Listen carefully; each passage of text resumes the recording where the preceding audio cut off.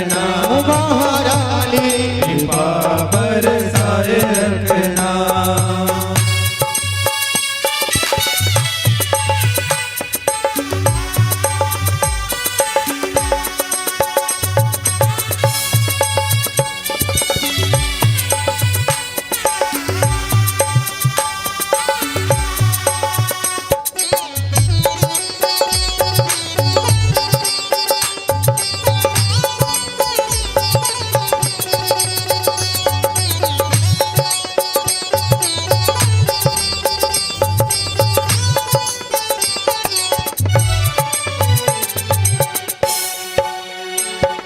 दुनिया के झूठे नाते सारे किशोरी तेरे दर पे आ गया है।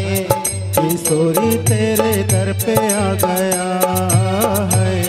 किशोरी तेरे दर पे आ गया। दुनिया के झूठे नाते सारे किशोरी तेरे दर पे आ गया है। किशोरी तेरे दर पे आ गया है। किशोरी तेरे दर पे आ गया। रानी तुमको पुकारा ब्रजरानी, तुमको गगन राधा रानी। यानी तुमको पुकारा ब्रजरानी, ओ मैंने तुमको पुकारा ब्रजरानी। जग से बचाए रखना, कृपा बरसाए रखना,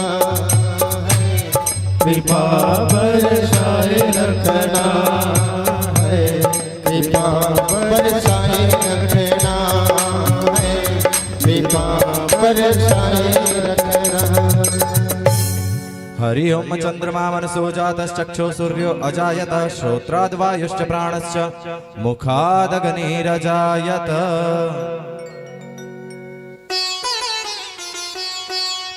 बोलिए भागवत भगवान की जय।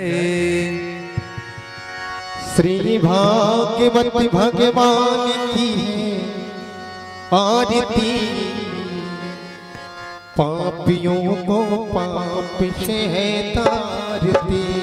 भागवत भगवान की है आरती, पापियों को पाप से है तारती। श्री भागवत भगवान की है आरती, पापियों को पाप से है तारती। श्री भागवत भगवान की है आरती, पापियों को पाप से है तारती। ये अमर ग्रंथ ये कितनी पंक्तियाँ पंचमी वेद निराला, नौ कोटि जगाने वाला। ये अमर ग्रंथ ये मुक्ति पंथ ये पंचम वेद निराला, नवजोत जगाने वाला।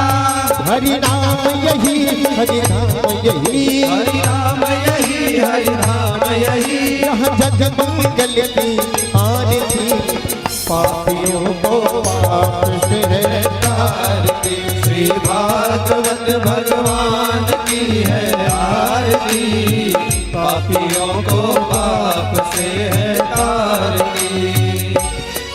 ये शांति गीत पावन पुनीत, पापों को मिटाने वाला, हरि दर्श कराने वाला। ये शांति गीत पावन पुनीत, पापों को मिटाने वाला, हरि दर्श कराने वाला। यह सुख करनी यह दुख हरनी, यह सुख करनी यह दुख हरनी। श्री मधुसूदन की आरती, पापियों को पाप से है तारती। श्री भागवत भगवान की है आरती, पापियों को पाप से है तारती। ये मधुर बोल जगत खोल, सन्मार्ग दिखाने वाला, बिगड़ी को बनाने वाला। ये मधुर बोल जगपंथ खोल, सन्मार्ग दिखाने वाला, बिगड़ी को बनाने वाला। श्री राम यही घनश्याम यही, श्री राम यही घनश्याम यही। प्रभु महिमा की तारती, पापियों को पाप से है तारती। श्री भागवत भगवान की है आरती, पापियों को पाप से है तारती। कर्पूर गौर गौरावतार संसार सारा भुजग्रहार। सदा वसन्तं हृदयारविन्दे त्वां भवानी चरितं नमामि। मंत्रालय चक्र काले काले कपाल माला दिग्गजराय। दिगंबराय दिगंबराय नमः शिवाय नमः शिवाय। तमेव महत् चक्षुषा तमेव, तमेव बन्धुत सखा तमेव। त्वमेव वेदा द्रविणं त्वमेव सर्वं मम देव देव। हरे राम राम राम हरे हरे। हरे कृष्ण कृष्ण कृष्ण हरे हरे। हरे राम राम राम हरे हरे। हरे कृष्ण कृष्ण कृष्ण हरे हरे। हरे राम राम हरे हरे कृष्ण कृष्ण कृष्ण हरे हरे। हरे राम राम हरे हरे कृष्ण कृष्ण कृष्ण हरे। हरे राम हरे कृष्ण कृष्ण कृष्ण हरे। हरे राम हरे कृष्ण कृष्ण कृष्ण हरे हरे। श्री वृंदावन बिहारी लाल की जय। अथ श्री मंत्र पुष्पांजलि। हरि ओम यज्ञेन यज्ञमय जंत देवास्तानि धर्माणि प्रथमान्यासन्न तेह नाकं महिमानः सचन्त यत्र पूर्वे साध्या सन्ति देवा। ओम राजाधिराजाय प्रसह्यसाहिने नमो वयं वैश्रवणाय कुर्महे समे कामान् कामकामाय मह्यं कामेश्वरो वैश्रवणो ददातु। कुबेराय वैश्रवणाय महाराजाय नमः। ओम स्वस्ति साम्राज्यं भोज्यं स्वराज्यं वैराज्यं पारमेष्ठयमराज्यं महाराज्यमाधिपत्यमयं समन्तपर्यायै स्यात् सार्वभौमा सार्वायुषयान्तदा परार्धात् पृथिवी समुद्रपर्यन्ताया एकराडति तदप्येश्लोकोऽभिगीतो मरुतः परिवेष्टारो मरुतस्यावसन्गृहे आवीक्षितस्य कामप्रेर्विश्वे देवा सभासद सेवन्ति कापकुलचम्पकपाटलाब्जे पुण्णाद्गजाति करवीररसालपुष्पे बेलवप्रवाल तुलसीदलमञ्जलिरभि त्वं पूजयामि जगदीश्वर मे प्रसीद। त्वमेव माता च पिता त्वमेव बन्धुश्च सखा त्वमेव विद्या द्रविणं त्वमेव सर्वं मम देव देव। नानासुगन्धि पुष्पाणि यथा कालोद्भवानि च पुष्पाञ्जलिर्मया दत्तं गृहाणां परमेश्वर। अत श्रीमंत्र पुष्पांजलिं समर्पयामि। प्रेम से कहिए श्रीमद्भागवत महा की जय। श्री वृंदावन बिहारी लाल की जय। श्री सप्ताह ज्ञान यज्ञ की जय। श्री गोपाल लाल की जय। सर्वेश्वरेश्वर श्री जुगल सरकार की जय। श्री वेदव्यास भगवान की जय। जगज्जननी श्री राधिका महारानी की जय। श्री सुखदेव महाराज की जय। भागवत स्वरूप श्री स्वामी जी महाराज की जय। सत्य सनातन धर्म की जय। जय जय श्री राधे जय जय श्री राधे जय जय श्री राधे श्याम। विजय भव विजय भव विजय भव।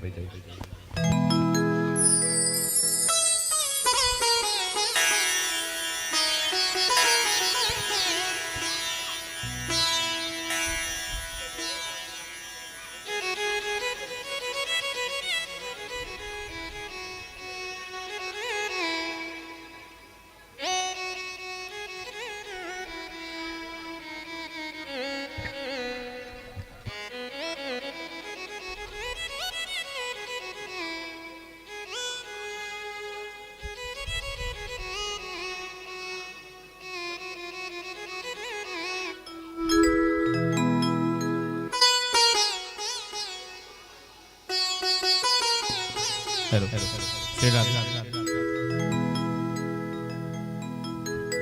जय जय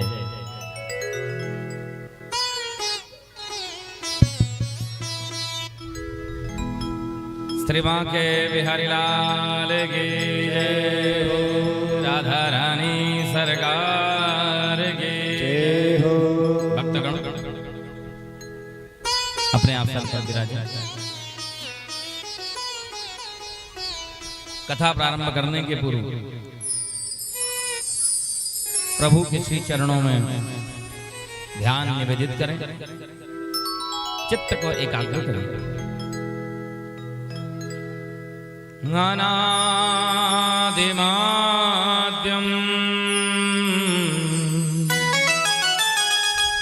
पुरुषोत्तमोत्तमम्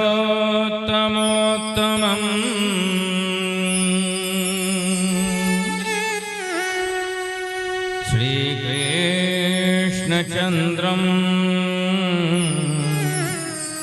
निजभक्तवत्सलम्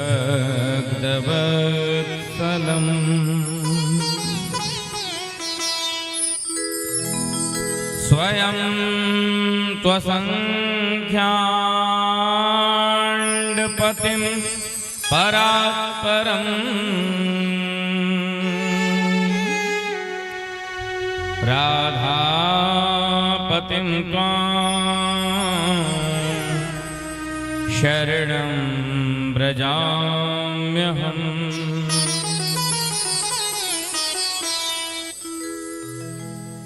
मधुर मधुर में तत् मंगलम मंगलानां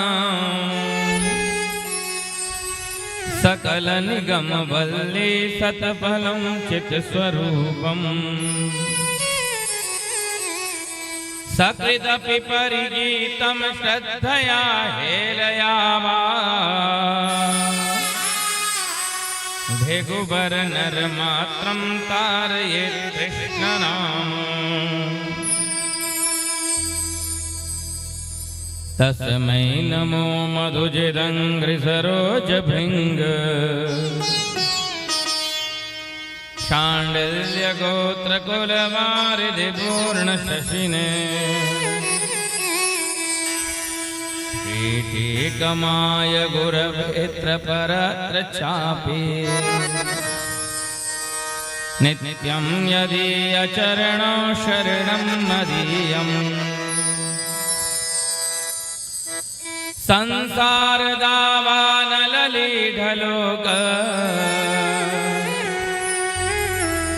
त्राणाय कारुण्यगणाघनत्वम्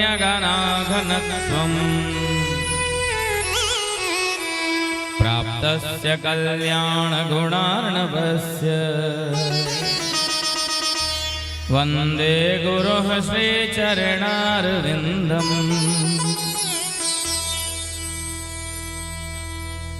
नारायणं नमस्कृत्य नरं चैव नरोत्तमं देवीं सरस्वतीं व्यासं ततो जयमुदीरये। प्रेम से बोलिए बांके बिहारी लाल की जय हो। जगत जननी श्री राधिका महारानी की जय हो। सर्वेश्वरेश्वर जुगल सरकार की जय हो।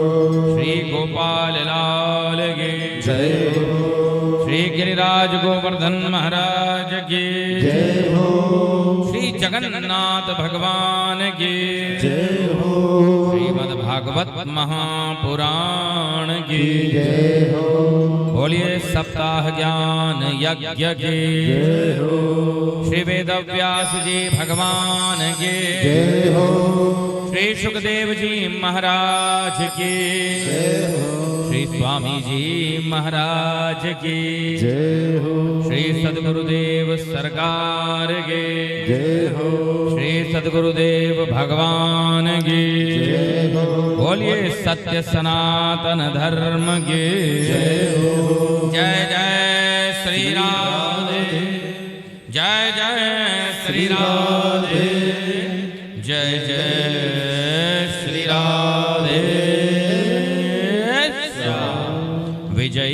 भव विजयी भव विजयी भव। भागवत की कथा सुन रहे हो? पहले दिन ही मैंने बताया धुंधकारी एक बार भागवत सुनकर के मुक्त हुआ। पहले दिन बताया मैंने, क्योंकि वो दिन में भागवत सुनता था और रात्रि में कथा को गुनता था, मनन करता था, चिंतन करता था, स्मरण करता था, अपने पापों को याद करके रोता था।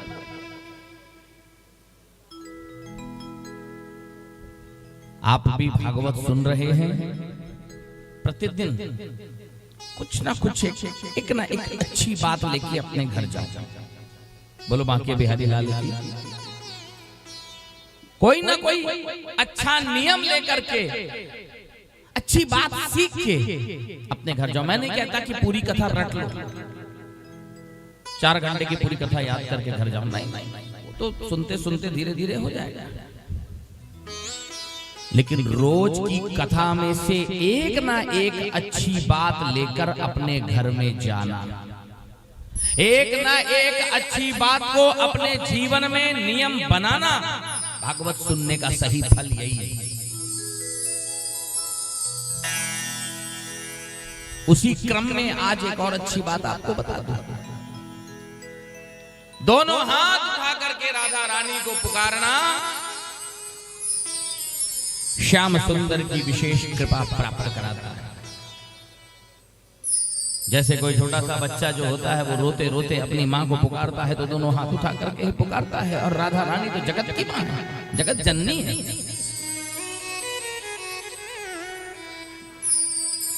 एक बार में राधा रानी नहीं सुनेगी, 2 बार में नहीं सुनेगी, बारंबार जब पुकारोगे तब सुनेगी। क्योंकि माँ भी जब घर का काम करती रहती है ना, बच्चा उसको रोते हुए पुकारता है तो माँ पहली बार में बच्चे को गोद में नहीं उठाती, उसे कुछ ना कुछ खिलौना झुनझुना पकड़ा देती है, इसको खेल, मुझे मत बुला, मुझे और भी बहुत सारे काम है। ऐसे ही राधा रानी को जब ये जीव पुकारता है तो राधा रानी पहले इस जीव को संसार दे देती है कि तू संसार में व्यस्त रहे, मुझको मत पुकार, मुझे और भी बहुत सारे काम।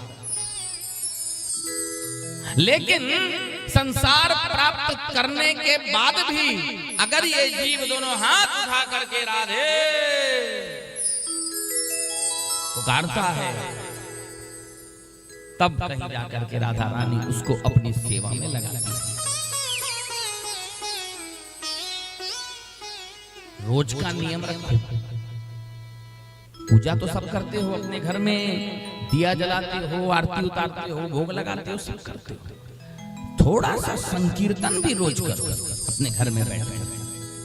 मंत्र जाप करते हैं, अच्छी बात है, तुलसी माला में, रुद्राक्ष माला में, जो भी जपते हो करो, अवश्य करो। मगर जीवन में दोनों टाइम बन सके तो सुबह शाम संकीर्तन को जोड़ो। संकीर्तन तुम्हारे मन को बिल्कुल हल्का कर देगा। जो भी दुख होगा जीवन का, जो भी परेशानी होगी, कई बातें दिमाग में चल रही होंगी, खूब टेंशन, दवाई खा के सो रहे हो, इतना टेंशन, नींद नहीं आ रही, अरे छोड़ो, 2 मिनट के लिए बस भगवान के सामने बैठो, ताली बजाओ, मंजीरा नहीं है कोई जरवा, राधे राधे गोविंद गोपाल, 2 मिनट बस। ज्यादा हम नहीं बोलूंगा कि काम काज छोड़ के आधा घंटा के लिए बैठ जाओ, 1 घंटा बैठना। देखो कितना हल्का लगेगा, तुम सारा टेंशन भूल जाओगे, क्योंकि सारा खेल मन का है और कोई खेल नहीं। दुनियादारी जो फैलाव है ये मन के कारण है, मन का ही सारा माया जाल फैलाया हुआ है। नाम संकीर्तन में खुद को लगाओ और दोनों हाथ उठा करके बोलो राधे राधे, जय जय श्री राधे, श्याम से मिला दे। बस ये नियम आज लेके जाओ अपने घर में, और कल से या आज शाम से ही अपने घर में इसे अपनाना चालू करो, नियम लगाना चालू करो।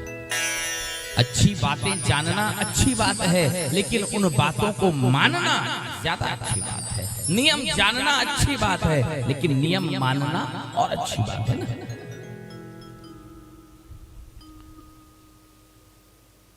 मनुष्य बिल्कुल जल की तरह होता है।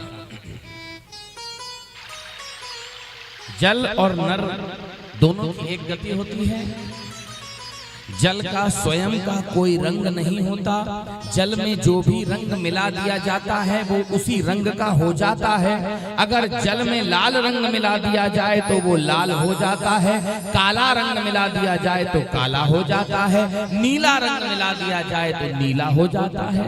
उसी प्रकार से यह मनुष्य अगर शराबी का संग करता है तो शराबी बन जाता है, जुआरी का संग करता है तो जुआरी बन जाता है, धर्महीन भक्तिहीन नास्तिक लोगों का संग करता है तो धर्महीन भक्तिहीन नास्तिक बन जाता है। इसका खुद का कोई स्वभाव नहीं है। जैसी संगत में ये बैठेगा वैसा ही बन जाएगा। यदि वही मनुष्य संतों की संगत में बैठने लग जाए, महात्माओं की संगत में उठने बैठने लग जाए, तो वो मनुष्य भी संत बन जाएगा, ज्ञानी बन जाएगा, भक्त बन जाएगा।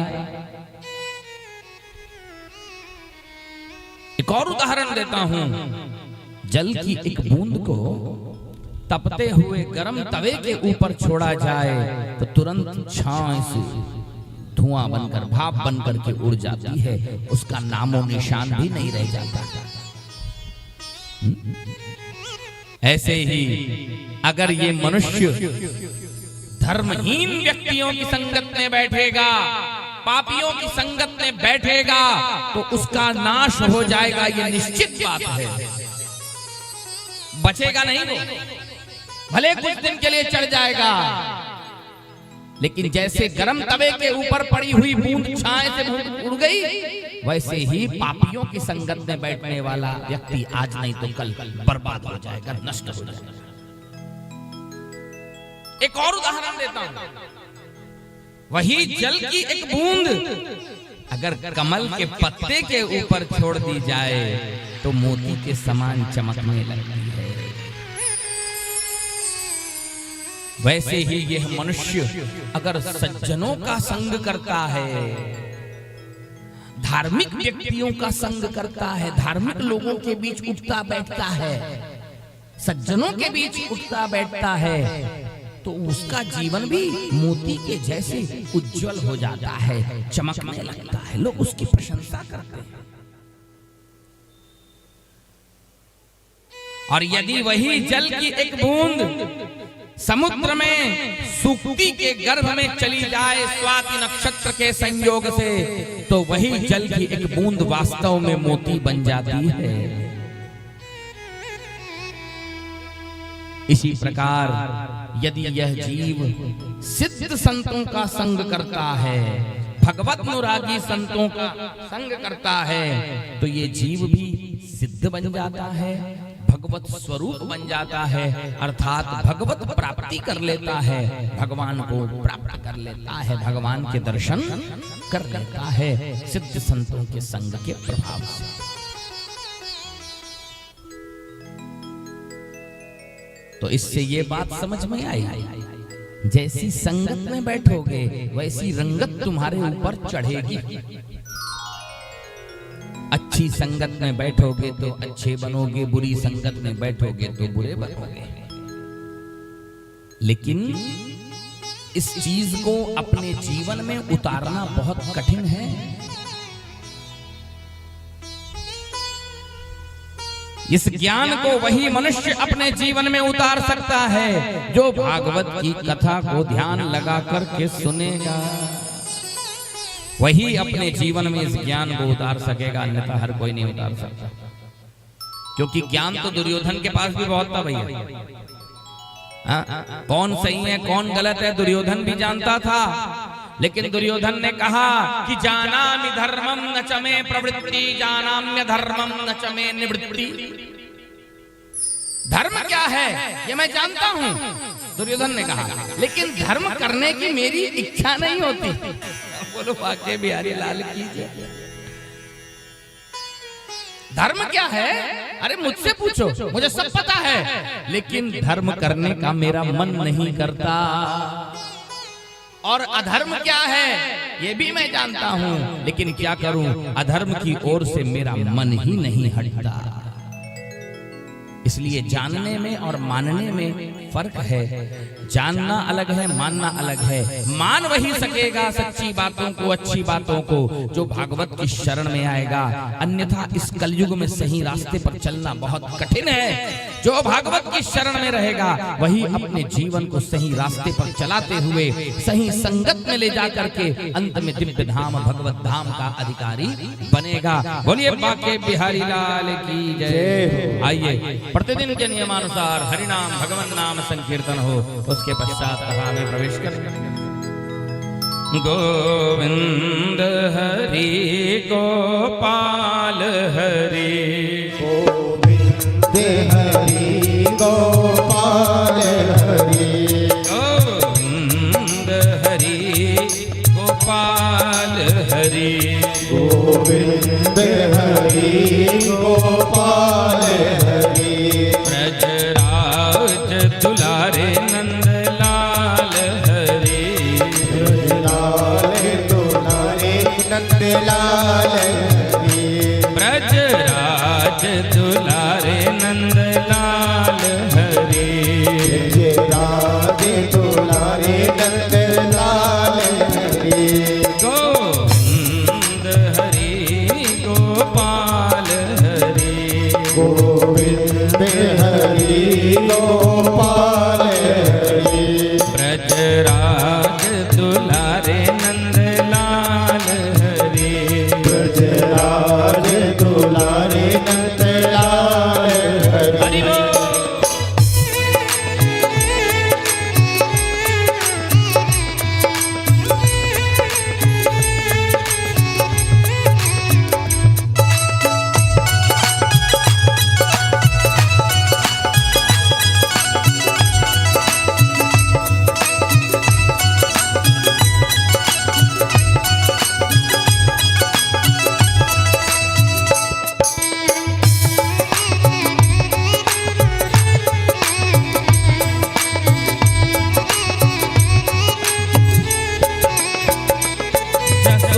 जसुदानंदन गोकुल रंजन, जसुदानंदन गोकुल रंजन,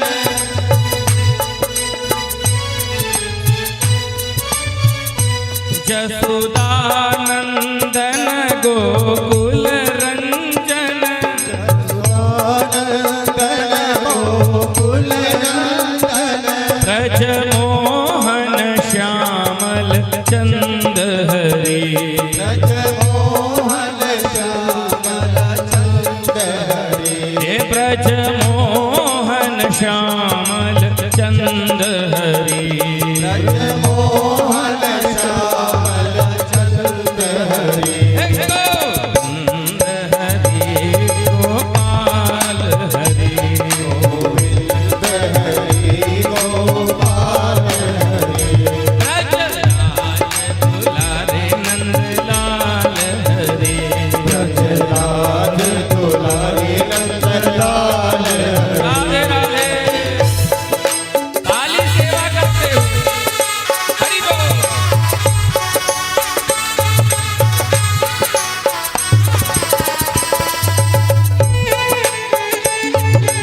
जय जय।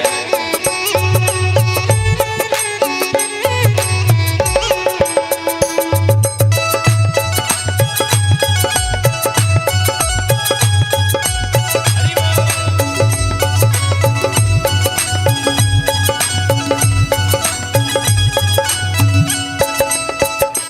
गोपाल बिहारी नीलमणि, गोपाल बिहारी नीलमणि, गोपाल बिहारी नीलमणि, गोपाल बिहारी नीलमणि, नंद नंदन आनंद कंद हरि, नंदन आनंद कंद हरि, ओ नंद नंदन आनंद कंद हरि, नंदन आनंद कंद हरि।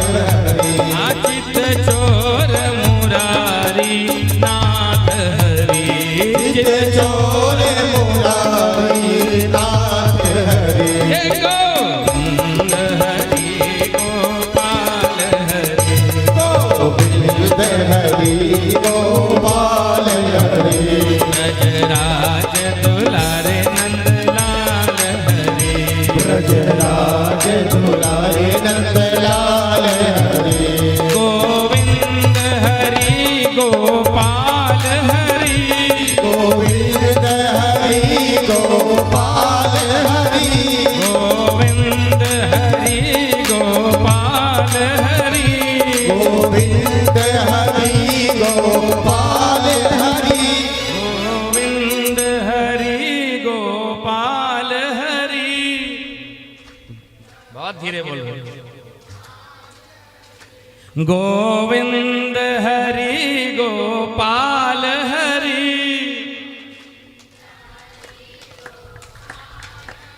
हे ब्रजराज दुलारे नंदलाल हरि ब्रजराज दुलारे नंदलाल हरे ब्रजराज दुलारे नंदलाल हरि ब्रजराज दुलारे नंदलाल हरे गोविंद हरि गोपाल हरि गोविंद हरि गोपाल हरे ब्रजराज दुलारे नंदलाल हरि ब्रजराज दुलारे नंदलाल हरे गोविंद हरि गोपाल हरि गोविंद हरि गोपाल हरे ब्रजराज दुलारे नंदलाल हरि ब्रजराज दुलारे नंदलाल हरे गोविंद हरि गोपाल हरि गोविंद हरि गोपाल ब्रजराज दुलारे नंदलाल हरे ब्रजराज दुलारे नंदलाल हरे वृंदावन में वृंदावन में राधे राधे गांव में राधे राधे गांव में राधे राधे गोवर्धन में राधे राधे मानगली में राधे राधे कुंज गली में राधे राधे रामघाट में राधे राधे तीन जीवन में राधे राधे संवेदन में राधे राधे पुराण में राधे राधे दर्शन में राधे राधे हम में तुम में राधे राधे प्रेम से बोलो राधे राधे मिल बोलो राधे राधे जोर से बोलो राधे राधे जोर से बोलो राधे राधे गोपाल हरि गोविंद हरि गोपाल हरि गोविंद हरि गोपाल हरि गोविंद हरि गोपाल हरि गजराज दुलारे नंदलाल हरि गजराज दुलारे नंदलाल हरि गोविंद हरि गोपाल हरि गोविंद हरि गोपाल हरि बोलिए बांके बिहारी लाल की जय हो राधा रानी सरकार की जय हो बड़े ही उत्साह के साथ में कल सायंकाल शिव पार्वती के विवाह का उत्सव मनाया। भागवत की कथा उत्साह मांगती है। कथा का आयोजन हो उत्साह पूर्वक होना चाहिए। बड़े ही उत्साह से शिव पार्वती का विवाह संपन्न कराया गया। कथा हुई, भजन हुआ, सभी भक्तों ने नृत्य का आनंद भी लिया। भागवत महापुराण में शिव पार्वती के चरित्र के पश्चात ध्रुव चरित्र की कथा का प्रवेश हुआ। आगे हम ध्रुव कथा में प्रवेश कर रहे हैं, ध्रुव चरित्र की कथा में प्रवेश कर रहे हैं। अथातः कीर्तये वंशम् पुण्यकीर्तिः कुरुत्वः स्वायम्भुवस्यापि मनोर हरेरंशांश जन्मनः हरे नमः।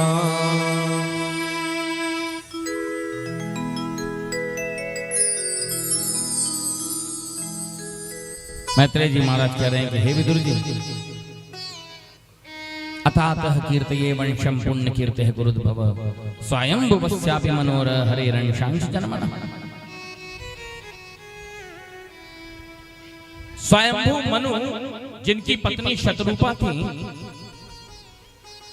जिनसे दो पुत्र उत्पन्न हुए थे, प्रियव्रत और उत्तानपाद। इनमें से उत्तानपाद की दो रानियां थीं। एक रानी का नाम था सुनीति, दूसरी रानी का नाम था सुरुचि। ध्यान देकर कथा सुनना। क्योंकि एक प्रकार से विचार किया जाए तो सभी मनुष्य की दो पत्नियां होती हैं। बोलो बांके बिहारी लाल की जय। हाँ, दो बुद्धि होती है कि नहीं सबकी? एक होती है सुनीति, एक होती है सुरुचि। मनुष्य सुरुचि के अनुसार चलता है, सुनीति के अनुसार नहीं चलता। सुंदर नीति ही सुनीति है, सुनीति विषयों की ओर नहीं दौड़ती, सुनीति सुंदर नीति के अनुसार चलती है। इसीलिए मनुष्य सुनीति से प्रेम नहीं करता, मनुष्य सुरुचि से प्रेम करता है। अपनी मन के अनुसार चलना ही सुरुचि है। याद रखना, जो मनुष्य सुरुचि के अनुसार चलेगा उसका पुत्र उत्तम सरीखा होगा। उद माने ईश्वर और तम माने अंधकार, अर्थात ईश्वर से विमुख हो जाने वाला पुत्र होगा। और जो सुनीति के अनुसार चलेगा उसका पुत्र ध्रुव सरीखे होगा। ध्रुव माने ना नष्ट होने वाला, ध्रुव पद प्राप्त कर लेने वाला, भगवत धाम प्राप्त कर लेने वाला पुत्र होगा, जो सुनीति के अनुसार चलेगा। लेकिन मनुष्य सुनीति के अनुसार नहीं चलना चाहता, वो तो अपनी मर्जी के अनुसार चलना चाहता है।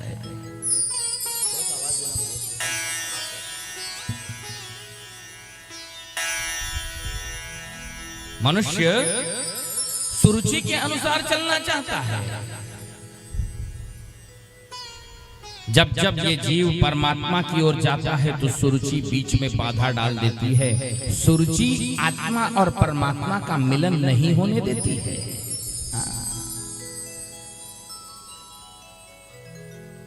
सुरुचि का अर्थ है वासना, और आजकल सबको यही पसंद है। सुनीति किसी को पसंद नहीं, सुंदर नीति किसी को पसंद नहीं। अपनी मर्जी से जीना है, अपनी मर्जी से चलना है। अपनी मर्जी से चलने वाला व्यक्ति भले थोड़े दिन के लिए सुखी हो जाए, लेकिन आगे उसको इतना पछताना पड़ेगा, इतना कष्ट भोगना पड़ेगा कि सीमा नहीं। और सुंदर नीति से चलने वाला व्यक्ति भले थोड़ी देरी से तरक्की पाएगा, थोड़ी देरी से आगे बढ़ेगा, लेकिन उसकी तरक्की शाश्वत रहेगी। वो नीचे गिरने वाला नहीं है। सुरुचि से चलने वाला थोड़े दिन के लिए ऊपर उठेगा, उसके बाद बर्बाद हो जाएगा। आज क्या हो रहा है समाज में हमारे? सब सुरुचि के अनुसार चल रहे हैं, अपनी मर्जी के अनुसार चल रहे हैं, आदमी हो चाहे औरत। तभी तो इतने अपराध बढ़ गए हैं, क्योंकि सब अपना अपना मतलब देखने लग गए हैं। जो पसंद आए हम करेंगे। बचो उन चीजों से।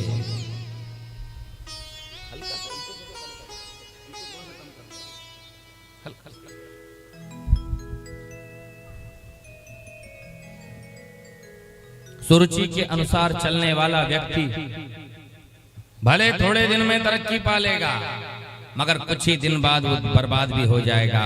और सुनीति के अनुसार चलने वाला व्यक्ति, उसकी तरक्की में भले विलंब लग जाए, लेकिन जब वो आगे बढ़ेगा तो फिर कभी पीछे मुड़कर नहीं देख पाएगा, पीछे नहीं हटेगा, नीचे नहीं गिरेगा, उसका पतन नहीं होगा। भगवान उसकी रक्षा अवश्य करेंगे।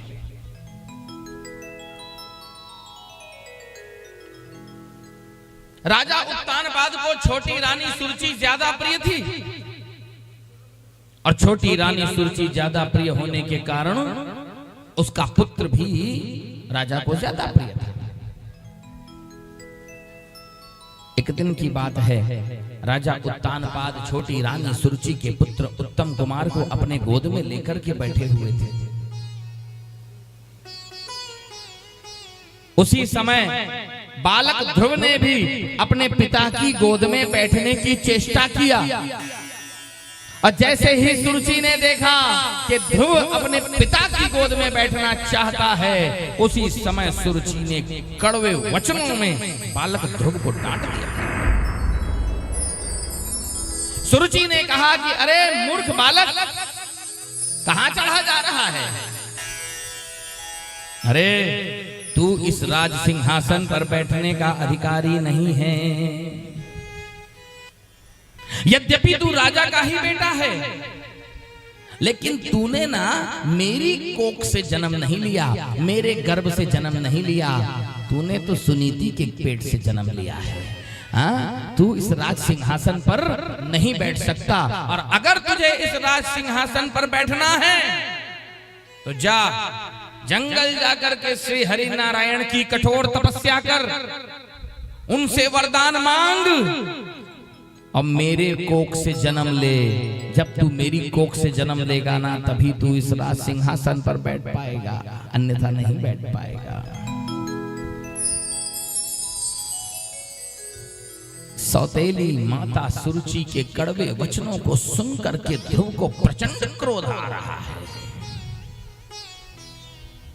जैसे किसी सर्प के बच्चे को डंडे से फटकार मारो तो कैसे फुफकार मारता है, ऐसे ही बालक ध्रुव क्रोध में आकर के लंबी लंबी सांस लेने लगे और अपने पिता की ओर देखे कि पिताजी कुछ बोलेंगे, पिताजी माता को डांटेंगे, लेकिन पिता बिल्कुल चुप बैठा हुआ है। पिताजी ने माता सुरुचि को कुछ भी नहीं कहा। कैसे कहेगा, उसकी वश में है ना, बोलती बंद, कुछ नहीं बोल रहा है। उसी समय बेचारा बालक ध्रुव, नन्हा बालक रोते रोते अपनी सौतेली माँ, अपनी सगी माँ सुनीति के गले लग करके जाकर रोने लगा। माता सुनीति ने उससे रोने का कारण पूछा। ध्रुव ने सारी बात बता दिया है। माता सुनीति कहती है कि बेटा रो मत, तेरी सौतेली माता सुरुचि ने जो कुछ कहा वो एक एक अक्षर बिल्कुल सत्य है। तुम्हारे पिताजी मुझे पसंद नहीं करते, मुझे पसंद नहीं करने के कारण वो तुमको भी प्रेम नहीं करते हैं बेटा। हाँ, और तुम्हारी सौतेली माता ने जो कहा ना बिल्कुल सत्य कहा। अगर तुझे सिंहासन पर बैठना है तो जा करके श्री हरि नारायण की कठोर तपस्या कर, उन्हीं की तपस्या के प्रभाव से तू राज सिंहासन पर बैठ पाएगा, अन्यथा नहीं बैठ पाएगा बेटा। तुझे ही तपस्या करनी पड़ेगी, क्योंकि इस संसार में सुख और दुख का कारण कोई दूसरा नहीं होता। इस संसार में सुख और दुख का कारण हमारे अपने कर्म होते हैं। कि सुखस्य दुःखस्य न कोपि दाता, सुख दुख को देने वाला दूसरा कोई नहीं।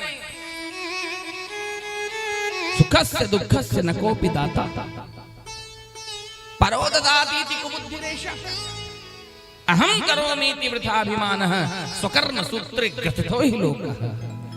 सुख दुख को देने वाले ना माता है, ना पिता है, ना भाई है, ना बंधु है, हमारे अपने कर्म। काहू न को सुख दुख कर दाता, निज कृत कर्म भोग सब भ्राता। जोग वियोग भोग फल मंदा, हित अनहित मध्यम भ्रम फंदा। बेटा, तुम्हारे दादा स्वयंभू मनु ने भी जो दिव्य पद प्राप्त किया है वो उन्हीं श्री हरि नारायण की तपस्या के आधार पर प्राप्त किया है। आज तक इस संसार में जिसको भी ऊंचे से ऊंचा पद मिला है वो इन्हीं भगवान की कृपा से ही प्राप्त हुआ है। बेटा, तू भी इन्हीं की कृपा प्राप्त करने के लिए कठोर तपस्या कर, इनकी कृपा के प्रभाव से तुझे अवश्य ही दिव्य पद राज सिंहासन की भी प्राप्त हो जाएगी। सुख दुख को देने वाला दूसरा कोई नहीं बेटा, सुख दुख को देने वाले हमारे अपने कर्म हैं। एक बाप के दो बेटे, किस्मत जुदा जुदा है। एक बादशाह जहां का, एक फिर रहा गदा है। एक ही सजर से निकली दो आबदार शाखें, एक जल गई चिता में, एक का बना असा है। ऐसे ही भाग्य जानो, चांदी के थे दो टुकड़े, एक लग गया मुकुट में, एक पैर का कड़ा है। एक बाप के दो बेटे, किस्मत जुदा जुदा है। एक बादशाह जहां का, एक फिर रहा गदा है। बेटा, मेहनत करो, जाओ श्री हरि नारायण की कठोर तपस्या करो, तेरी मनोकामना अवश्य पूरी होगी। माता सुनीति से आशीर्वाद लेकर के बालक ध्रुव तपस्या करने के लिए निकलने लगे, लेकिन घर से निकलने से पहले ध्रुव ने सोचा कि सौतेली माता का भी आशीर्वाद लेता चलूं। बालक ध्रुव अपनी सौतेली माता सुरुचि के पास जाकर के चरणों में साष्टांग दंडवत प्रणाम कर दिया है। सुरुचि ने सोचा कि देखो कुछ फिर से मांगने आ गया लगता है, क्या चाहिए रे तुझे? सुरुचि ने कहा ध्रुव से, क्या चाहिए तुझे? बालक ध्रुव बोलता है कि मैं माता मुझे आपसे कुछ नहीं चाहिए। अरे मैं तो आपको प्रणाम करने इसलिए आया हूं क्योंकि आपकी आज्ञा के अनुसार मैं घर छोड़कर तपस्या करने के लिए जा रहा हूं, इसलिए मैंने सोचा कि जाने से पहले एक बार आपको प्रणाम कर दूं, आपका आशीर्वाद दूं, इसीलिए आपको प्रणाम करने आया हूं मैया, मुझे आपसे कुछ नहीं चाहिए। सुरुचि का हृदय पिघल गया। सुरुचि सोचने लगी कि ये बालक कितना समझदार है, कितना शीलवान है, लेकिन सुरुचि बड़ी दुष्टा थी। एक क्षण में उसका मन बदल गया। उसने सोचा कि चलो जाता है तो जाए, मेरे बेटे का कंपटीशन खत्म हो गया, ये रहता बड़ा होगा, लड़ाई झगड़ा करेगा पद के लिए, कोई नहीं है, अब मेरा बेटा राजा बनेगा, जा तपस्या कर। अरे तू जिन्हें प्राप्त करने जा रहा है उन्हें कोई नहीं प्राप्त कर सके, बड़े बड़े ऋषि मुनि नहीं प्राप्त कर सके, तू क्या प्राप्त करेगा? जा, जा, जा। चाहती तो गले लगा करके रोक सकती थी बालक ध्रुव को, लेकिन नहीं रोकी। नन्हा सा बालक 4 वर्ष का है, छोटा सा बालक तपस्या करने के लिए घर से निकल पड़ा। जिसके ऊपर भगवान की कृपा होती है उसी के ऊपर संतों की कृपा होती है। नारद जी पहुंच गए हैं बालक ध्रुव के पास और ध्रुव को देख करके नारद जी ने कहा कि बेटा कहां जा रहा है तू घने जंगल में? बालक ध्रुव ने कहा कि देवर्षि मैं भगवान को प्राप्त करने के लिए जा रहा हूं, तपस्या करने जा रहा हूं। नारद जी ने कहा कि बेटा जिन्हें प्राप्त करने के लिए तू जा रहा है ना, उन्हें प्राप्त करना बड़े बड़े योगिंद्र मुनिंद्र के लिए भी संभव नहीं है। तू तो अभी 5 वर्ष का 4 वर्ष का नन्हा सा बालक है, खेल कूद में मस्त रहता है, ये अभी तपस्या करने की तेरी उम्र नहीं है। जा जा करके खेल कूद कर, जब तेरी तपस्या करने की उम्र आएगी तब मैं तुझे बताऊंगा कि तपस्या करना है, अभी नहीं। जाओ वापस घर चले जाओ। बालक ध्रुव ने कहा कि प्रभु देवर्षि मेरी सौतेली माता ने मुझे इतने कड़वे वचन कहे हैं, इतने कटु वचन रूपी बाण मारे हैं कि मेरा हृदय छलनी छलनी हो गया है। अब मैं या तो भगवान का दर्शन प्राप्त करूंगा अथवा मर जाऊंगा, लेकिन भगवान का दर्शन किए बिना वापस घर नहीं जाऊंगा। अहो तेजः क्षत्रियाणां मान भंगम मृष्यताम बालोक्ययं हृदा धत्ते यत् समातु रसद्वचः।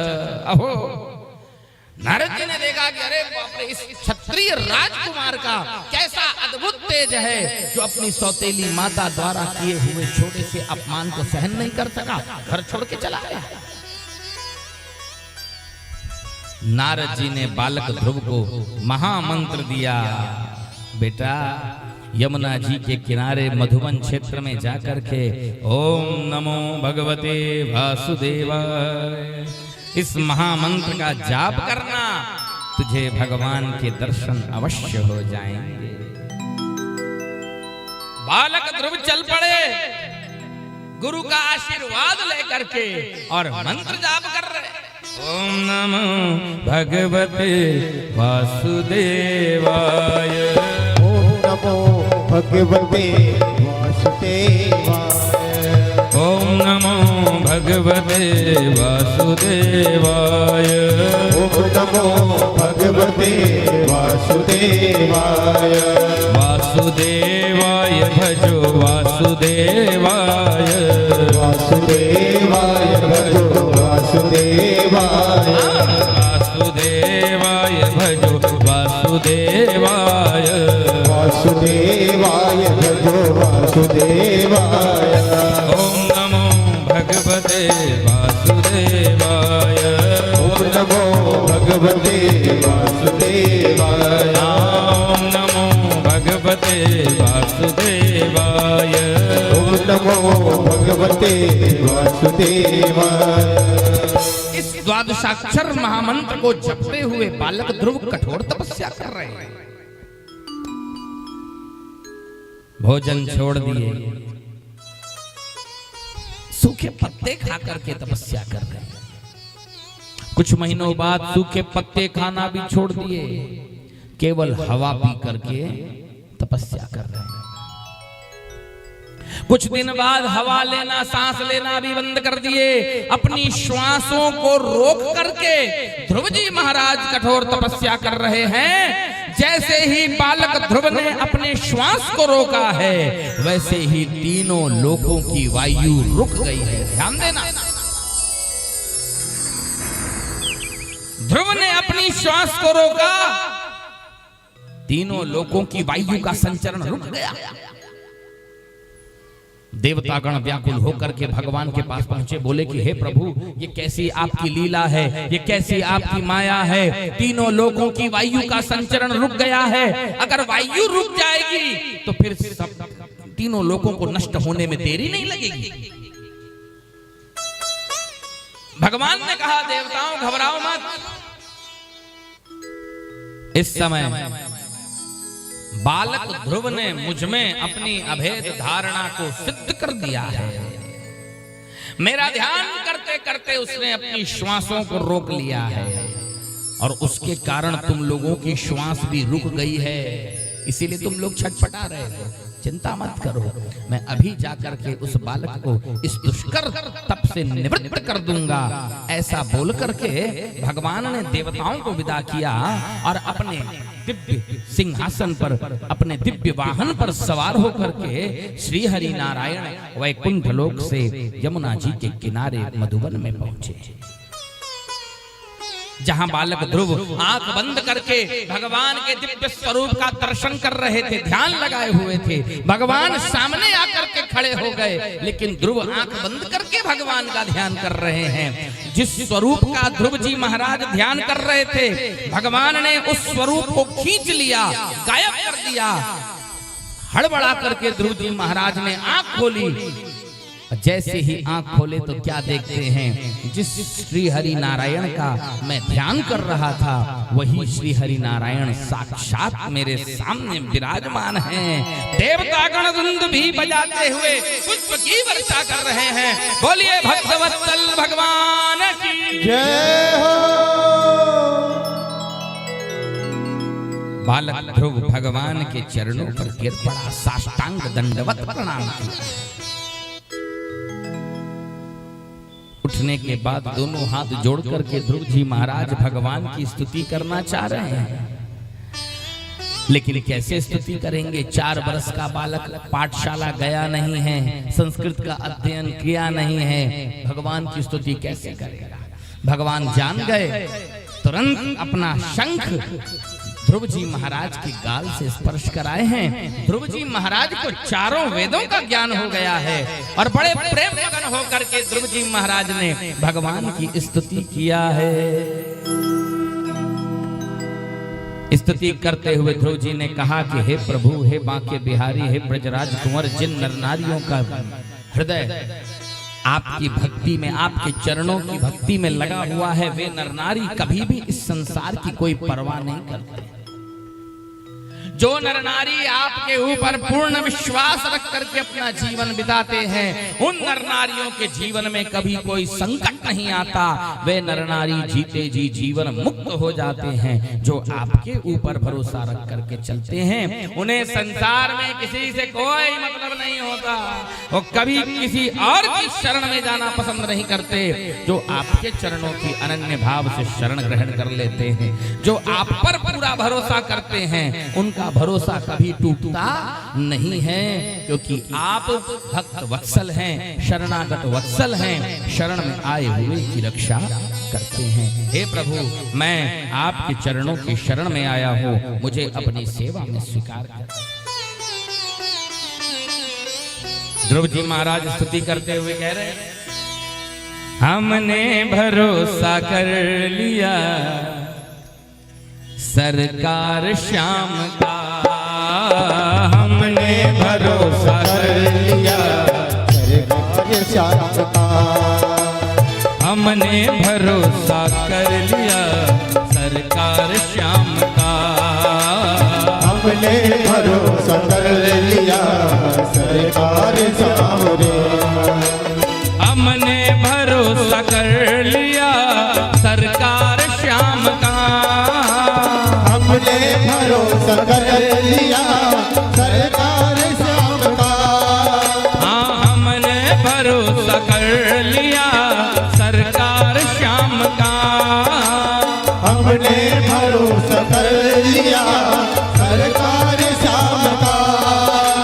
लगता है प्यारा हमको तो, लगता है प्यार हमको तो दरबार श्याम का। लगता है दरबार श्याम का।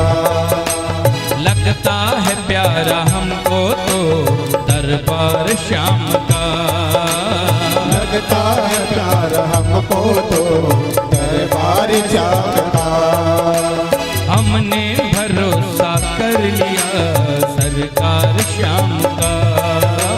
हमने भरोसा कर लिया सरकार श्याम का।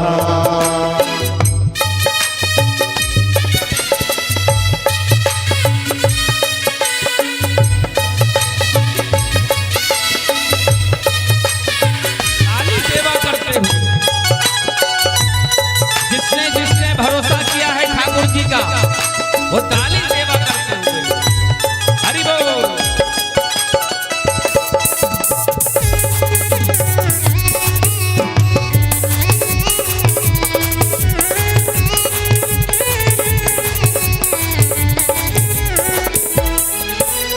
हमको तो श्याम प्यारे ने अपना बना लिया। हमको तो श्याम प्यारे ने अपना बना लिया। हमको तो श्याम प्यारे ने अपना बना लिया। हमको तो श्याम प्यारे ने अपना बना लिया। अपना बनाया, अपना बनाया, अपना बना लिया। अपना बनाए अपना बनाए अपना बना लिया। हमको तो श्याम प्यारे ने अपना बना लिया। हमको तो श्याम प्यारे ने अपना बना लिया। किस किस को लगता है भगवान ने मुझको अपना बना लिया? हाथ उठाओ। अगर अपना नहीं बनाया होता तो ऐसे ठाकुर जी की सेवा में नहीं बैठे होते। हमको तो श्याम प्यारे ने अपना बना लिया। हमको तो श्याम प्यारे ने अपना बना लिया। दीवाना बन चुका है अब, दीवाना बन चुका है अब संसार श्याम का। दीवाना बन चुका है संसार श्याम का। हमने भरोसा कर लिया सरकार श्याम का। हमने भरोसा कर लिया सरकार श्याम का।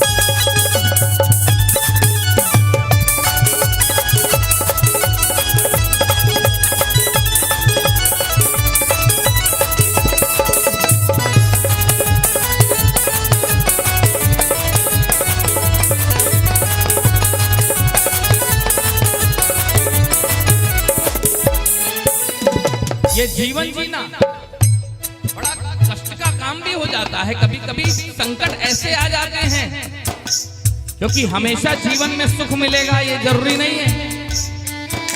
उल्टा भगवान जिसकी परीक्षा लेते रहते हैं जीवन भर, उसके जीवन में एक के बाद एक संकट भी आते रहते हैं। प्रभु की परीक्षा चलती रहती है।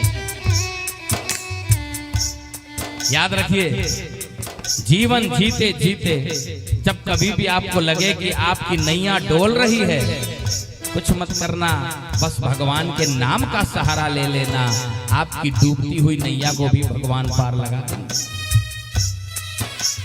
जब नाव डूबने लगी मझधार में मेरी, जब नाव डूबने लगी मझधार में मेरी, जब नाव डूबने लगी मझधार में मेरी, जब नाव डूबने लगी मझधार में मेरी, तब नाम काम आ गया, तब नाम काम आ गया सरकार आपका, तब नाम आ गया सरकार श्याम का।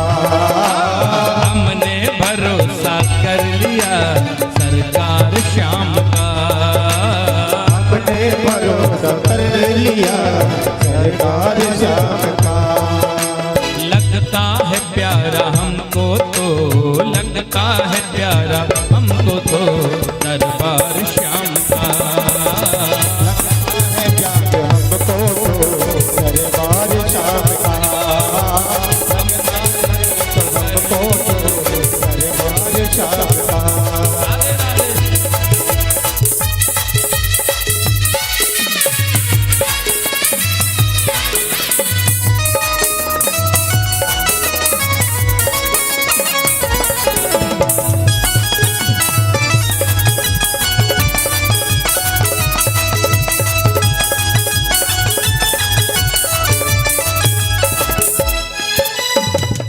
जो भगवान पर भरोसा करेगा उसके ऊपर संकट भी कभी बहुत बड़े आ सकते हैं।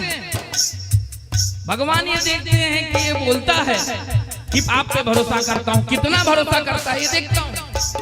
जैसे मीराबाई ने भगवान पे अनन्य भरोसा किया, भगवान ने उसके भरोसे की परीक्षा भी दी।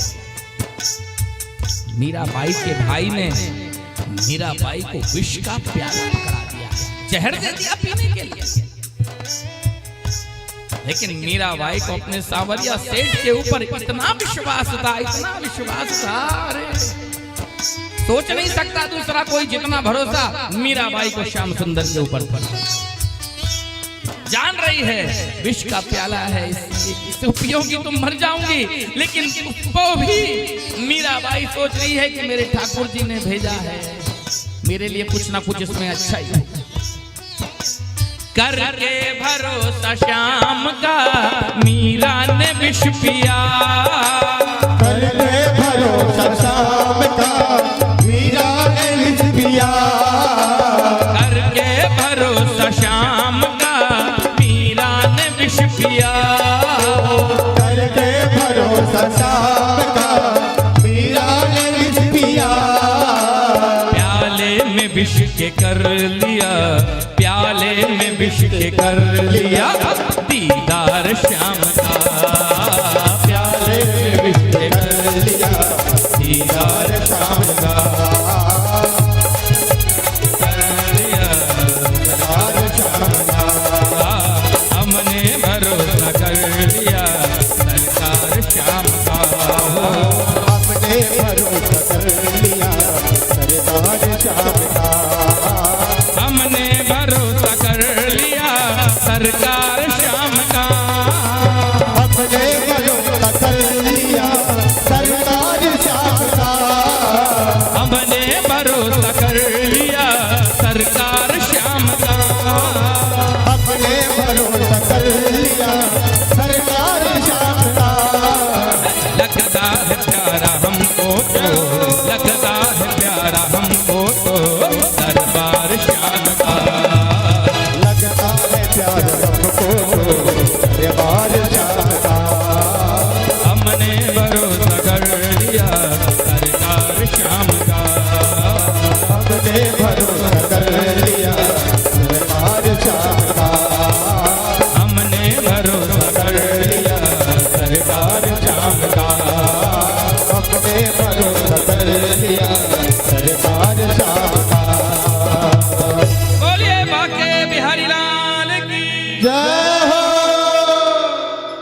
ध्रुव जी महाराज दोनों हाथ जोड़कर स्तुति किए। हमने भरोसा कर लिया सरकार श्याम का, लगता है प्यारा हमको तो दरबार श्याम का। जो दर पे आ गया कमी उसको नहीं रही, जो दर पे आ गया कमी उसको नहीं रही, जी भर के उसने पा लिया है प्यार श्याम का।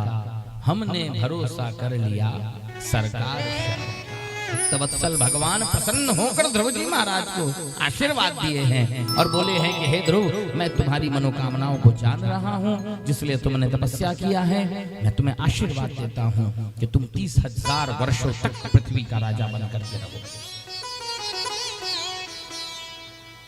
ध्रुव जी महाराज भगवान को प्रणाम करे, बोले प्रभु मैं राज्य नहीं चाहता था, मैं तो आपकी भक्ति चाहता था।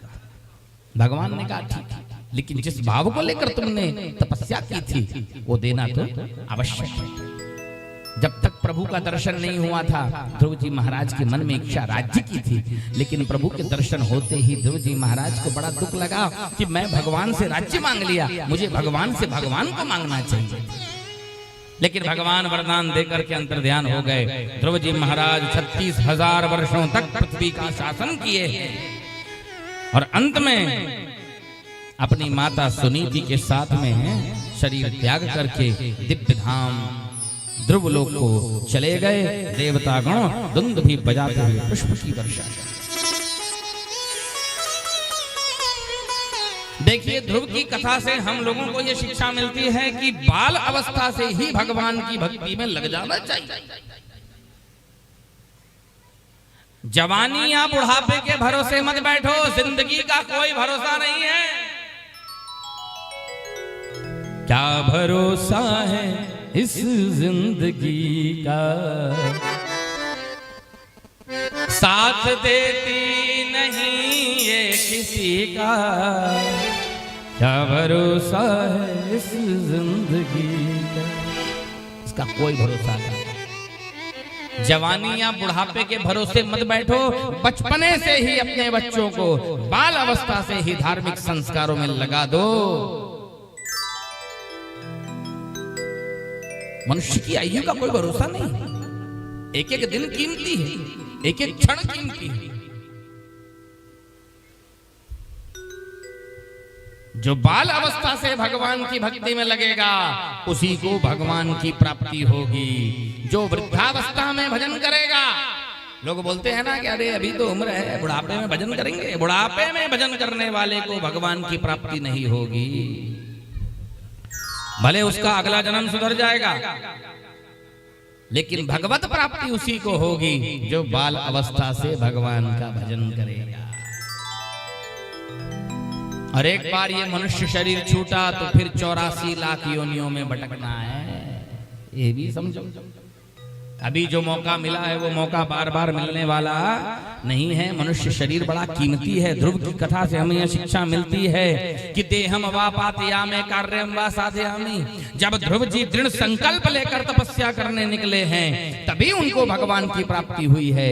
ऐसे ही हम भी जब दृढ़ संकल्प लेंगे भगवत प्राप्ति के लिए तो ही हमें भगवत प्राप्ति होगी।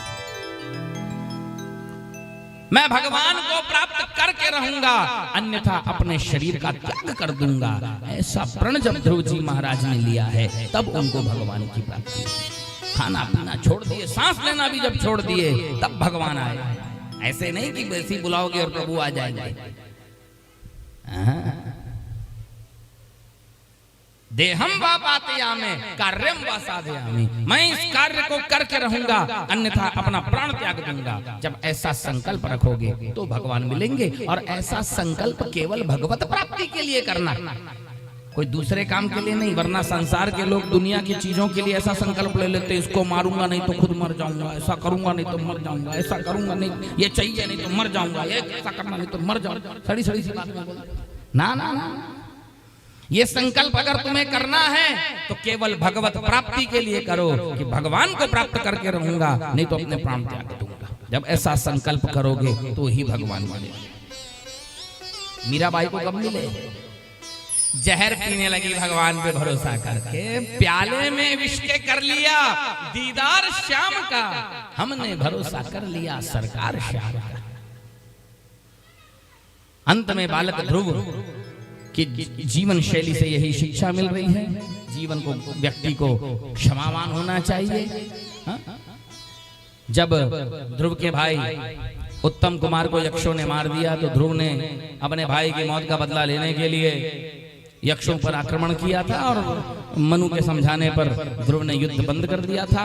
सामर्थ्य होते हुए भी उन्होंने शांति दिखाई है और शत्रुओं को क्षमा कर दिया है। क्षमा वीरस्य भूषणम, ये शिक्षा हमें ध्रुव के चरित्र से मिल रही है। और ध्रुव की कथा से हमें यह शिक्षा मिलती है कि बाल अवस्था का भजन भगवत प्राप्ति अवश्य कराएगा, दृढ़ संकल्प भगवत प्राप्ति अवश्य कराएगा, क्षमावान होना ही हमें भगवान की ओर आगे बढ़ाएगा। ये शिक्षा मिलती है। जो नर नारी ध्रुव चरित्र को श्रद्धा पूर्वक श्रवण करेंगे और अपने घर के बच्चों को ध्रुव के सरी के चरित्र में ढाल देंगे उनके जीवन को, तभी उनके परिवार का कल्याण होगा, उनके समाज का कल्याण होगा, उनके राज्य का कल्याण होगा और उनके देश का कल्याण होगा। और जो नारियां, जो नर नारी इसके विपरीत जाएंगे, बाल अवस्था से बच्चों में धार्मिक संस्कार नहीं डालेंगे,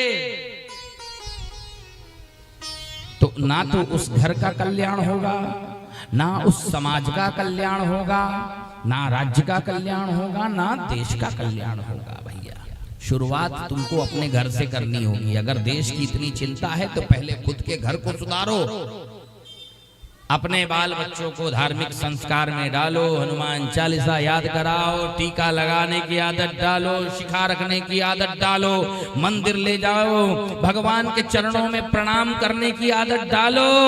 बड़ा हो जाएगा तो प्रणाम नहीं करेगा, बोलेगा अरे कहा मां बार बार प्रणाम करो ना।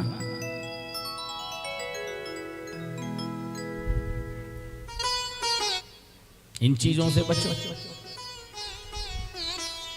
बाल अवस्था के धार्मिक संस्कार कभी नष्ट नहीं होते। यही शिक्षा हमें ध्रुव चरित्र से मिलती है। बोलिए वृंदावन बिहारी लाल की जय। गोविंद जय जय, गोपाल जय जय, गोविंद जय जय, गोपाल जय जय, गोविंद जय जय, गोपाल जय जय, गोविंद जय जय, गोपाल जय जय, राधा रमण हरि गोविंद जय जय, राधा रमण हरि गोविंद जय जय, राधा रमण हरि गोविंद जय, राधा रमण हरि गोविंद जय जय, गोविंद जय जय, गोपाल जय जय, गोविंद जय जय, गोपाल जय जय, गोविंद जय जय, गोपाल जय जय। प्रियव्रतो भागवत आत्मा रामः कथम मुने गृहे रमत यनमूलः कर्मबन्धः परावत।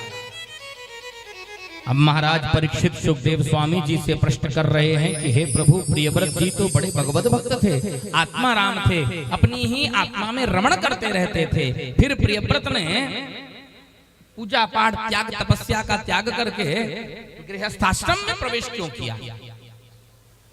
क्योंकि जो व्यक्ति एक बार वैराग्य लेकर के सन्यासी बन जाता है, तपस्वी बन जाता है, वही व्यक्ति अगर दोबारा गृहस्थाश्रम में प्रवेश कर जाए तो ये अच्छा नहीं माना जाता है। प्रियव्रत जब एक बार सब कुछ छोड़ करके जंगल में जाकर तपस्या करने लगे थे तो वापस आकर के गृहस्थी क्यों बन गए? हमें इस बात की शंका है, यही हम आपसे प्रश्न पूछ रहे हैं। रही मन ब्याह व्याधि है, ध्यान दो, रही मन ब्याह व्याधि है, सकहु तो लेहु बचाए, पायन बेड़ी पड़त है, ढोल बजाए बजाए। शादी होती है, ढोल बजाते हैं, नगाड़ा बजाते हैं, बारात सजती है, लोग मगन होकर के नाचते हैं। क्यों नाचते हैं? क्योंकि दूल्हे के पैर में बेड़ी पड़ने जा रही है। जैसे बेड़ी पड़ने से कोई कहीं आ जा नहीं सकता, उसी प्रकार से विवाह हो जाने के बाद ये जीव अपना कल्याण नहीं कर सकता। दुनिया भर की बातें, दुनिया भर की चीजें, दुनिया भर का तनाव, ब्याह हो जाने के बाद ये जीव बंधन में बन जाता है, कल्याण उसका नहीं हो सकता। इसीलिए जो सामर्थ्यवान पुरुष होते हैं वो विवाह से अपने आप को बचा लेते हैं।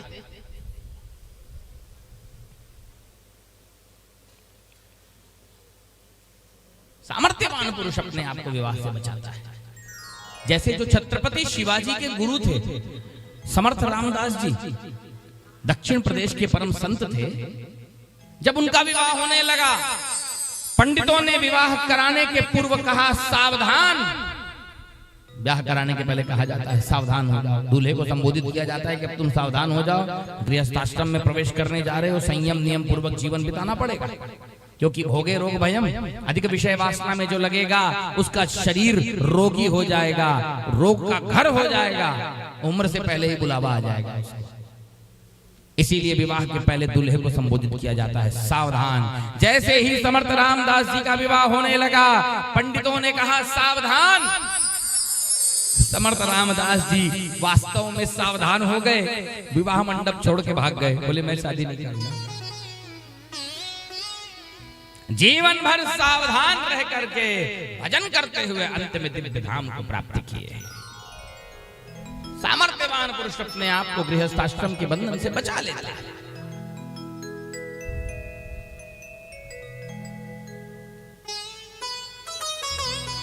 इसीलिए हमारे मन में शंका हो रही है कि प्रियव्रत जो कि सब कुछ छोड़ के तपस्या करने चले गए थे, वो वापस गृहस्थी में क्यों आ गए?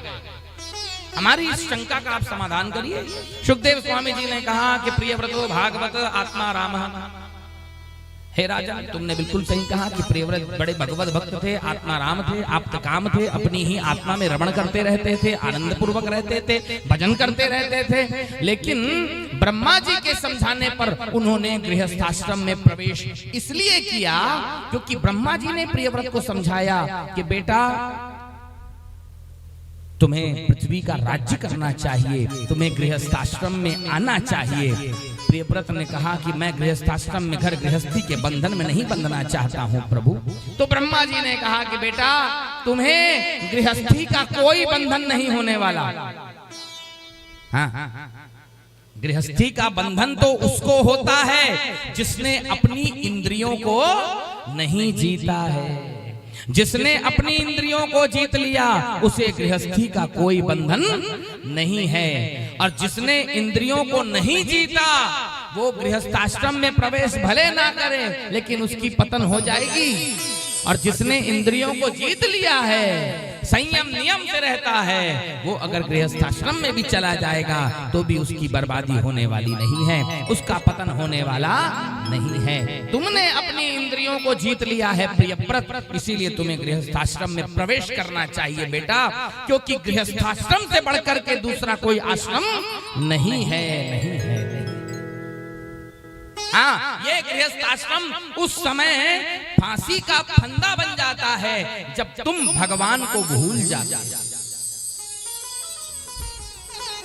जब घर गृहस्थी के कामों में पड़ करके तुम भगवान का नाम लेना भूल जाते हो, भगवान को प्रणाम करना भूल जाते हो, उनको भोग लगाना भूल जाते हो, उनको नमस्कार करना भूल जाते हो, उसी समय घर गृहस्थी तुम्हारे लिए नरक का फंदा बन जाती है।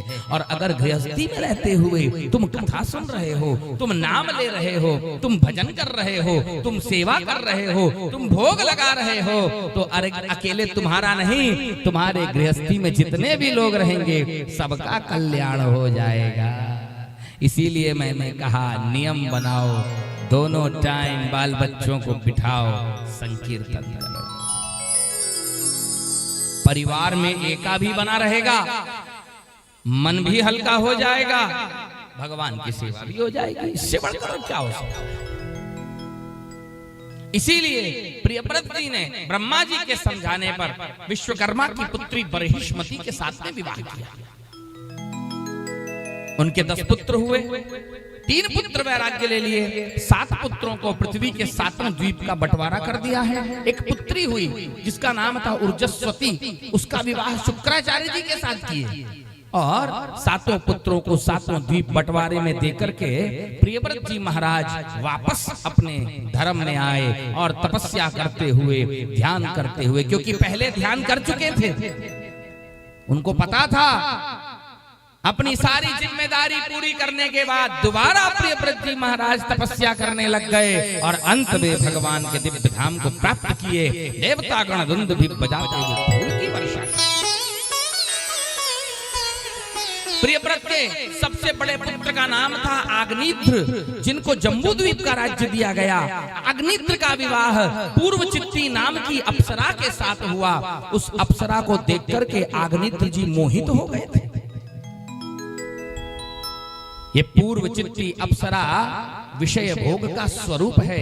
पिछले जन्म में जिन विषयों की वासना हमारे चित्त में समाहित रहती है, वही वासना पूर्वचित्ती अप्सरा का स्वरूप है। उस अप्सरा को देखते ही अग्निध्र जी महाराज मोहित हो गए। उससे 9 पुत्र उत्पन्न किए। सबसे बड़े पुत्र का नाम था नाभि।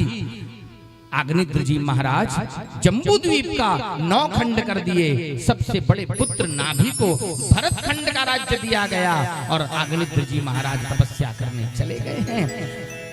नाभि की पत्नी का नाम था मेरु देवी। मेरु देवी की कोई संतान नहीं हुई। संतान की प्राप्ति के लिए नाभि महाराज ने बड़ी कठोर पूजा किया है, बहुत बड़ा यज्ञ हवन किया है। उनके यज्ञ के प्रभाव से श्री हरि यज्ञ नारायण प्रसन्न होकर के हवन कुंड से प्रकट हुए हैं। देवता गण धुंध भी बजाते,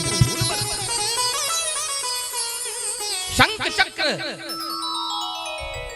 पद्म विभूषित, किरण जाल मंडित मणिमय मुकुट, हार बाजूबंद नूपुर की शोभा से विभूषित दिव्य स्वरूप को देख करके नाभि महाराज बड़े प्रसन्न हुए। भगवान ने कहा क्या वरदान चाहते हो? तो जो नाभि महाराज के पुरोहित थे उन्होंने कहा हे प्रभु, हमारे यजमान महाराज नाभि की कोई संतान नहीं है, वे आपकी जैसी संतान चाहते हैं। भगवान ने कहा मेरे जैसी संतान तो संभव ही नहीं है, क्योंकि मेरे जैसा तो दूसरा कोई है ही नहीं। भगवान ने कहा मैं अद्वितीय हूँ, इसीलिए मैं ही इनका पुत्र बन करके आऊंगा। ऐसा बोलकर भगवान अंतर ध्यान हुए और उचित समय आने पर महारानी मेरु देवी के गर्भ से ऋषभ देव के रूप में जन्म लिए। बोलिए ऋषभ भगवान की जय हो। ऋषभ माने श्रेष्ठ। ऋषभ भगवान को राज्य सौंप करके नाभि महाराज चले गए तपस्या करने के लिए। पहले के राजा महाराजा लोगों का यही नियम रहता था, बच्चा बड़ा हो जाए, समझदार हो जाए, धर्म की शिक्षा उसको देते थे सबसे पहले बचपने से, ताकि बड़ा हो जाए तो कोई चिंता की बात नहीं रहे। बड़ा हुआ, उसके भरोसे राज्य पाठ सौंप दिए और उसके बाद नाभि चले गए तपस्या करने के लिए। इधर ऋषभ भगवान का विवाह इंद्र की कन्या जयंती के साथ हुआ। कई पुत्र हुए। सबसे बड़े पुत्र का नाम था भरत। उन्हीं भरत के नाम पर आज इस देश को भारतवर्ष कहा जाता है। क्या कहा जाता है? भारतवर्ष। इन्हीं भरत के नाम पर कहा जाता है। इस भारतवर्ष में जन्म बड़े भाग्य से मिलता है बंधुओं। इस देश में अगर जन्म मिल गया है, एक एक क्षण को कीमती मानो बड़े भाग्य से मिलता है। भारत देश में जन्म सबके बस की बात नहीं है। सुदुर्लभम भारत वर्ष जन्म मनुष्य जातो महताम कुलेषु। मनुष्य का शरीर मिल गया मतलब तुमको भवसागर पार करने के लिए नौका मिल गई। और अगर उस नौका में पानी आ जाए तो नौका डूब जाएगी। नौका पानी के ऊपर तैरती रहेगी तभी तक के तैरेगी। अगर नौका में पानी आ गया तो नौका डूब जाएगी। ऐसे ही तुम संसार में नौका की भांति रहो। संसार में रहो लेकिन संसार को अपने मन में मत बसाओ। अगर संसार को अपने मन में बसा लोगे तो नौका में जैसे पानी भरा और नौका डूब गई, वैसे ही तुम भी डूब जाओगे। मनुष्य जन्म बड़े भाग्य से भारतवर्ष में मिलता है। भजन में इस जीवन को लगाना चाहिए।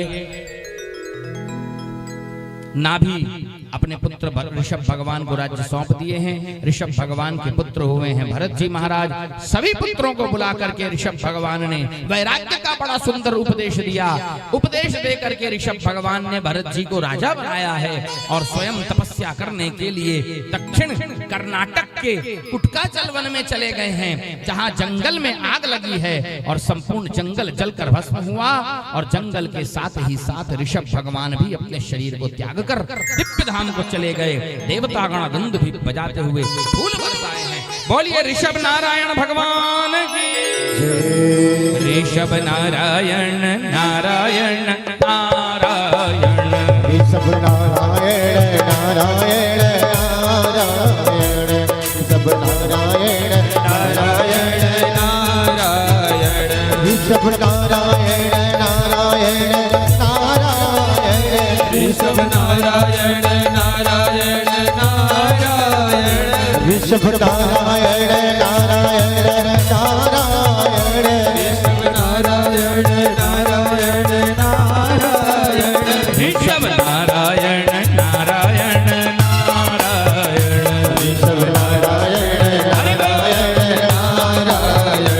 ऋषभ नारायण नारायण नारायण। ऋषभ नारायण नारायण नारायण। भजमन नारायण नारायण नारायण। भजमन नारायण नारायण नारायण। भजमन नारायण नारायण नारायण। भजमन नारायण नारायण नारायण। ऋषभ नारायण नारायण नारायण। ऋषभ नारायण नारायण नारायण। भजमन नारायण नारायण नारायण। भजमन नारायण नारायण नारायण। अब भरत जी महाराज भरतखंड का राज्य कर रहे हैं। कई यज्ञ के द्वारा भगवान का भजन किए। इसके पश्चात एक दिन भरत जी महाराज ने सोचा कि अब वैराग्य लेने का समय आ गया है। पुत्रों को बुला करके राज्य का बंटवारा करके भरत जी महाराज हरिहर क्षेत्र में, जहां गंडकी नाम की प्रसिद्ध सरिता शालिग्राम शिलाओं से युक्त प्रसिद्ध सरिता बहती रहती है, वहीं जाकर के कठोर तपस्या कर रहे हैं।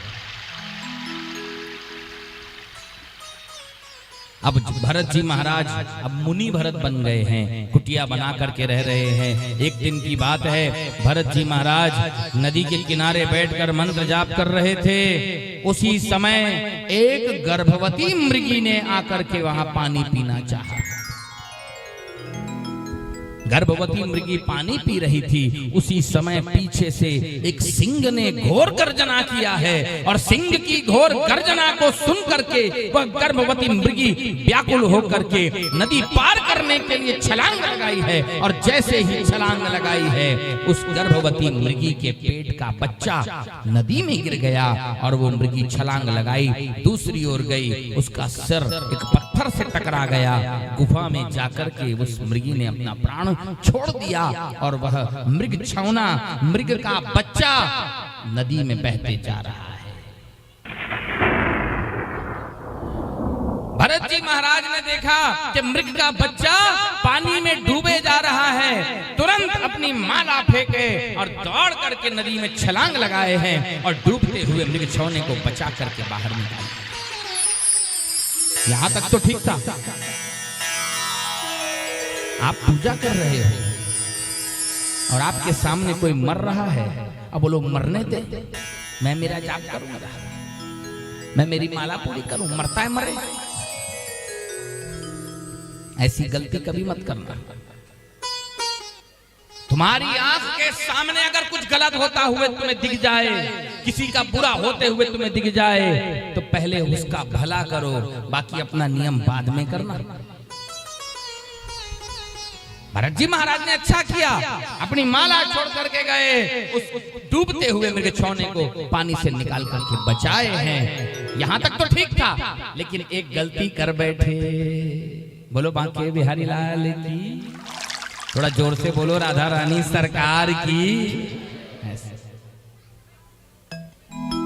गलती ये कर बैठे कि वे उस मृग के बच्चे से मोह कर बैठे। क्या कर बैठे? ये मोह जो है बहुत खतरनाक होता है, कभी भी किसी को भी मोह कहीं भी लग जाएगा। अब सोचो जरा, कहां वो राजा भरत थे, लेकिन पत्नी का मोह छोड़ दिए, बच्चों का मोह छोड़ दिए, राज्य का मोह छोड़ दिए, परिवार का मोह छोड़ दिए, जंगल आकर के तपस्वी बन गए हैं, लेकिन मृग के बच्चे में मोह कर बैठे। भगवान बचा, मृग के बच्चे में उनको मोह।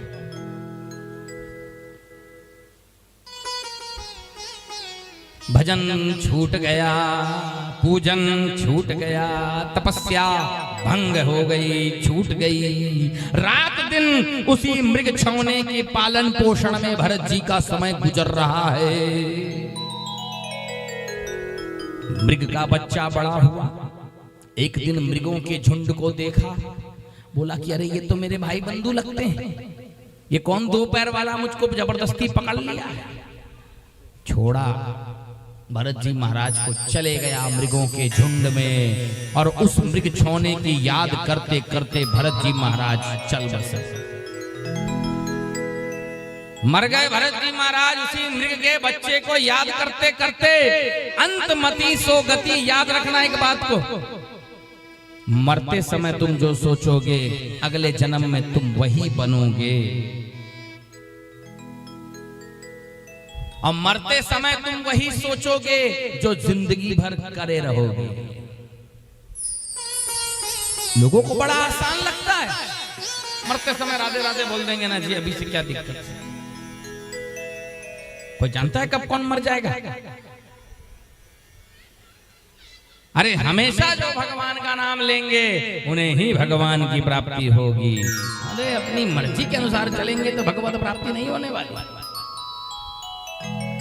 मरते मरते मृग के बच्चे का ध्यान किए हैं, अगले जन्म में भरत जी मृग के बच्चे बनकर के जन्म लिए हैं। लेकिन तपस्या इतनी किए थे कि पिछले जन्म की सारी बातें याद थी।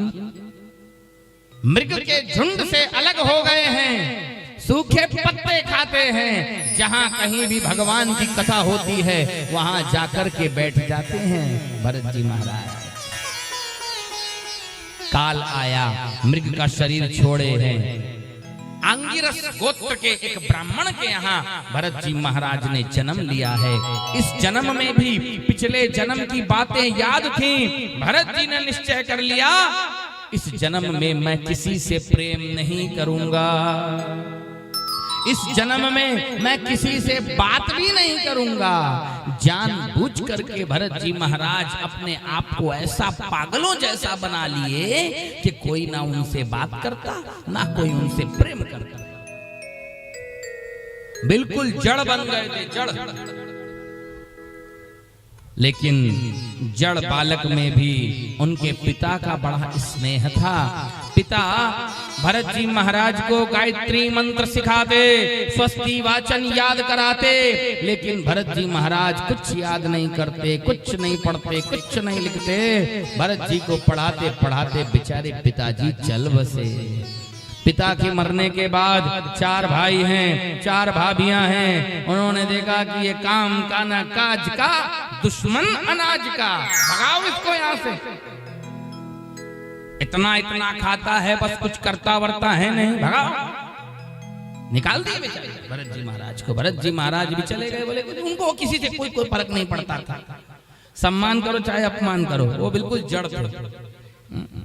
एक दिन पड़ोसियों ने देखा कि भाई इतना अच्छा हट्टा कट्टा आदमी को निकाल दिए बाहर, चलो अपने अपने घर बुलाते थे, पारी पारी से घर की साफ सफाई कराते थे, पूरा बर्तन मंजवाते थे, पूरे कपड़े धुलवाते थे, कुछ नहीं बोलते थे भरत जी महाराज। बदले में रूखा सूखा खाने को दे देते थे, भरत जी खा लेते थे। भाइयों ने देखा कि ये तो पड़ोसियों के यहाँ जाकर मजदूरी कर रहा है, हमारा नाम खराब कर रहा है, लोग क्या बोलेंगे। तो पड़ोसी के यहाँ जाके मजदूरी कर रहा है, इससे अच्छा अपने यहाँ मजदूरी करते हैं, कराते हैं। इसे खेत में लगा दिए भरत जी महाराज को। खेत की रखवाली करना, फसल उगी है, पक्षी पंछी नहीं आना चाहिए, खेत की रखवाली करो। तो भरत जी महाराज भी महान हैं, वो रखवाली करने के बजाय बोलते थे, राम की चिड़िया राम के खेत, खा ले चिड़िया भर भर पेट। राम की चिड़िया राम के खेत, खा ले चिड़िया भर भर पेट। धन्य है। भाइयों ने कहा कि ये तो सब चौपट करके ही मानेगा लगता है, भगाओ इसको यहाँ। घर से निकाल दिए, गांव से ही निकाल दिए। एक दिन की बात है, चोरों का एक सरदार था। पुत्र की कामना से देवी भद्रकाली को मनुष्य की बलि चढ़ाने का संकल्प लिया। उसे पुत्र की प्राप्ति हो गई। जिस मनुष्य को बलि देने के लिए बांध के रखा था, एक दिन पहले वो मनुष्य पिंजड़ा खोल करके भाग गया। डाकुओं के सरदार ने कहा अपने सेवकों से कि जाओ, जो भी मिले उसे पकड़ के ले आओ, हमको बलि देना है, बस लाएंगे और बलि दे देंगे उसे। डाकू के सेवक रात के खोजने के लिए निकले तो यही जड़ भरत मिल गए भटकते हुए। बोलो बांके बिहारी लाल की। थोड़ा जोर से जयकारा लगाओ, राधा रानी सरकार की।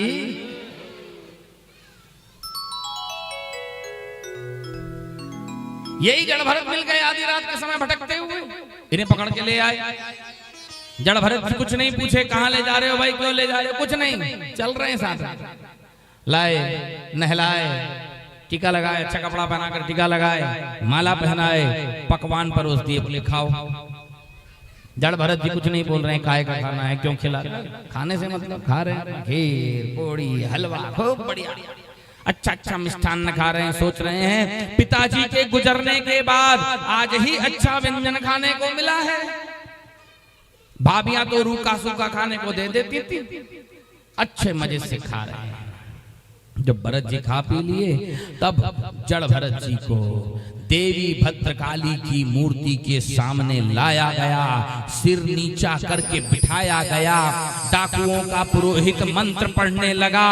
डाकुओं का सरदार तलवार उठा लिया और जैसे ही जड़ भरत का सर धड़ से अलग करना चाहा, देवी भद्रकाली से सहन नहीं हुआ। देवी भद्रकाली मूर्ति को फोड़ के प्रकट हो गई। डाकुओं के सरदार के हाथ से तलवार को छीन ली और उस तलवार से डाकुओं के सरदार के सर को धड़ से अलग कर दी है। उसके रक्त का पान करी है और उसके कटे हुए सर को गेंद के समान उछाल उछाल के खेल रही है और बोल रही है, जड़ भरत उठ जाओ, जड़ भरत प्रसन्न हो जाओ, जड़ भरत उठ जाओ। जड़ भरत को कोई फर्क नहीं पड़ता, तलवार गिर जाती तो भी कोई फर्क नहीं पड़ता। वो तो बिल्कुल जड़ बन गए थे, न जीने से मतलब न मरने का डर, कोई दिक्कत नहीं। उल्टा उनको दुख लग रहा है कि मेरे कारण बेचारा डाकू मारा गया। बोलो बांके बिहारी लाल की।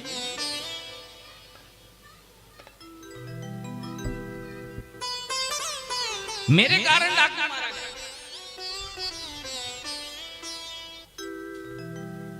अब इधर जड़ भरत जी चल पड़े। एक दिन सिंधु सौवीर देश का राजा रहुगण ज्ञान की शिक्षा लेने के लिए अपने गुरुजी के पास जा रहा था। पालकी पे सवार था। एक कहार के पैर में चोट लग गई। बोला कि अब मैं तो नहीं हो पाऊंगा। तो राजा बोला कि जो भी मिले उसको पकड़ के ले आओ। कहार लोग ढूंढने निकले तो ये जड़ भरत मिल गए, हट्टे कट्टे मोटे ताजे। ये अच्छा कहार बनेगा, लेकर के आ गए। जड़ भरत के पालकी ढोने के लिए लगा दिया गया। सोचो कितने बड़े भगत हैं, लेकिन कितने बड़े ज्ञानी हैं, लेकिन कुछ नहीं बोले। पालकी कंधे पर रख करके चलने लगे, लेकिन पैर के नीचे कोई चींटी ना आ जाए, कोई कीड़ा ना आ जाए। जहां कहीं चींटियों को देखते थे, कीड़ों को देखते थे, जड़ भरत उछल जाते थे। बोलो बांके बिहारी लाल की।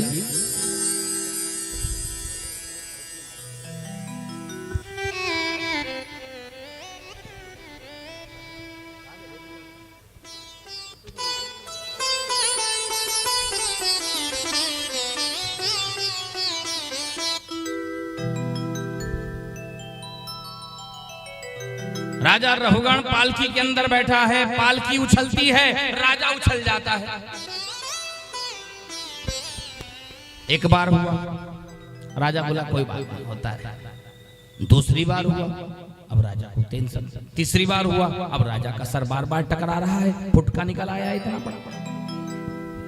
राजा ने कहानों से कहा, अरे तुम लोग ठीक से क्यों नहीं चल रहे हो भाई, उछल कूद क्यों मचा रहे हो? बाकी कहा डर गए, बोले महाराज हमारी कोई गलती नहीं है, हमें कुछ मत बोलिए। हाँ? ये जो नया कहार अभी लगाया गया है ये बड़ी उछल कूद मचा रहा है, इसी के कारण आपको कष्ट हो रहा है, इसको डांटिए। तो राजा रहुगण ने भरत जी से कहा कि क्यों भाई तुम इतना उछल कूद क्यों मचा रहे हो, सीधे सीधे क्यों नहीं चलते हो? तुम तो ऐसे चल रहे हो जैसे अकेले ही पालकी ढो रहे हो, ठीक से चलो नहीं तो मैं दंड दूंगा। जड़ भरत को कोई फर्क नहीं पड़ा, ओ उछल कूद मचाते हुए चले जा रहे हैं। रहुगण ने कहा रोको पालकी, बाहर निकल, अभी तुझे यमराज के सरी के दंड देता हूं तब तेरे को समझ में आएगा, जानता नहीं मैं सिंधु सौवेर देश का राजा रहुगण हूं। जब इस प्रकार बोलने लगा जड़ भरत ने सोचा कि मंदिर में मैं कुछ नहीं बोला, देवी प्रकट होकर के डाकुओं के सरदार का सर काट डाली, ये भी बहुत बोल रहा है, अगर मैं इसको भी नहीं कुछ बोलूंगा, इसको नहीं समझाऊंगा तो कोई ना कोई देवी देवता आएगा और आकर के इसका सर धड़ से अलग कर देगा। इसीलिए रहुगण की भलाई के लिए जड़ भरत ने अपना मुंह खोला है और रहुगण को समझाते हुए कहा कि महाराज आपका कथन बिल्कुल सत्य है, लेकिन रास्ते पर चलना और वजन ढोना ये शरीर का काम है, मैं शरीर नहीं हूँ, मैं आत्मा हूँ।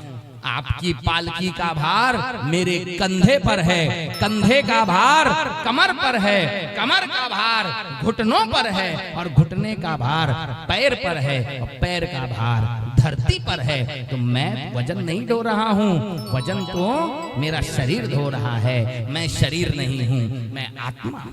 महाराज जहां रहुगण ने सुना कि इतने बड़े दिव्य ज्ञान की बात इसने कही है, ये कोई साधारण पुरुष नहीं हो सकता। रहुगण तुरंत भरत जी महाराज के चरणों पर गिर पड़ा है, अपराध की क्षमा मांगा है और बोला प्रभु मुझसे जो अपराध बन पड़ा उसके लिए मैं आपसे क्षमा मांगता हूं। नाहं विशंके सुरराज वज्रा नत्रयक्ष शूला नयमस्य दंडा नाग्निर्कसो मानिल वित्त पास्त्रा चंके भृशम ब्रह्म कुलावमाना। हरे नमः। राजा रहुगण कहता है कि मुझे देवराज इंद्र के वज्र का कोई भय नहीं है, मैं अग्नि सूर्य चंद्र वायु कुबेर के अस्त्र शस्त्र से नहीं डरता, मैं महादेव के त्रिशूल से भी नहीं डरता। अगर मैं डरता हूँ तो आप सरी के अवधूत ब्राह्मण कुमार के अपमान से डरता हूँ। मैंने आपसे जो अपशब्द कहे हैं उसके लिए मैं आपसे बारंबार क्षमा मांगता हूँ। लेकिन आपने कहा कि आप शरीर नहीं हैं, आप आत्मा हैं, ये बात मेरी समझ में नहीं आई। आपने कहा कि कष्ट शरीर को होता है, आत्मा को नहीं होता, ये बात मेरी समझ में नहीं आई महाराज। क्योंकि मेरा ये मानना है कि जब शरीर को कष्ट होता है तो आत्मा को भी कष्ट होता है, लेकिन आप कह रहे हैं कि शरीर को जब कष्ट होता है तो आत्मा को कष्ट नहीं होता। ये बात मेरी समझ में नहीं आई महाराज। क्योंकि जैसे चूल्हे के ऊपर बटलोई चढ़ाई जाती है, उसमें पानी डाला जाता है और चावल डाला जाता है, नीचे आग लगा दी जाती है, तो अग्नि तो बटलोई में लग रही है, लेकिन उस अग्नि के प्रभाव से बटलोई गर्म हो जाती है, उसके अंदर का पानी उबलने लगता है और उस पे पड़ा हुआ चावल भी पक जाता है। इसी प्रकार से जब शरीर को कष्ट होता है तो आत्मा को भी तकलीफ होती है, लेकिन आप कहते हैं कि शरीर को कष्ट होने पर आत्मा को तकलीफ नहीं होती। ये बात मेरी समझ में नहीं आई। जड़ भरत ने कहा कि राजन तुम्हारा ज्ञान अधूरा है, इसीलिए तुम ऐसी बात कर रहे हो। अगर तुम्हें पूरा ज्ञान होता तो तुम ऐसी बात नहीं करते राजन। हाँ, शरीर को कष्ट होने पर आत्मा को कोई कष्ट नहीं होता।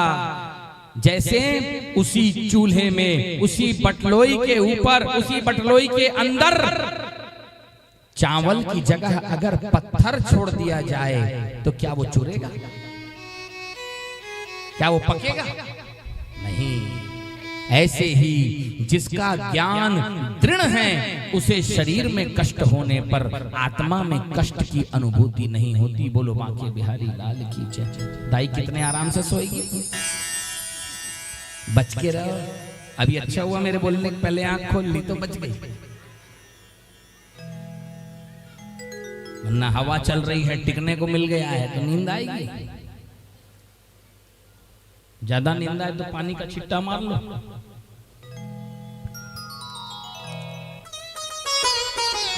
बोलो कि महाराज कथा में नींद आती है?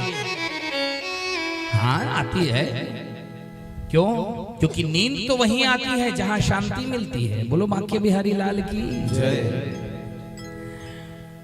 घर में जब अशांति रहे, रात भर करवट बदलते हुए बीत जाए, बढ़िया मखमल गद्दा लगा हो, एसी चल रहा हो, तब भी अगर दिमाग में टेंशन है तो रात में नींद आने वाली नहीं है।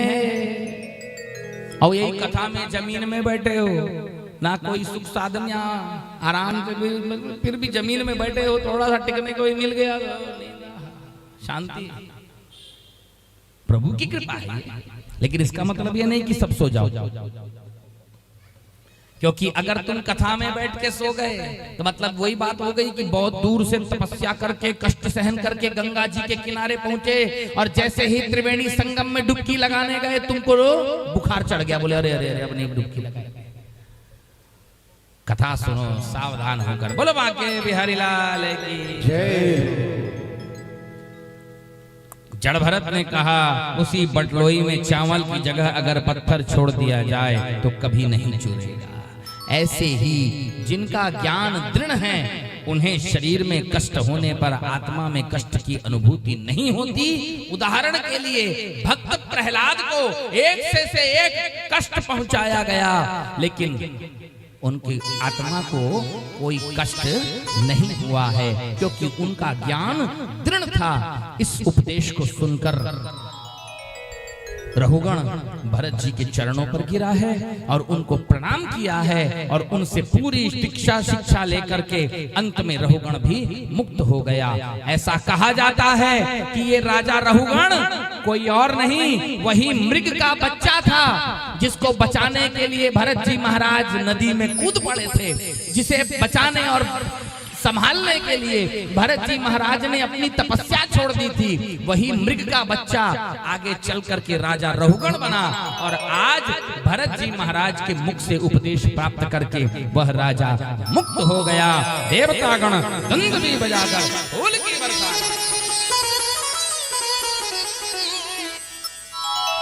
भरत जी की कथा से शिक्षा क्या मिलती है? अंतमति सो गति। मरते समय तुम जो सोचोगे, जो बोलोगे, जो भाव तुम्हारे मन में रहेगा, अगले जन्म में वही बनोगे, वही मिलेगा।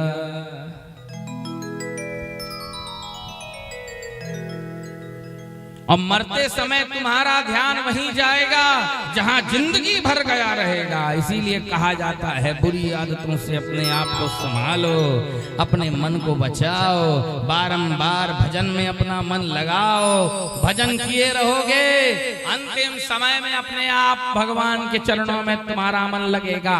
भागवत सुने रहोगे, अंतिम समय में अपने आप भगवान तुम पर कृपा कर देंगे, राधे राधे तुम्हारे मुख से निकाल देंगे। लेकिन कथा छोड़ करके बस दुनियादारी, धन कमा रहे, पैसे कमा रहे, घर बना रहे, इसी में लगे हैं। भागवत क्या होती है पता नहीं, गीता क्या होती है पता नहीं, रामायण क्या है पता नहीं, देवी भागवत क्या है मालूम नहीं, शिव पुराण क्या है पता ही नहीं।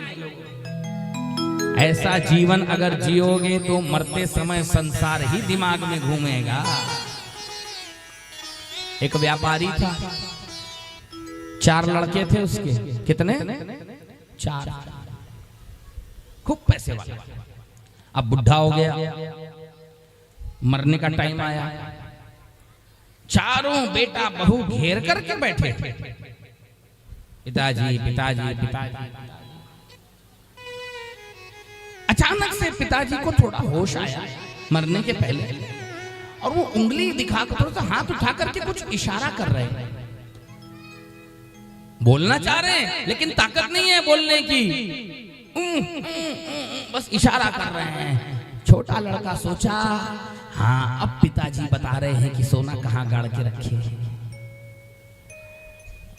जाने वाले हैं, जाने से पहले बता के जाएंगे बेचारे कि सोना कहाँ गड़ा है, बता नहीं पा रहे हैं। भाइयों ने कहा डॉक्टर को बुलाओ।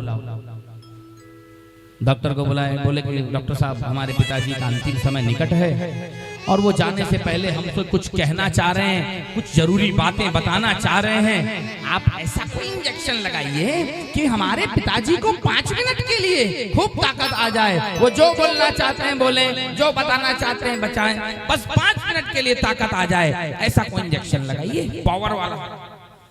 डॉक्टर भी कम नहीं था, बहती गंगा में हाथ धोऊंगा बोला। डॉक्टर ने कहा कि मैं 5,000 रुपए लूंगा। ठीक है, 5,000 रुपए दिए, तुरंत इंजेक्शन लगाया। डोकरा बोला, अरे लड़को मुझे क्या घेर के खड़े हो, वो देखो ना बकरी झाड़ू खा रही है, तुमको दिख नहीं रहा, भगाओ उसको। ऐसा बोला और इधर चल बसा। और मरने के बाद वही झाड़ू का कीड़ा बना, क्या कर सकते, मरते मरते भी उसको झाड़ू बचाना है। अरे मत करो ऐसे।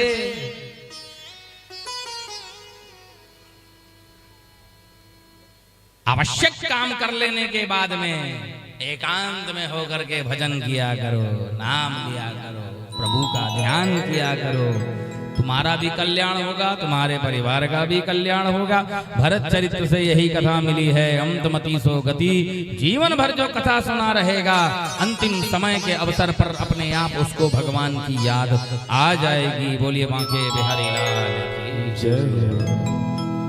राधे राधे गोविंद गोपाल राधे, राधे गोविंद गोपाल राधे, राधे राधे गोविंद गोपाल राधे, राधे राधे गोविंद गोपाल राधे, गोविंद राधे गोपाल राधे, गोविंद राधे गोपाल राधे, राधे गोपाल राधे, गोविंद राधे गोपाल राधे, राधे राधे गोविंद गोपाल राधे, राधे राधे गोविंद गोपाल राधे, राधे राधे गोविंद गोपाल राधे,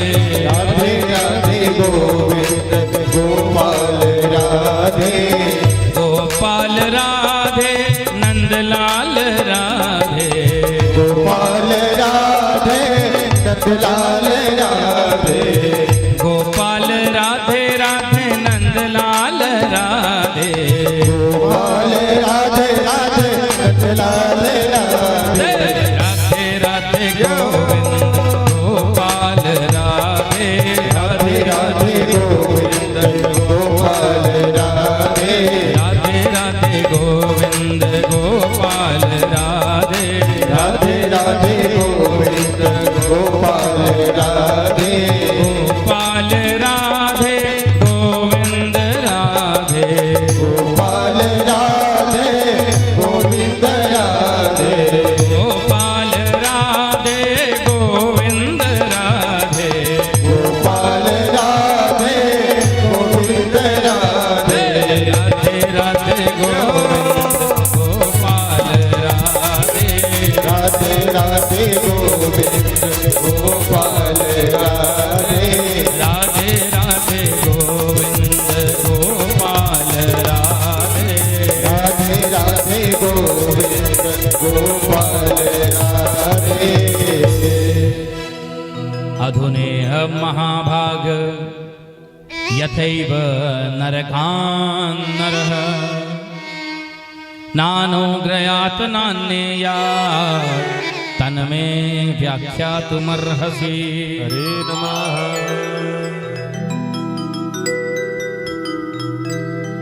पंचम स्कंद में सुखदेव स्वामी जी ने महाराज परीक्षित को भयानक से भयानक नरकों के बारे में बताया। कैसे कैसे नरक होते हैं, कौन कौन से नरक में जाकर के कैसी कैसी पीड़ा इस जीव को दी जाती है। कहीं खौलती हुई कढ़ाई में इसे तला जाता है, कहीं गर्म गर्म लोहे के सांकलों से इसे बांधा जाता है, कहीं गर्म भूमि में इसे घसीटा जाता है। अनेकों कष्टों को सुनकर के परीक्षित जी महाराज ने दोनों हाथ जोड़कर सुखदेव स्वामी जी से एक प्रश्न किया। अधुनेहं महाभाग यथैव नरकान्नरः नानोग्रयात् नान्येयात् तन्मे व्याख्यातुमर्हः। हरे नमः।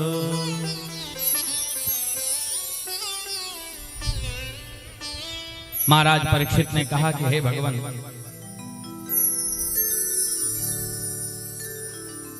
कृपा करके कोई ऐसा उपाय बतलाइए जिससे कि ये जीव मरने के बाद में नरक ना जाए।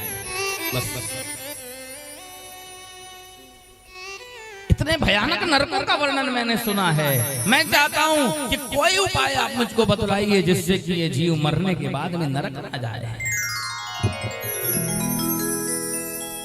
सुखदेव स्वामी जी ने कहा, राजन, एक नहीं अनेकों उपाय हैं जिसको कर लेने पर ये जीव मरने के बाद में नरक नहीं जाता।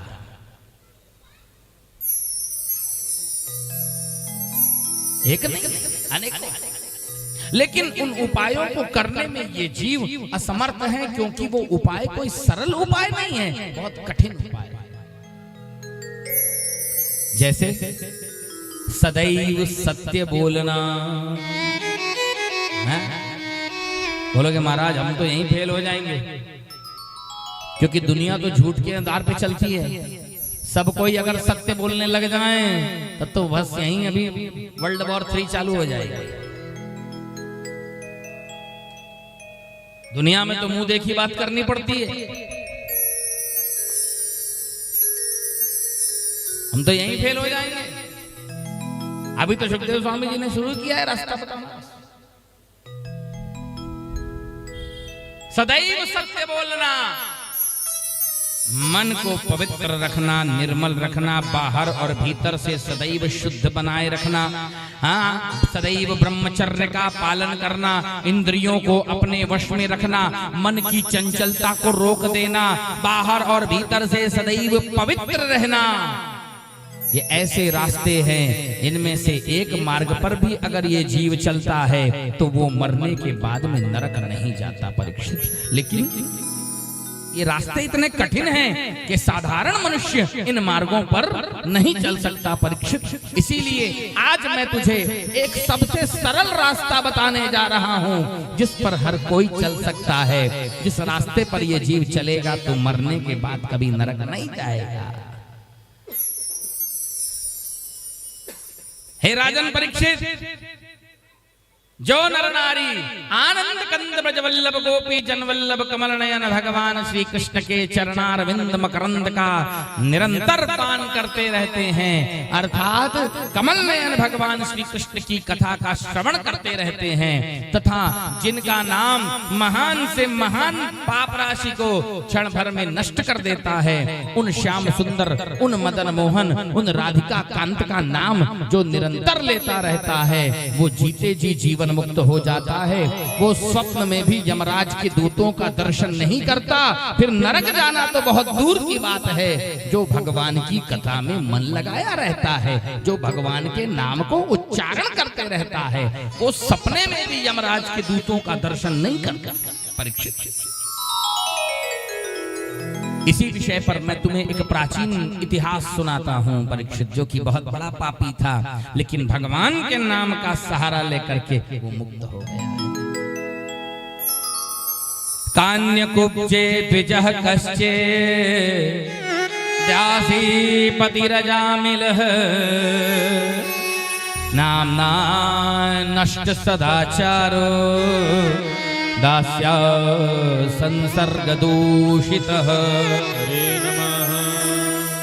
ध्यान देना, अजामिल की कथा आ रही है भक्तों। कान्यकुब्जे द्विजः कश्चित् दासी पतिरजामिलः नाम्ना नष्ट सदाचारो दास्यः संसर्ग दूषितः। सुखदेव स्वामी जी ने कहा कि राजन परीक्षित, कान्य कुब्ज यानी कन्नौज नगरी में अजामिल नाम का एक बड़ा ही विद्वान सदाचारी ब्राह्मण निवास करता था।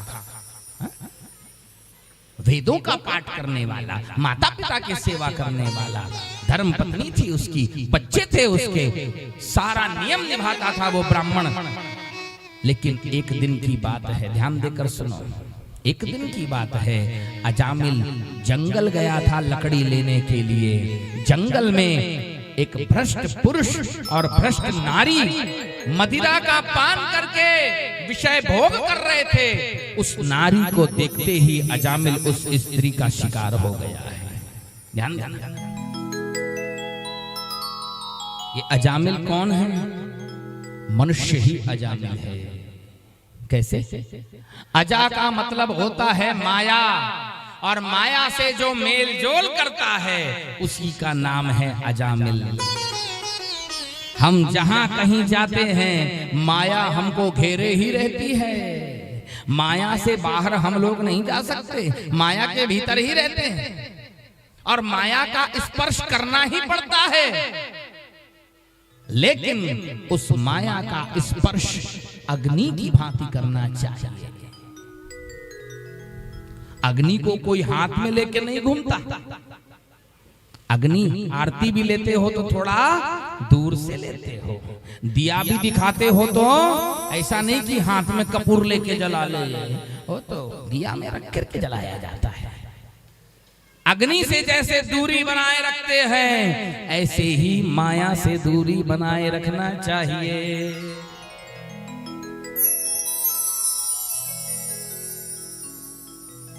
कनक और कांता, इन दो वस्तुओं में माया समाहित है। इन दोनों की ओर से जो अपना मन हटा लेता है उसका मन माया की ओर से भी हट जाता है। और अगर माया से अपने मन को हटाना चाहते हो तो भगवान का पीछा करो, माया तुमको तंग नहीं करेगी। क्या करो? ठाकुर जी का पीछा करो। पीछा करने का मतलब क्या होता है? ठाकुर जी को प्राप्त करने के लिए मेहनत करो, भगवान का दर्शन करने के लिए प्रयास करो। जब तुम भगवत प्राप्ति के लिए प्रयास करोगे तो माया तुमको तंग नहीं करेगी कि अरे ये तो मेरे ठाकुर जी के पीछे भाग रहा है, इसको मत तंग करो, इसको छोड़ दो। माया से बचने का एक ही उपाय है।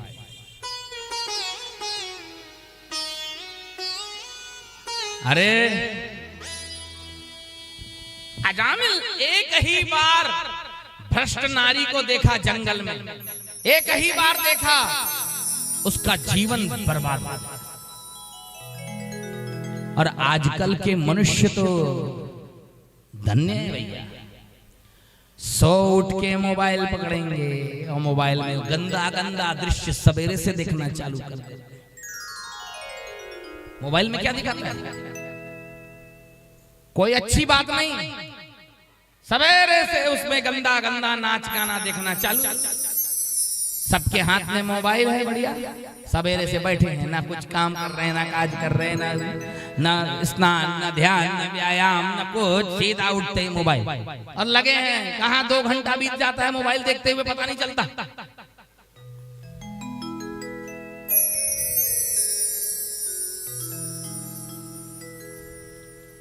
अजामिल एक ही बार भ्रष्ट नारी को देखकर, वस्त्रहीना नारी को देखकर भ्रष्ट हो गया। और आजकल के लोग तो सुबह शाम टीवी में, मोबाइल में वही सब देखते रहते हैं। सोचो उनके मन की क्या गति होगी, क्योंकि आंख बिगड़ी तो समझो मन बिगड़ा, और मन बिगड़ा तो समझो जीवन बिगड़ा। उदाहरण के लिए रावण को देखिए, रावण ने सीता जी को देखा, रावण का मन बिगड़ गया, और मन बिगड़ने से उसका सर्वनाश हो गया।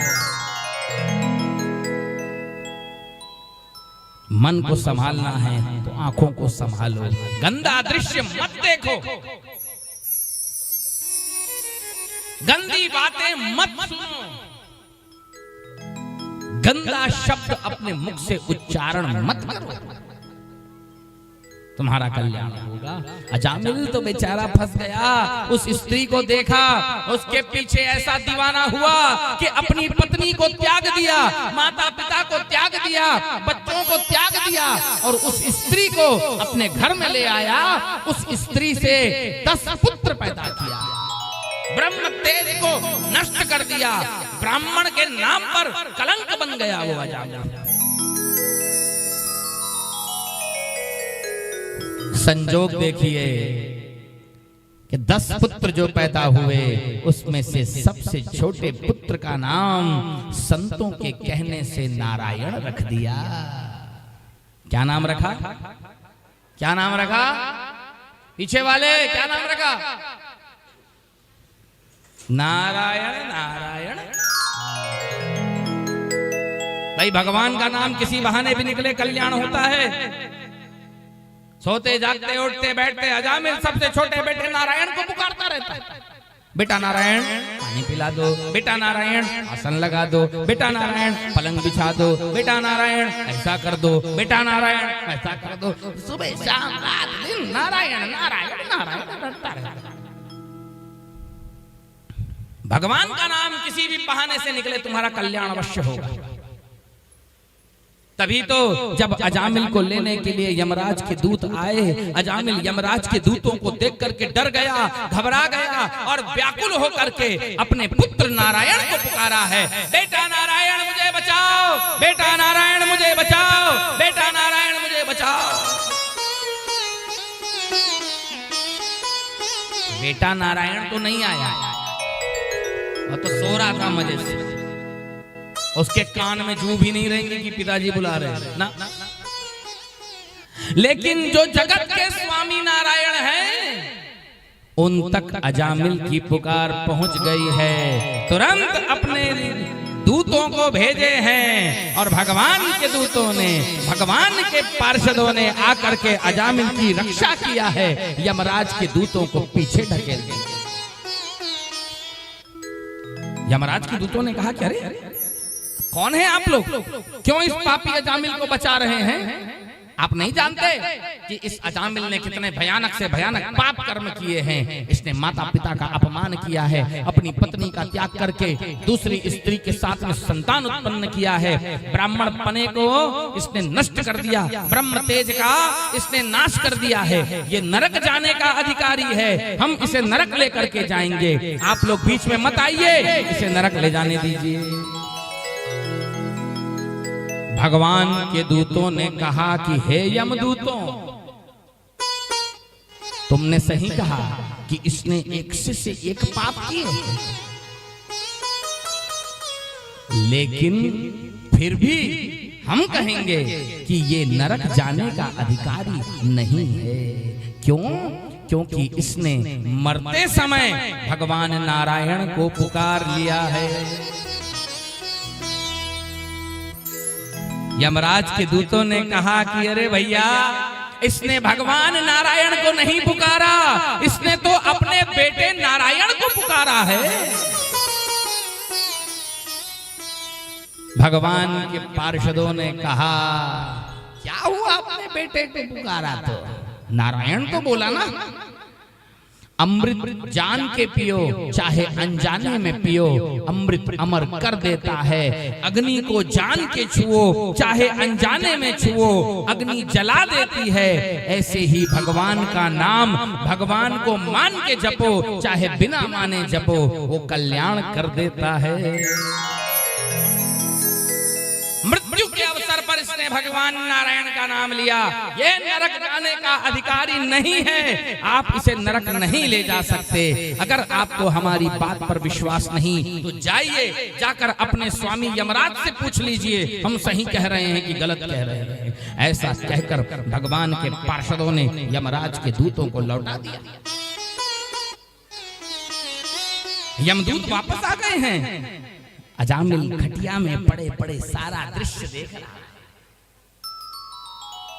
भगवान के दूतों का दर्शन करने से अजामिल को दिव्य ज्ञान की प्राप्ति हुई है।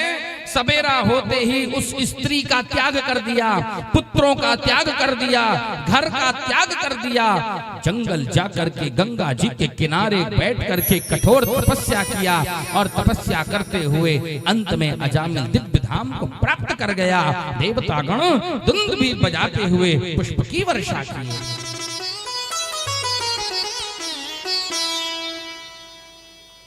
अजामिल की कथा से हमें यही ज्ञान मिलता है।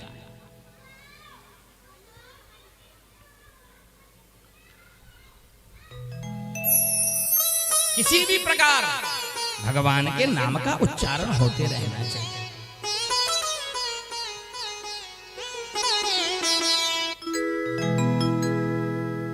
जब यमराज के दूत पहुंचे यमराज के पास, सारी बात बताए, तो यमराज ने कहा कि हे यमदूतों, आज से मैं तुम लोगों को पहचान बताए देता हूं, किसको पकड़ के मेरे पास लाना है और किसको पकड़ के मेरे पास नहीं लाना। हे यमदूतों, जिन नर नारियों की जिह्वा पर भगवान का नाम थिरकता रहता है, जिन नर नारियों का मस्तक भगवान के चरणों में झुकता है, जिन नर नारियों के हृदय कमल पर भगवान की सुंदर छवि विराजती है, ऐसे नर नारी कितना ही बड़े से बड़ा पाप कर्म क्यों ना किए हों, उनको मेरे पास लेकर के मत आना। मेरे पास लेकर के तुम ऐसे ही नर नारियों को आना जो भगवान के चरणों में कभी प्रणाम नहीं करते, जो कभी भगवान का नाम नहीं लेते, जो कभी भगवान की कथा नहीं सुनते, जो कभी भगवान का भजन नहीं करते, जो कभी भगवान का प्रसाद नहीं खाते, जो भगवान की मूर्ति का दर्शन नहीं करते, जो भगवान की मूर्ति की पूजा नहीं करते, जो भगवान की मूर्ति के सामने मस्तक नहीं झुकाते, जो भगवान का प्रसाद नहीं खाते, ऐसे नर नारी मेरे पास पकड़ के लाना। मैं उनको नरक में भयानक से भयानक कष्ट दूंगा। और जो नर नारी भगवान को प्रणाम करते हों, जो नर नारी भगवान के चरणों में मस्तक झुकाते हों, जिन नर नारी की आंखों में भगवान का दर्शन करने की लालसा रहती हो, जो नर नारी अपने हृदय में भगवान की दिव्य छवि विराजते हों, ऐसे नर नारी कितना ही बड़े से बड़ा पाप क्यों ना किए हों, उनको मेरे पास लेकर के मत आना, क्योंकि वह भगवान के भक्त हैं और भगवान के भक्तों को दंड देने की सामर्थ्य मेरे पास नहीं है। भगवान के भक्तों को भगवान ही दंड दे सकते हैं, दूसरा कोई दंड नहीं दे सकता है। रावण बहुत बड़ा पापी था, लेकिन रावण को दंड कोई और नहीं दे सका। रावण को दंड देने के लिए राम जी को ही आना पड़ा।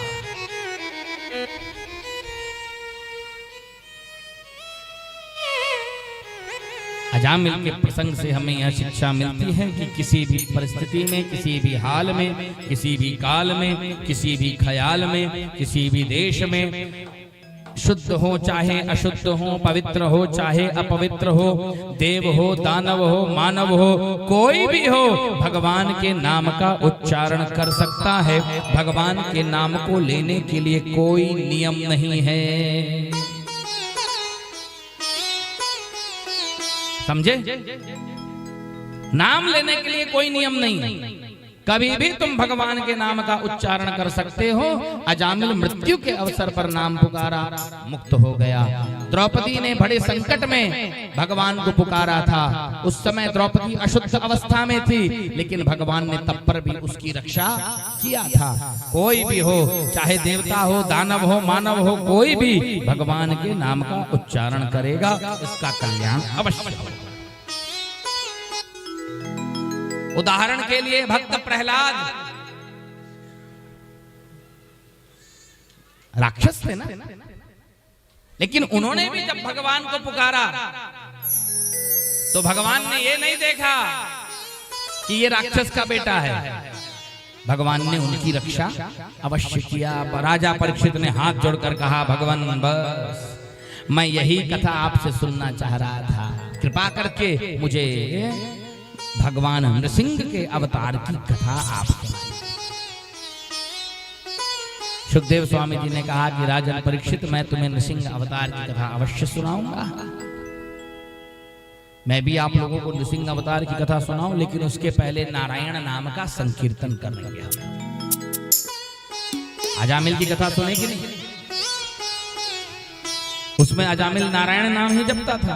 अभी नारायण नाम का संकीर्तन करना। एक और अच्छी बात बता दूं, जो नर नारी नारायण नाम का संकीर्तन करेंगे उनके शरीर से पाप बाहर निकल जाएगा। अब बाहर निकलेगा तो कहीं ना कहीं तो जाएगा ही महाराज। तो जो चुप बैठे रहेंगे, ताली नहीं बजाएंगे, संकीर्तन नहीं करेंगे, तो सबका पाप निकल के उन्हीं के मुंह में घुस जाएगा। बोलो बाकी बिहारी। अब पाप को रखना है कि भगाना है? बताओ, रखना है? कौन कौन पाप को रखेगा? हाथ उठाओ।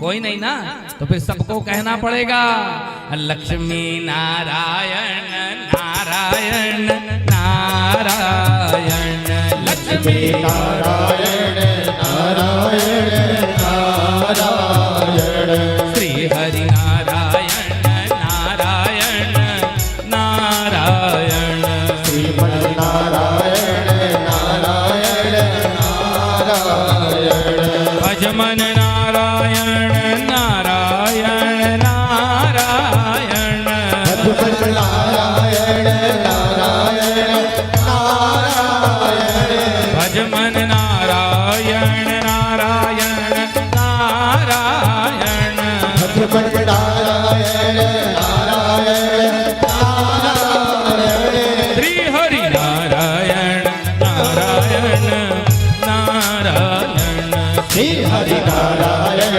नारायण नारायण, भजमन नारायण नारायण नारायण, भजमन नारायण नारायण नारायण। सारी सेवा करते हुए राधे राधे।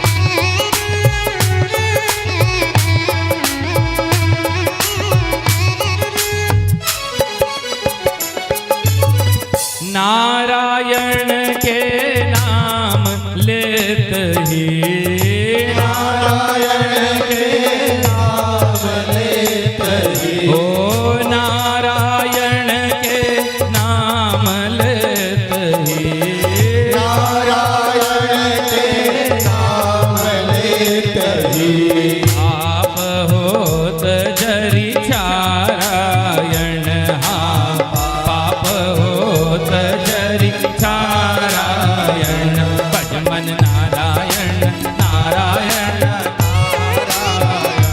भजमन नारायण नारायण नारायण, श्री हरि नारायण नारायण नारायण, श्री हरि नारायण नारायण नारायण, श्री हरि नारायण नारायण नारायण, श्री हरि नारायण नारायण नारायण, भजमन नारायण नारायण नारायण, भजमन नारायण नारायण नारायण, श्री हरि नारायण नारायण नारायण, श्री हरि नारायण नारायण नारायण,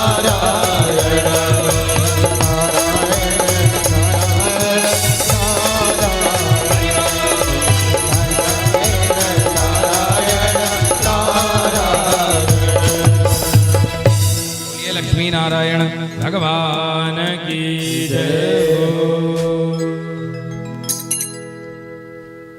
भक्तवत्सल भगवान श्री नृसिंह नारायण की कथा श्रवण करने के लिए प्रश्न करे हैं परीक्षित जी महाराज। हे भगवान,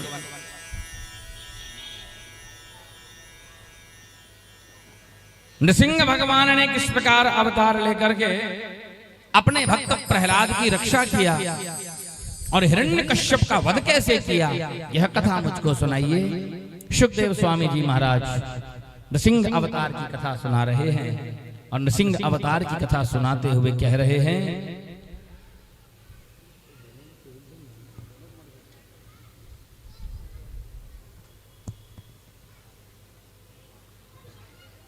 सुखदेव स्वामी जी ने कहा, हे राजन,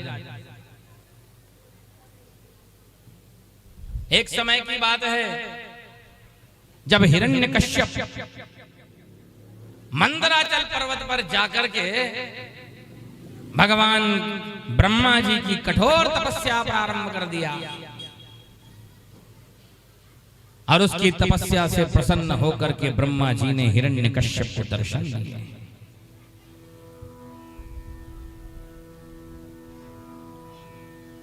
जब ब्रह्मा जी ने दर्शन दिया, हिरण्यकश्यप ने ब्रह्मा जी को प्रणाम किया। ब्रह्मा जी ने कहा कि वरदान मांग हिरण्यकश्यप परमद्रोही, क्या वरदान चाहिए तुझे? हिरण्यकश्यप ने कहा कि हे ब्रह्मा जी, हे लोक पितामह ब्रह्मा जी, मुझे अमर बना दीजिए, मेरी मृत्यु कभी ना हो, अमर बना दीजिए मुझको। ब्रह्मा जी ने कहा कि बेटा, वरदान में वो चीज दी जाती है जो खुद के पास होती है, मैं खुद भी अमर नहीं हूं, तेरे को कैसे अमर बना दूं? बोलो बांके बिहारी लाल की जय। मैं खुद अमर नहीं हूं, तुझे कैसे अमर बनाऊंगा? दूसरा वरदान मांग, दूसरा वरदान मांग। हिरण्यकश्यप बोला, ठीक है ब्रह्मा जी, दूसरा वरदान दीजिए। ना मैं दिन में मरूं, ना रात में मरूं, ना जल में मरूं, ना थल में मरूं, ना अस्त्र से मरूं, ना शस्त्र से मरूं, ना बाहर मरूं, ना भीतर मरूं, ना ऊपर मरूं, ना नीचे मरूं, ना अंदर मरूं, ना बाहर।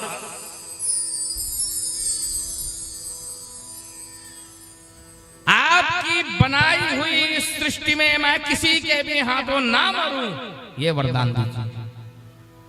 अब ब्रह्मा जी की बुद्धि चकराई। ब्रह्मा जी मन ही मन भगवान से पूछे कि हे प्रभु, ये ऐसा वरदान मांग रहा है, क्या करूं, दूं कि नहीं दूं? अगर मैंने इसे ये वरदान दे दिया तो फिर ये तो कभी मरेगा ही नहीं। भगवान ने कहा कि ब्रह्मा चिंता मत करो, ये जो भी वरदान मांगता है इसे दे दो, जब ये मेरे भक्त प्रहलाद को कष्ट देगा, यहां तक कि जब ये मेरे भक्त को मारने के लिए तत्पर हो जाएगा, उसी समय मैं अवतार लेकर के आऊंगा और इसका वध कर डालूंगा। अभी ये जो भी वरदान मांगना चाहता है इसे दे दो। भगवान से आज्ञा प्राप्त करके ब्रह्मा जी ने हिरण्यकश्यप से कहा कि बेटा हिरण्यकश्यप, यद्यपि तू जो वरदान मांग रहा है ये बहुत कठिन वरदान है, लेकिन फिर भी तेरी तपस्या से प्रसन्न होकर के मैं ये वरदान तुझे दे रहा हूं। तथास्तु। ब्रह्मा जी से वरदान प्राप्त करके हिरण्यकश्यप महान शक्तिशाली हो गया। अरे इतना शक्तिशाली हो गया कि सारे के सारे देवता उससे भयभीत होकर के डर के मारे छिप गए। हिरण्यकश्यप राज्य करने लगा सब जगह। अब हिरण्यकश्यप की जो पत्नी थी उसका नाम था कयाधु। कयाधु के गर्भ से भक्त प्रहलाद जी का जन्म हुआ है, चौथे पुत्र थे। उनका नाम प्रहलाद इसलिए रखा गया क्योंकि जिसके स्वभाव से, जिसके व्यवहार से सभी को आह्लाद होता था, अतः उनका नाम प्रहलाद रखा गया। बोलिए भक्त प्रहलाद की जय हो।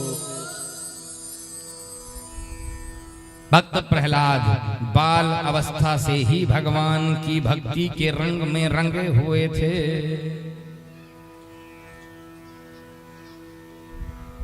सर्वप्रथम भगवान की भक्ति का रंग सबको चढ़ने वाला नहीं, किसी किसी को ही भगवान की भक्ति का रंग चढ़ता है। और ऐसे आसानी से नहीं चढ़ता, बहुत मेहनत करनी पड़ती है, तब कहीं जाकर के भगवान की भक्ति का रंग चढ़ता है। और एक बार अगर भगवान की भक्ति का रंग चढ़ गया तो फिर वो रंग दोबारा कभी उतरता ही नहीं है, धोबिया धोए चाहे सारी उमरिया। भक्त प्रहलाद बाल अवस्था से ही भगवान की भक्ति के रंग में रंगे हुए थे। यद्यपि प्रहलाद जी को अन्य असुर बालकों के साथ शुक्राचार्य के पुत्र षंड और अमर्क की पाठशाला में भेजा गया। षंडामर्क की पाठशाला में प्रहलाद जी महाराज को छल कपट की शिक्षा दी जाती थी, प्रपंच की शिक्षा दी जाती थी, अधर्म की शिक्षा दी जाती थी, धर्म की शिक्षा नहीं दी जाती थी, ज्ञान की शिक्षा नहीं दी जाती थी, सत्य की शिक्षा नहीं दी जाती थी, असत्य की शिक्षा दी जाती, अधर्म की शिक्षा दी जाती थी। लेकिन प्रहलाद जी तो जन्म से ही भक्ति के रंग में रंगे हुए थे। एक कान से सुनते थे, दूसरे कान से निकाल देते थे। बोलो बांके बिहारी लाल की जय हो। जैसे हम लोग एक कान से भागवत सुनते हैं और दूसरे कान से कौन बोला निकाल देते? लो निकाल देते हो। हाँ देखो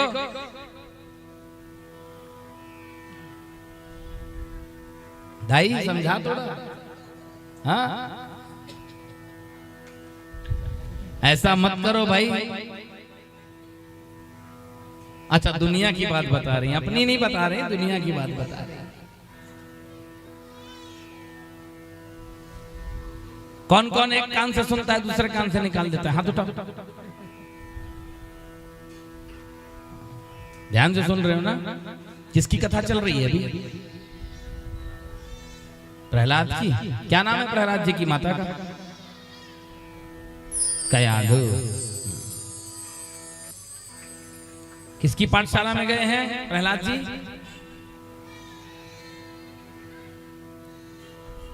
षंडामर्क की पाठशाला में गए हैं। शुक्राचार्य जी के पुत्र हैं षंड और अमर्क।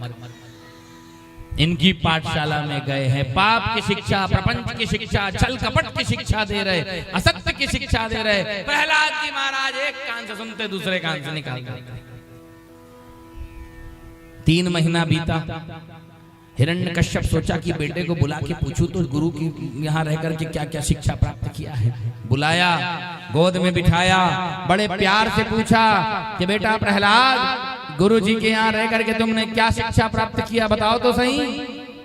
भक्त प्रहलाद ने कहा कि तत्साधु मन्ये सुरवर्य देहिनाम सदा समुद्विग्न दिया मसद्गृहा हेत्वात्मपातं गृहमन्धकूपं वनं गतो यद्धरिमाश्रयेत। हरे नमः।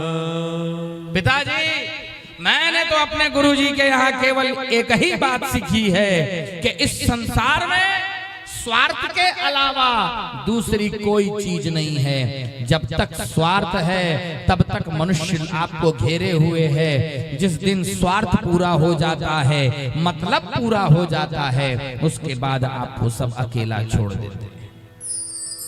मैंने यही सीखा।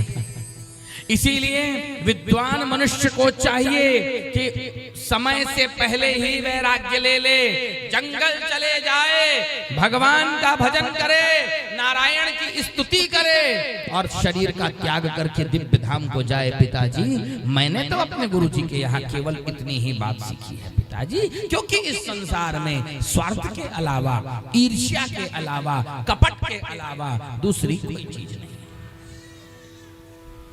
सुर नर मुनि सब की यह रीति, स्वार्थ लागी करहि सब प्रीति। स्वार्थ के सिवा इस दुनिया में दूसरी कोई चीज नहीं है पिताजी, बस यही मैं सीखा। विष्णु की भक्ति करनी चाहिए पिताजी, यही मैंने ज्ञान सीखा है। इतना सुनते ही हिरण्यकश्यप को महान क्रोध आया। षंडामर्क को बुलाया, बोला अरे ये कैसी शिक्षा दे रहे हो मेरे लड़के को? तुम लोग तो मेरे लड़के को बिगाड़ दोगे। इसे देवता नहीं बनाना है, इसे तो राक्षस बनाना है। इसे धर्म की शिक्षा मत दो, इसे अधर्म की शिक्षा दो, पाप की शिक्षा दो, छल कपट की शिक्षा दो। जाओ ले जाओ इसे दोबारा। षंडामर्क लेके चले गए प्रहलाद जी महाराज को दोबारा गुरुकुल। वहां फिर मारते हैं प्रहलाद जी को, छड़ी छड़ी मारते हैं। पाप की शिक्षा देते, कपट की शिक्षा देते।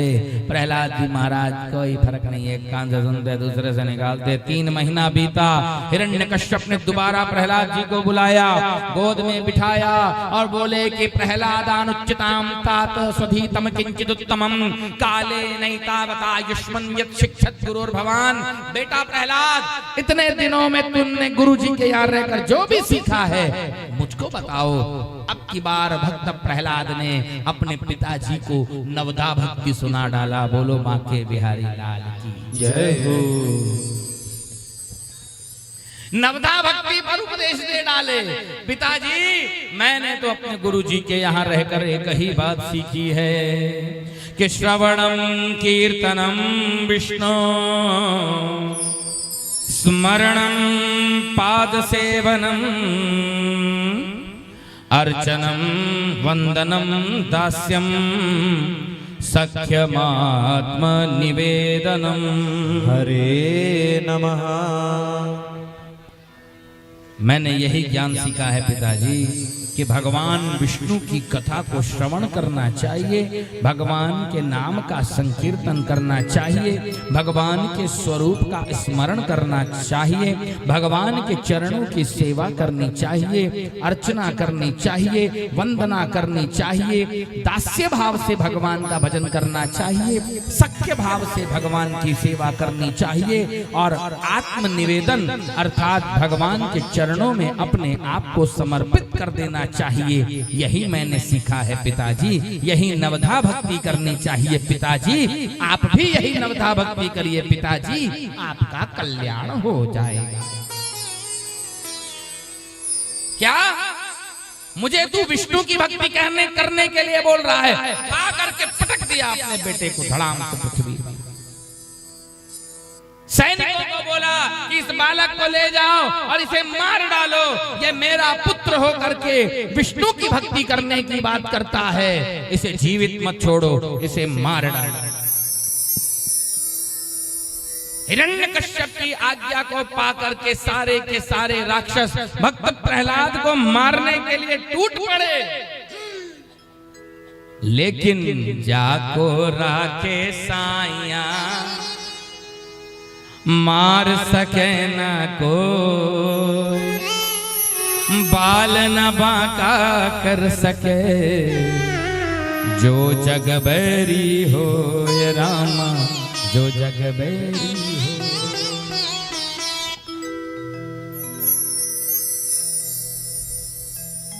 हिरण्यकश्यप की आज्ञा पाकर के राक्षस दौड़ पड़े प्रहलाद जी पर आक्रमण करने के लिए, लेकिन सर्वत्र भगवान ने अपने भक्त प्रहलाद की रक्षा किया।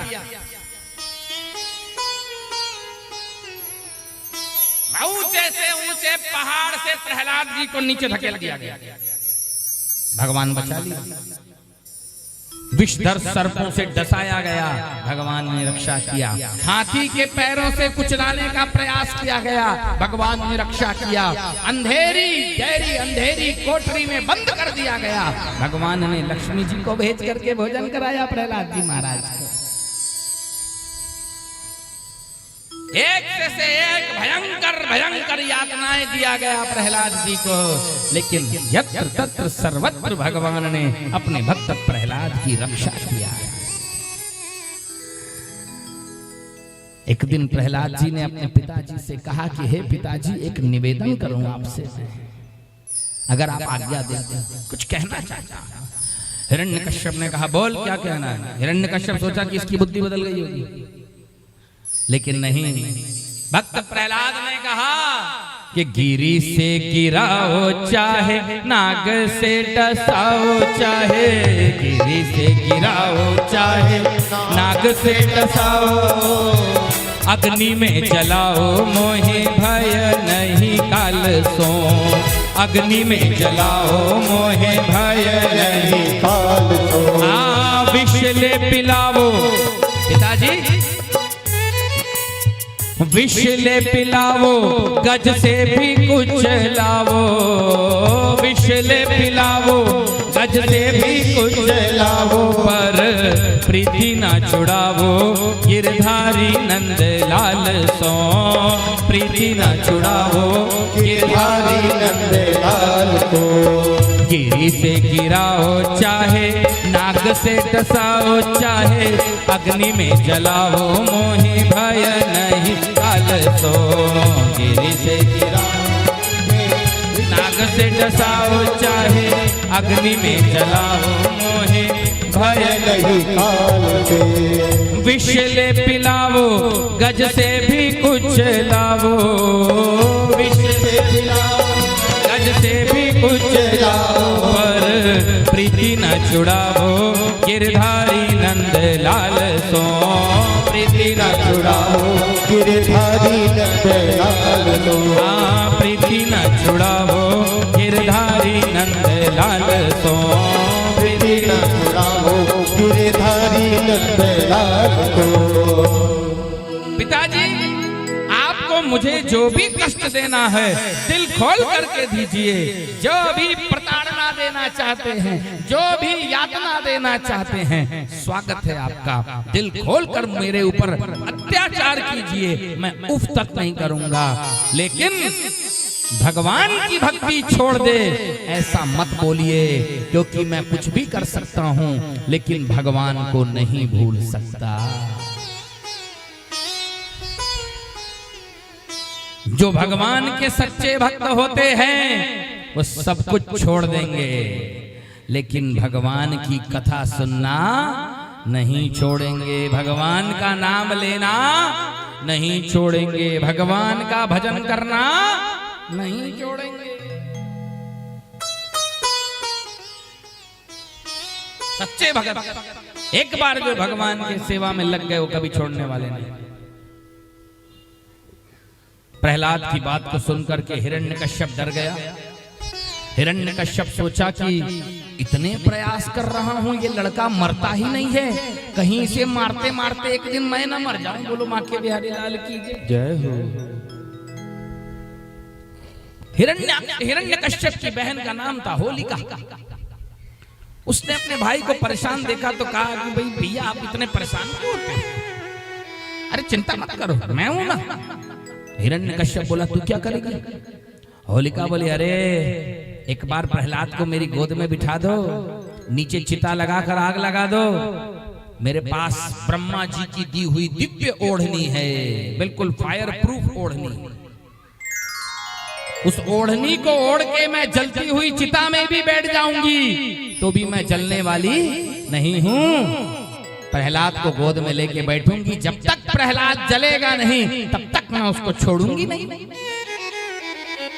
हिरण्यकश्यप प्रसन्न हो गया, बोले चलो अच्छा हुआ कोई तरीका मिल गया प्रहलाद को मारने का। आज चिता लगाया है,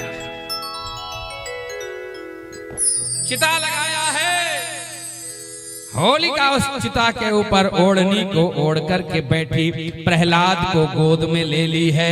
प्रहलाद जी मंद मंद मुस्कुरा रहे हैं, कोई डर नहीं है, कोई चिंता नहीं है। अपना हरि है हजार हाथ वाला, क्या मारेगा मारने वाला, अपना हरि है हजार हाथ वाला।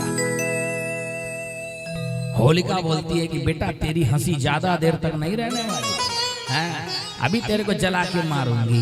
ऐसा बोली है, ओढ़नी ओढ़ी है, प्रहलाद को गोद में बिठाई है, चिता में आग लगाई गई है। जैसे ही चिता में आग लगाई गई भगवान विष्णु से नहीं सहन हुआ। भगवान ने वायुदेव को बुलाया और कहा कि वायुदेव मेरे भक्त का एक रोवां भी नहीं जलना चाहिए। सोच। वायुदेव ने कहा कि प्रभु चिंता मत कीजिए, ऐसी हवा चली, ऐसी हवा चली, ये ओढ़नी उड़ गई। होलिका जो ओढ़नी ओढ़ी थी वो ओढ़नी उड़ गई और वो ओढ़नी प्रहलाद के शरीर में लिपट के घूम गई। अब होलिका जलने लगी, छटपटाने लगी, चिल्लाने लगी, भैया मुझे बचाओ बचाओ बचाओ। और लोगों ने देखा कि प्रहलाद बच गया, होलिका जल रही है। खुश हो गए, अपने अपने घर से और लकड़ी ला करके डालने लगे कि होलिका जल जाए, मर जाए। प्रहलाद जी को जलाना चाहती थी, बुरे काम का बुरा नतीजा, जो दूसरे के लिए गड्ढा खोदेगा वो खुद ही उस गड्ढे में गिरेगा। दूसरे को जलाना चाहिए, खुद ही जल के मर रही है, और आग डाल दी और लकड़ी डाल दी। होलिका जलकर के भस्म हो गई और प्रहलाद जी बच गए। देवता गण भी बजाते हुए फूल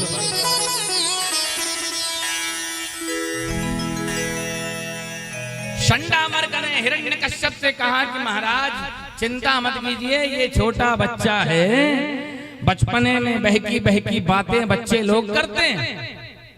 बच्चों की बातों को गंभीरता से नहीं लेना चाहिए महाराज, आप ज्यादा सोच रहे हैं। ये बड़ा होगा तो बिल्कुल राक्षस बनेगा, राक्षस का बेटा है, राक्षस ही बनेगा, मत चिंता कीजिए। ये जब बड़ा होगा समझदार हो जाएगा। अभी हमें दे दीजिए, इसे पाठशाला ले जाकर के धीरे धीरे चीजें समझाने सिखाने की कोशिश करते हैं। हिरण्यकश्यप ने कहा ठीक है भैया ले जाओ, तुम लोग भी और प्रयास करके देख लो। अब हिरण्यकश्यप की बात सुन करके शंडामर्क प्रहलाद जी महाराज को दोबारा पाठशाला में लाए हैं, छल कपट की शिक्षा दे रहे हैं। एक दिन की बात है, शंडामर्क किसी काम से बाहर गए हुए थे, मौका मिला है, प्रहलाद जी महाराज पूरी की पूरी पाठशाला के गुरुजी बन गए। सारे असुर बालकों को भागवत धर्म पर उपदेश दे रहे हैं प्रहलाद जी महाराज। भागवत धर्म ऐसा धर्म है जिसे अपना लेने पर एक ही जन्म में इस जीव का कल्याण हो जाता है। उसी भागवत धर्म के बारे में प्रहलाद जी महाराज असुर के बालक जितने उस पाठशाला में पढ़ते थे उन सभी असुर बालकों को भागवत धर्म की शिक्षा दी कि कौमाराचरेत प्राज्ञो धर्मान् भागवतानिह दुर्लभम मानुषम जन्म तदप्य ध्रुवमर्थदम। हरे नमः। प्रहलाद जी ने कहा कि है असुर बालकों, ये मनुष्य की शरीर बड़ी दुर्लभ है, बड़े भाग्य से मनुष्य का शरीर मिलता है और इसका कोई भरोसा नहीं है। कब किसका बुलावा आ जाए, कब किसकी मृत्यु हो जाए, कोई नहीं जानता। इसीलिए जवानी या बुढ़ापे के भरोसे मत बैठो, बाल अवस्था से ही भगवान के भजन में लग जाओ, यही है भागवत धर्म।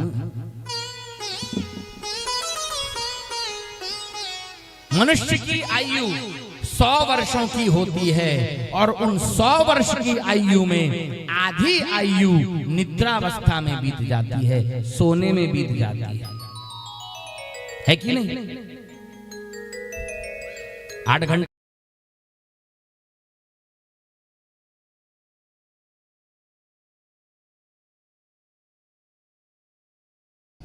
आधी आयु सोने में गुजर जाती है।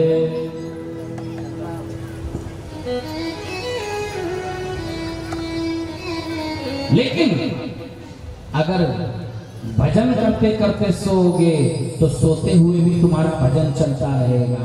नाम जप करते करते सोओगे तो सोते में भी नाम चालू रहेगा। और टेंशन लेकर के सोओगे तो नींद में भी टेंशन हो जाएगा। लड़ते लड़ते सोओगे तो नींद में भी लड़ते। भजन करते हुए सो, गुनगुनाते हुए सो, भजन सुनते हुए सो, नाम लेते हुए सो, तुम्हारी नींद भर रात नाम चलता रहेगा, तुम्हारी नींद भी भजन बन जाएगी। ये भागवत धर्म है।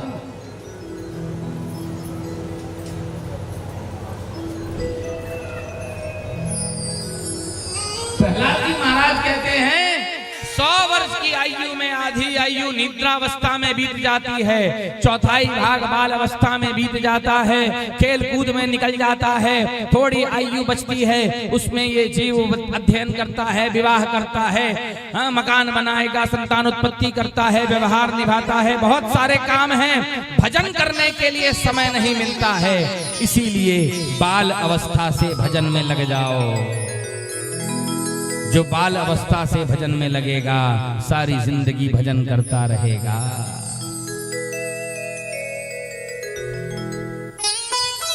विद्या का फल केवल धन प्राप्ति नहीं है, विद्या का फल भगवत प्राप्ति है। जिस विद्या को प्राप्त करके ये जीव नास्तिक बन जाता है, वो विद्या विद्या नहीं है, वो अविद्या है, वह कुविद्या है। जिसे पढ़ने के बाद में तुम भगवान के ऊपर सवाल खड़े कर रहे हो, वो विद्या नहीं है, वो तो तुम्हारे नाश करने वाली अविद्या है।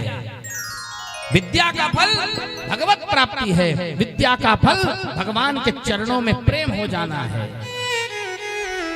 योग का फल भगवत प्राप्ति है। जिस योग को करके तुम्हारे मन भगवान के चरणों में नहीं लग रहा, वो योग योग नहीं है, वो कुयोग है। योग कुयोग ज्ञान अज्ञानु जहान राम प्रेम पर धानु, राम ही केवल प्रेम पियारा जान ले हुसोई जान निहारा।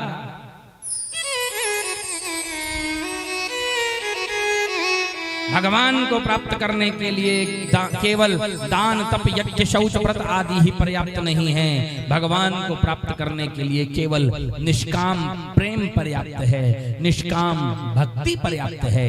इसीलिए भजन करो, भक्ति करो, ऐसा उपदेश दे करके प्रहलाद जी महाराज असुर बालकों के साथ मिलकर के भजन करने लगे, नृत्य करने लगे, भजन करते। क्या भजन गा रहे हैं प्रहलाद जी महाराज? आइए हम लोग भी उस भजन के माध्यम से भगवान के चरणों में अपने मन को समर्पित करें। एक निवेदन है ये भजन। भक्त भगवान से निवेदन कर रहा है, एक अर्ज मेरी सुन लो, एक अर्ज मेरी सुन लो, दिलदार है कन्हैया, एक अर्ज मेरी सुन लो, दीदार है कन्हैया, एक अर्ज मेरी सुन लो, एक अर्ज मेरी सुन लो, दिलदार है कन्हैया, दीदार है कन्हैया, कर दो अधम की नैया, कर दो अधम की नैया, कर दो अधम की नैया, कर दो अधम की नैया, अब पार है कन्हैया, पार है कन्हैया, अर्ज मेरी सुन लो, दीदार है कन्हैया, एक अर्ज मेरी सुन लो।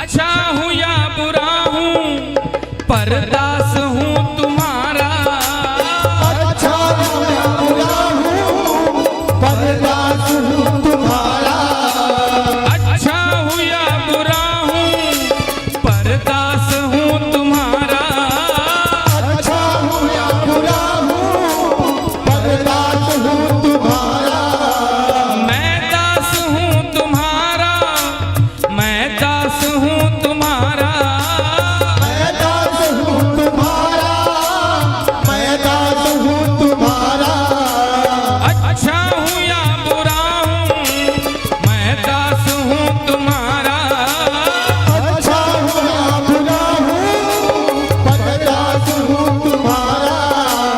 हे भगवान, जैसा भी हूँ, अच्छा हूँ कि बुरा हूँ मैं नहीं जानता, इतना जानता हूँ कि मैं आपका दास हूँ। अच्छा हूँ या बुरा हूँ, मैं दास हूँ तुम्हारा, अच्छा हूँ या बुरा हूँ, मैं दास हूँ तुम्हारा, जीवन का मेरे तुम पर, जीवन का मेरे तुम पर, हाँ जीवन का मेरे तुम पर, जीवन का मेरे तुम पर, पर है भार है कन्हैया, भार है कन्हैया, एक अर्ज मेरी सुन लो, एक अर्ज मेरी सुन लो, अरे एक अर्ज मेरी सुन लो, एक अर्ज मेरी सुन लो, दीदार है कन्हैया, एक अर्ज मेरी सुन लो।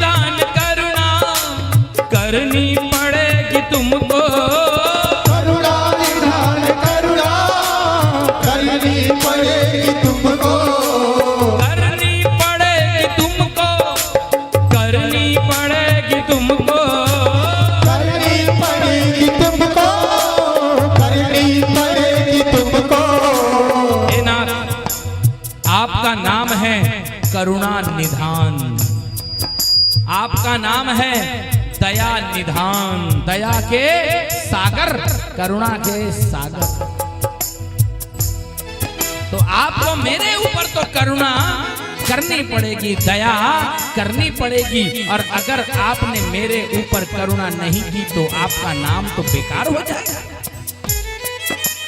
करुणा निधान करुणा करनी पड़ेगी तुमको, करुणा निधान करुणा करनी पड़ेगी तुमको, करुणा निधान करुणा करनी पड़ेगी तुमको, करुणा निधान करुणा करनी पड़ेगी तुमको, वरना ये नाम होगा, वरना ये नाम होगा, अरे वरना ये नाम होगा, वरना ये नाम होगा, बेकार है कन्हैया, वरना ये नाम होगा, बेकार है कन्हैया, एक अर्ज मेरी सुन लो, एक अर्ज मेरी सुन लो, दिलदार है कन्हैया, दिलदार है कन्हैया, एक अर्ज मेरी सुन लो, दिलदार है कन्हैया, एक अर्ज मेरी सुन लो, दीदार है कन्हैया, एक अर्ज मेरी सुन लो, दिलदार है कन्हैया, एक अर्ज मेरी सुन लो, दीदार है कन्हैया, अर्ज मेरी सुन लो, एक अर्ज मेरी सुन लो, दिलदार है कन्हैया, दीदार है कन्हैया, एक अर्ज मेरी सुन लो, दीदार है कन्हैया, एक अर्ज मेरी सुन लो।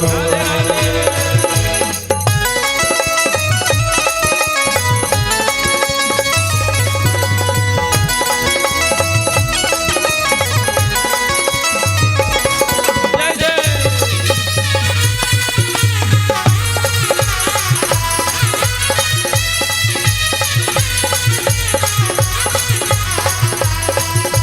श्री राधे।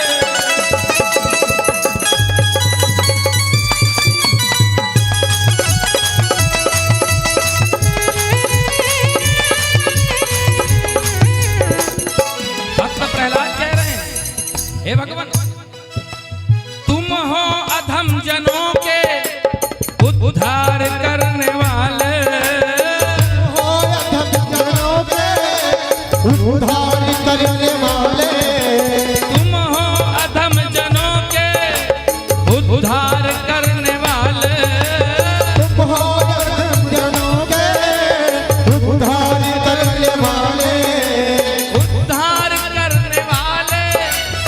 भव पार करने वाले, उद्धार करने वाले, भव पार करने वाले। हे प्रभु, मैंने सुना है एक से बढ़कर एक पापी का उद्धार आपने कर दिया, एक से बढ़कर एक अधम पुरुष को आपने तार दिया। तुम हो अधम जनों के उद्धार करने वाले, तुम हो अधम जनों के उद्धार करने वाले। मैं हूँ अधम जनों का, मैं हूँ अधम जनों का, मैं हूँ अधम जनों का, मैं हूँ अधम जनों का। सरदार है कन्हैया, सरदार है कन्हैया, मैं हूँ अधम जनों का, मैं हूँ अधम जनों का।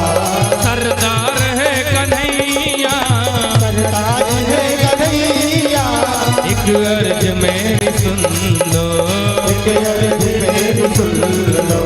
दिलदार है कन्हैया, दिलदार है कन्हैया, एक अर्ज मेरी सुन लो, दिलदार है कन्हैया, एक अर्ज मेरी सुन लो। दिलदार है कन्हैया, दिलदार है कन्हैया, दिलदार है कन्हैया, दिलदार है कन्हैया, दिलदार है कन्हैया। कर दो अधम की नैया, कर दो अधम की नैया, अरे कर दो अधम की नैया, कर दो अधम की नैया। अब पार है कन्हैया, और है कन्हैया, एक अर्ज मेरी सुन लो, एक अर्ज मेरी सुन लो। अरे एक अर्ज मेरी सुन लो, एक अर्ज मेरी सुन लो। ओ दिलदार है कन्हैया, दिलदार है कन्हैया, कर दो अधम की नैया, कर दो अधम की नैया। अब पार है कन्हैया, और है कन्हैया, एक अर्ज मेरी सुन लो, एक अर्ज मेरी सुन लो। एक अर्ज मेरी सुन लो, एक अर्ज मेरी सुन लो। एक अर्ज मेरी सुन लो, एक अर्ज मेरी सुन लो। ओ एक अर्ज मेरी सुन लो, दिलदार है कन्हैया, कर दो अधम की नैया, कर दो अधम की नैया, भव पार है कन्हैया, एक अर्ज मेरी सुन। प्रहलाद जी कह रहे हैं, तुम हो अधम जनों के उद्धार करने वाले, एक से एक अधम पापी को आपने उद्धार कर दिया प्रभु। मुझसे बड़ा पापी आपको और कहां मिलेगा? अरे मैं हूं अधम जनों का, मैं हूं अधम जनों का, सरदार है कन्हैया, एक अर्ज मेरी सुन लो, एक अर्ज मेरी सुन लो।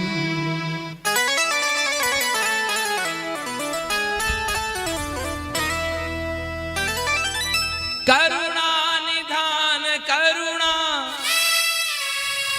करनी पड़ेगी तुमको, करुणा निधान करुणा करनी पड़ेगी तुमको। अगर आपने मेरे ऊपर कृपा नहीं की, करुणा नहीं की, दया नहीं की, तो वरना ये नाम होगा। हे प्रभु, अगर आपने मेरे ऊपर कृपा नहीं किया तो आपका जो ये नाम है ना, करुणा निधान, ये नाम बेकार है कन्हैया, ये नाम बेकार हो जाएगा अगर आपने मेरे ऊपर कृपा नहीं किया, मुझे अपनी शरण में नहीं लगाया, मुझे अपनी सेवा में नहीं लगाया, आपका नाम खराब हो जाएगा। प्रभु सुंदर भजन कर रहे हैं असुर बालक, भजन में मगन होकर के नृत्य कर रहे हैं, जोरदार जयकारा लगा रहे हैं। श्री हरि नारायण भगवान की जय हो। इतनी जोर से जयकारा लगा, जैसे वहां जोर से जयकारा लगा था वैसे यहां भी लगा है।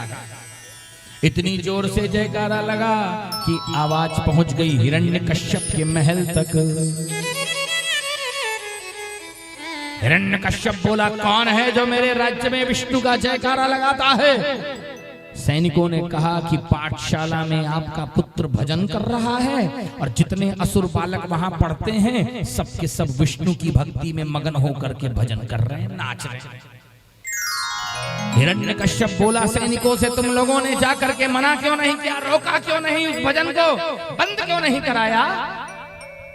सैनिकों ने कहा कि प्रभु आपके बेटे में ऐसा जादू है कि जो भी उसको जाके छूता है उसी के रंग में रंग जाता है। 2-4 सैनिक मैंने भेजे थे, वो सैनिक भी भजन करने बैठ गए, वापस ही नहीं आए। बोलो बाकी बिहारी लाल की जय। हिरण्यकश्यप खुद चल करके पाठशाला में आया, असुर बालक भजन कर रहे हैं, लक्ष्मी नारायण नारायण नारायण, लक्ष्मी नारायण नारायण नारायण, श्री हरि नारायण नारायण नारायण, श्री हरि नारायण नारायण नारायण, बद्री नारायण नारायण नारायण, बद्री नारायण नारायण नारायण, भजमन नारायण नारायण नारायण, भजमन नारायण नारायण नारायण, ओ श्री हरि नारायण नारायण नारायण, श्री हरि नारायण नारायण नारायण। हिरण्यकश्यप ने आकर के जोर से आवाज लगाई, हे मूर्ख प्रहलाद, तू मेरी बात नहीं मानता? तुरंत भजन बंद हो गया। कहाँ है तेरा विष्णु जिसका तू भजन कर रहा है? प्रहलाद जी ने कहा, पिताजी मेरे प्रभु सर्वव्यापक है, मुझ में है, आप में है, सारे जगत में है। बोले अच्छा, तेरा विष्णु सारे जगत में है तो मुझको क्यों नहीं दिखता? हा? मुझे क्यों नहीं दिखता तेरा विष्णु? जैसे आजकल लोग बात करते हैं कि नहीं? अरे भैया आज के जमाने में भजन करने वाले को बहुत सवाल पूछे जाते हैं, तंग कर देते हैं लोग उनको, किसका भजन कर रहे हो, कौन दिख रहा है, कहाँ है? अरे उनको क्या समझ में आएगा भाई, बंदर क्या जाने अदरक का स्वाद। हिरण्यकश्यप प्रहलाद जी से बोला कि अरे कहाँ है तेरा विष्णु, मुझको तो दिखाई नहीं देता। प्रहलाद ने कहा, पिताजी आपकी आंखों में काम क्रोध लोभ मोह का पर्दा पड़ा हुआ है, इसीलिए भगवान आपको दिखाई नहीं देते। पिताजी कपट का त्याग कीजिए, भजन कीजिए, आपको भगवान के दर्शन हो जाए। हिरण्यकश्यप बोला, तू पुत्र होकर के अपने पिता को उपदेश दे रहा है, कहाँ है तेरा विष्णु? अरे पिताजी मेरे प्रभु सर्वत्र हैं। अच्छा, इस खंभे के अंदर तेरा विष्णु है? प्रहलाद जी ने कहा, है, इस खंभे के अंदर भी मेरा विष्णु है, अस्ति। पिताजी इतना सुनते ही हिरण्यकश्यप जल्दी में आया था, तलवार घर में भूल गया था, तलवार लेने के लिए घर गया। इधर प्रहलाद जी ने सोचा कि मैंने बोल तो दिया कि इस खंभे के अंदर भगवान है, लेकिन सही में है कि नहीं है, बोल तो दिया। जानने के लिए प्रहलाद जी ने धीरे से अपना कान खंभे में लगाया, और जैसे ही कान खंभ में लगाया, खंभे के अंदर से आवाज आई, बेटा प्रहलाद घबराओ मत, तेरी रक्षा करने के लिए मैं आधे घंटे पहले ही खंबे के भीतर आकर के बैठ गया हूँ। तू चिंता मत कर, मैं तेरी रक्षा अवश्य करूंगा। भगवान की वाणी सुनते ही प्रहलाद की आंखों में आंसू छलक आया है, शरीर में रोमांच हो आया है, गला गदगद हो गया है। इतने में हिरण्यकश्यप आकर के खंभ में प्रहार किया है। खंभ के प्रहार करते ही भगवान विष्णु ब्रह्मा जी की वाणी को सत्य करने के लिए, अपने भक्त प्रहलाद की रक्षा करने के लिए खंभ को फोड़ के प्रकट हो गए। बोलो नृसिंह नारायण भगवान की जय हो। कि सत्यम विधातुम निज भृत्य भाषितम व्याप्तिम च भूतेष्वखिलेषु चात्मनः अदृश्यतात्यद्भुत रूपमुद्वहन् स्तंभे सभायां न मृगं न मानुषम्। हरे नमः। निहरिणा तनुजेन्द्र विदारणं कृतमहो निजदास कृपालुनः। न च शशि न नभो न नभो गणा न रजनी न दिवा न दिवाकरः। अरे अपने भक्त प्रहलाद की रक्षा करने के लिए भगवान ने ऐसा भयानक रूप बनाया है। न नर है न सिंह है, नृसिंह रूप में प्रकट हुए हैं। प्रकट होते ही हिरण्यकश्यप को पकड़ करके अपनी जांग पर लिटा लिया और भगवान ने कहा कि देख हिरण्यकश्यप, ना ये दिन है ना ये रात है, ये संध्या का समय है। ना मैं बाहर हूँ ना मैं भीतर हूँ, मैं डेहरी पर बैठा हूँ।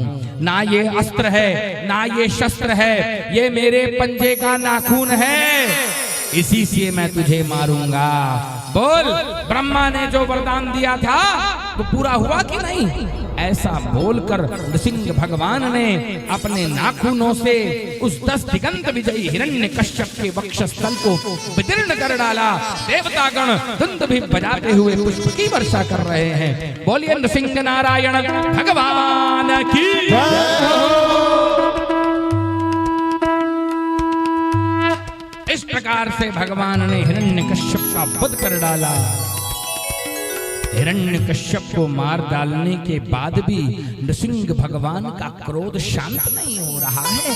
बड़े बड़े देवी देवता हाथ जोड़ करके भगवान की स्तुति कर रहे हैं, भगवान का क्रोध शांत करना चाह रहे हैं, लेकिन भगवान का क्रोध शांत होने के बजाय और बढ़ता जा रहा है। देवताओं ने ब्रह्मा जी से कहा कि हे लोक पितामह ब्रह्मा जी, जाकर के बोलो बाके बिहारी लाल की जय हो।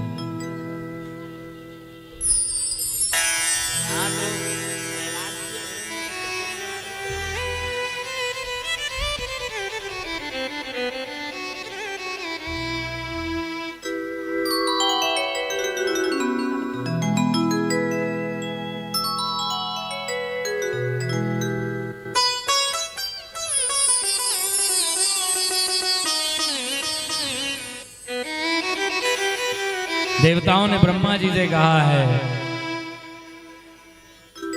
हे लोक पितामह ब्रह्मा जी, जाइए जाकर के नृसिंह भगवान का क्रोध शांत करिए। नृसिंह भगवान का गुस्सा अगर शांत नहीं हुआ तो तीनों लोगों को नष्ट होने में देरी नहीं लगेगी। ब्रह्मा ने कहा, देवताओं देख रहे हो नृसिंह भगवान के स्वरूप को? अरे अगर धोखे से भी नृसिंह भगवान का नाखून मुझको छुआ गया तो मेरी चटनी बन जाएगी। मैं नहीं जाऊंगा इनके समक्ष। ब्रह्मा जी मना कर दिए, शंकर जी मना कर दिए, सारे के सारे देवता गए माता लक्ष्मी के पास। बोले, माता जी आप जाकर के प्रभु का क्रोध शांत करिए। आप भगवान की धर्मपत्नी हैं, अर्धांगिनी हैं, आपको देखते ही भगवान का क्रोध शांत हो जाएगा। क्योंकि पति कितने भी गुस्से में रहे, पत्नी को देखते ही उसका गुस्सा आधा हो जाता है। हो जाता है कि नहीं? हो जाता है। मैं एक जगह कथा बोल रहा था, वहां ये प्रसंग आया। मैंने कहा कि पत्नी को देखते ही पति का क्रोध आधा हो जाता है। तो वहां एक जन बैठा था, बोला महाराज मेरा तो डबल हो जाता है। बोलो बाबा के बिहारी कम गुस्सा रहेगा देख लेता हूं, इसको तो और गुस्सा बढ़ जाता है।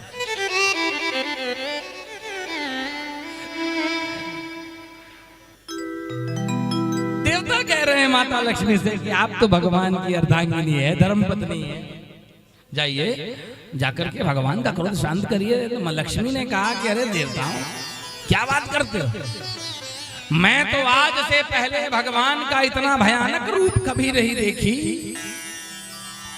मेरी हिम्मत नहीं हो रही है भगवान के पास जाने की, मैं नहीं जाने वाली।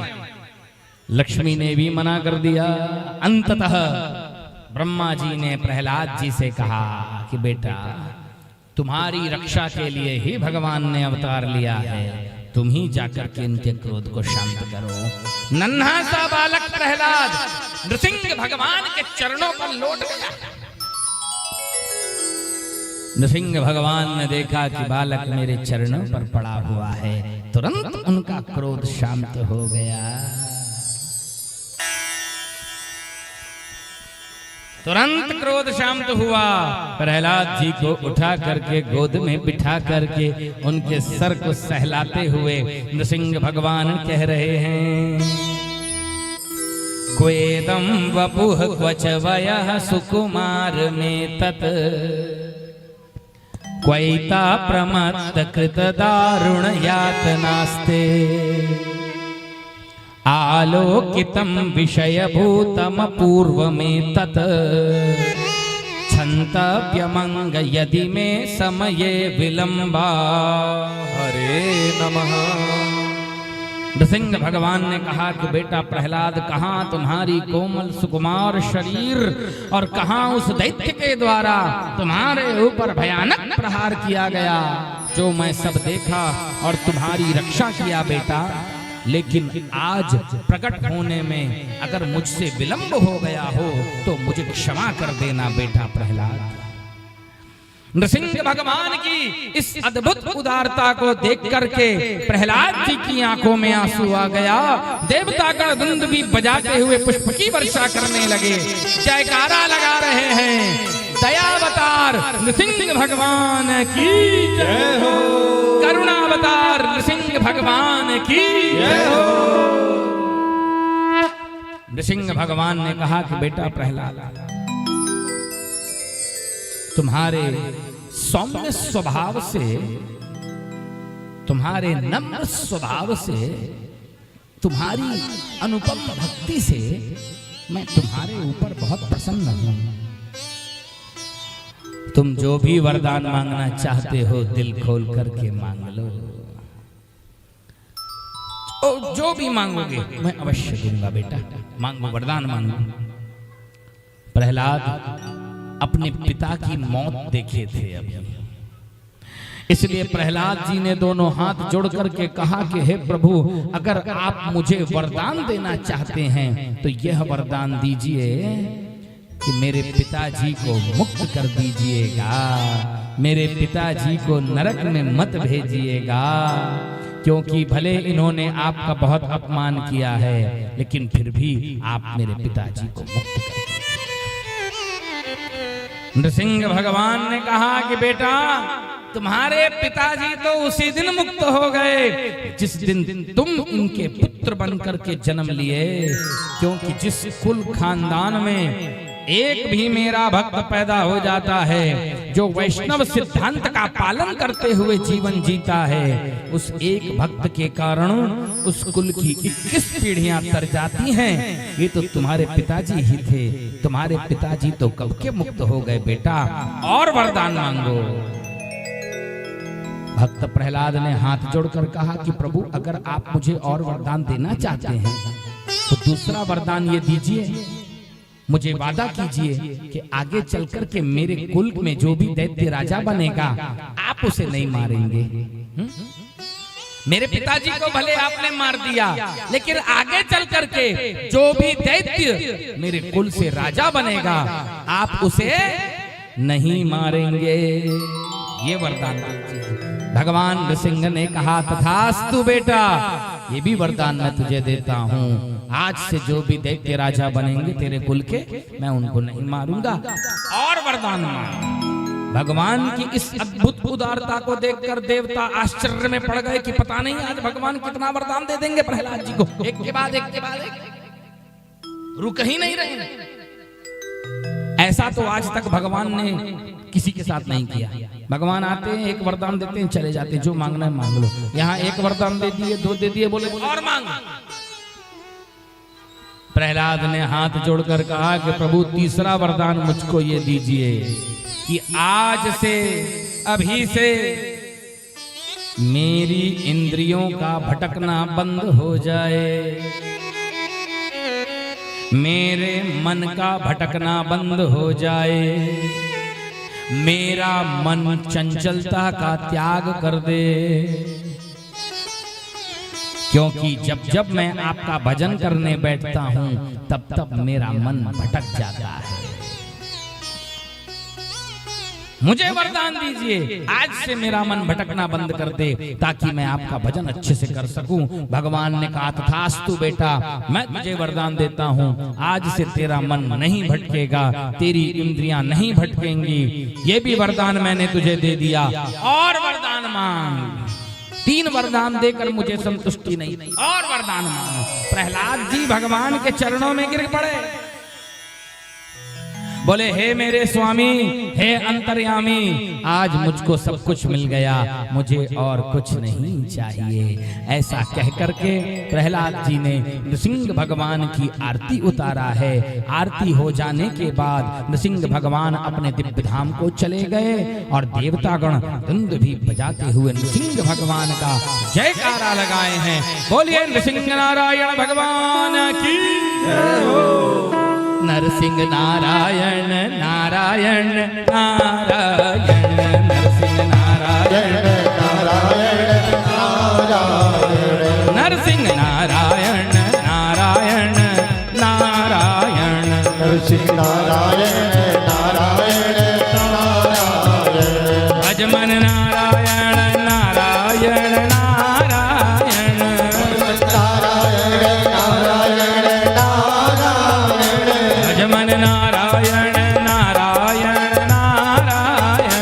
अजमन नारायण नारायण नारायण, नरसिंह नारायण नारायण नारायण, नारायण नारायण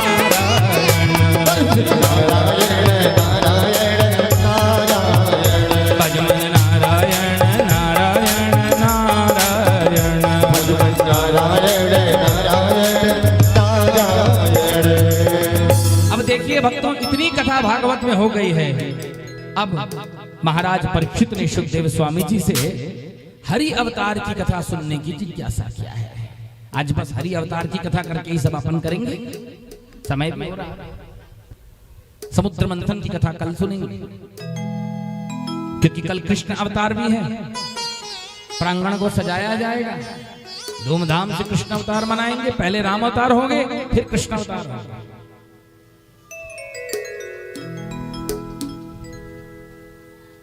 राजा परीक्षित ने कहा, भगवान हरि अवतार की कथा सुनना चाहता हूं।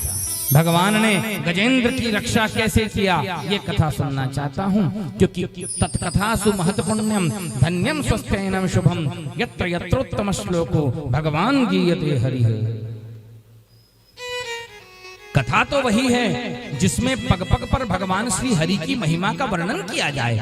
उसी को कहना चाहिए, उसी को सुनना चाहिए, उसी का मनन करना चाहिए, तभी इस जीव का कल्याण है। उसके अलावा कुछ कहेगा सुनेगा तो उसका कल्याण होने वाला नहीं। हरि अवतार गजेंद्र मोक्ष की कथा मुझे सुनाइए। सुखदेव स्वामी जी ने कहा कि हे राजन, तुम बड़े धन्य हो जो हरि अवतार की कथा सुनने के प्रति तुम्हारे मन में ऐसा भाव है। जो नर नारी हरि अवतार की कथा सुनते हैं, मृत्यु के अवसर पर उन नर नारियों को भगवान की याद अपने आप हो आती है। भगवान का नाम उनके मुख से अपने आप निकल जाता है। राजन के आसीत गिरिवरो राजन स्त्रिकूट इति विश्रुतः क्षीरोतेनावृतः श्रीमान् योजनाजतमुच्छ्रितः। हरे नमः।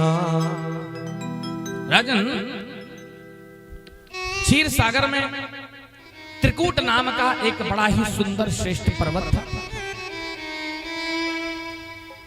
उस पर्वत के घने जंगल में एक गजराज निवास करता था। वो जंगल तरह तरह के वृक्षों से सदा शोभायमान रहता था, जैसे आम, कटहल, नारियल, खजूर, बिजौरा, महुआ, ताड़, तमाल, गूलर, पाकर, बरगद, कचनार, अनार, केला, जामुन आदि के वृक्ष सदा लहलहाते रहते थे। उस जंगल के मध्य में एक दिव्य सरोवर था। उस सरोवर में अमृत के समान मीठा जल भरा हुआ था। उस सरोवर में तरह तरह के कमल खिले हुए थे। कमलों की अनोखी छटा निरंतर छिटकती रहती थी। सरोवर के भीतर रहने वाले मछली और कछुओं के चलने से कमल के फूल हिलने लगते थे, जिसके कारण कमल का पराग झड़कर के जल में मिल जाता था और जल पीला दिखाई देता था। ऐसा लगता था जैसे सुवर्ण को पिरोकर के सरोवर में भर दिया गया है। पानी नहीं लगता था, सोने को पिघला के डाल दिया गया हो, ऐसा लगता था वो सरोवर। एक दिन की बात है, गजराज हथनियों को लेकर के, बच्चों को लेकर के जेठ की गर्मी में भ्रमण करने के लिए निकला है। बहुत जोरों की उसको प्यास लगी है। दूर से ही सरोवर की कमलों की गंध सूंघ करके दूर से ही गजराज चलते चलते सरोवर के तट पर पहुंचा है और सरोवर के तट पर पहुंच करके अपनी सूंड में जल भर कर जी भर के जल पिया है। और जल पी लेने के बाद में भगवान की माया से मोहग्रस्त हुआ गजराज मतवाला हो रहा था। सूंड में जल भर के जो हथनियां थी उनके ऊपर जल का प्रहार कर रहा है, जल फेंक रहा है। जो छोटे छोटे बच्चे थे उनके मुंह में अपनी सूंड डाल करके उनको पानी पिला रहा है। भगवान की माया से मोहित हुआ गजराज ये नहीं जानता कि मेरे सिर पर मृत्यु मंडरा रही है। उसी समय भगवान की प्रेरणा से सरोवर के भीतर रहने वाले ग्राह ने गजराज के पैर को पकड़ करके उसे घसीटना शुरू किया। घर घर घर घर घसीटते हुए ग्राह गजराज को सरोवर के भीतर ले गया। लेकिन गजराज भी कोई साधारण हाथी नहीं था। ध्यान देना, उस अकेले हाथी में 1000 हाथियों की ताकत थी। वो भी अपनी ताकत लगा करके ग्राह को बाहर खींच के ले आया। परीक्षित, गज और ग्राह के बीच का युद्ध 1000 वर्षों तक चलता रहा। समा सहस्त्रम गगमन महीपते, 1000 वर्षों तक लड़ते लड़ते जब गजराज थक गया, गजराज के रिश्तेदारों ने देखा कि ये अब बचने वाला नहीं है। गजराज को मरता छोड़ करके अकेला सब चले गए, अकेला छोड़ गए उसको। गजराज ने सोचा कि जिनके पीछे मैं सारी जिंदगी लगा दिया, अंतिम समय पर कोई मेरे काम नहीं आ रहा। ऐसा ही होता, ये मनुष्य जिनके पीछे सारी जिंदगी लगा देता है, अंतिम समय में कोई उनके काम आने वाला नहीं है। अरे अगर अंतिम समय में भी ये जीव जाकर के भगवान को पुकारता है ना, तो भी भगवान उसकी रक्षा अवश्य करते हैं। लेकिन पुकारो तो लोग तो अंतिम समय में भी भगवान को ना पुकार करके अपने रिश्तेदारों को याद करके रोते रहते हैं, बुलाते रहते हैं, आ जाओ मिल लो। क्या करोगे मिलके? कोई नहीं बचा सकेगा। मिलना है, देखना है, याद करना है। प्रभु को पुकारो, प्रभु का नाम लेना, प्रभु को याद करना, वो कल्याण। जैसे गजराज जब देखा कि अब मैं बचने वाला नहीं हूं, तो तुरंत जगत के स्वामी श्री हरि नारायण को पुकार रहा है। नमो नमस्तुभ्यं सहयवेग शक्ति त्रयायाखिल भी गुणाय प्रपन्न पालाय दुरंत शक्तये कदिंद्रियाणामन वाप्य वर्त्मने। हरे नमः। भगवान को पुकारते हुए गजराज ने कहा कि हे प्रभु, आपकी शक्तियों का वेग असह्य है। हे नाथ, भूत वर्तमान भविष्य इन तीनों कालों में एकमात्र आप ही सत्य रूप में विराजमान हैं। हे नाथ, आप शरणागत वत्सल हैं, शरण में आए हुए की रक्षा करते हैं। मैं मर रहा हूं और मरते मरते आपकी शरण में आया हूं। प्रभु, मेरी रक्षा कीजिए, रक्षा कीजिए, रक्षा कीजिए। गजराज की पुकार को सुन करके भगवान से नहीं रहा गया। भगवान परसी हुई थाली छोड़ करके अपने भक्त गजराज की रक्षा करने के लिए दौड़ पड़े हैं।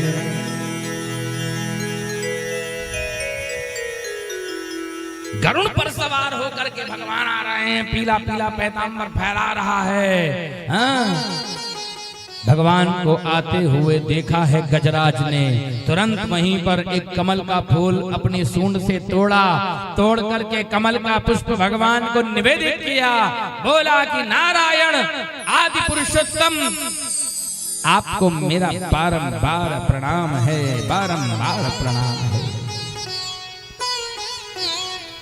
भगवान ने देखा और देरी करूंगा तो गजराज बचने वाला नहीं है, डूब के मर जाएगा। गरुड़ की पीठ छोड़कर कूद पड़े भगवान और गजराज की सूंड को पकड़ करके देवताओं के देखते देखते गजराज को सरोवर से बाहर निकाल दिए। सुदर्शन चक्र के द्वारा ग्राह के मुख को फाड़ डाले। देवता गण धुंध में बजाते हुए फूल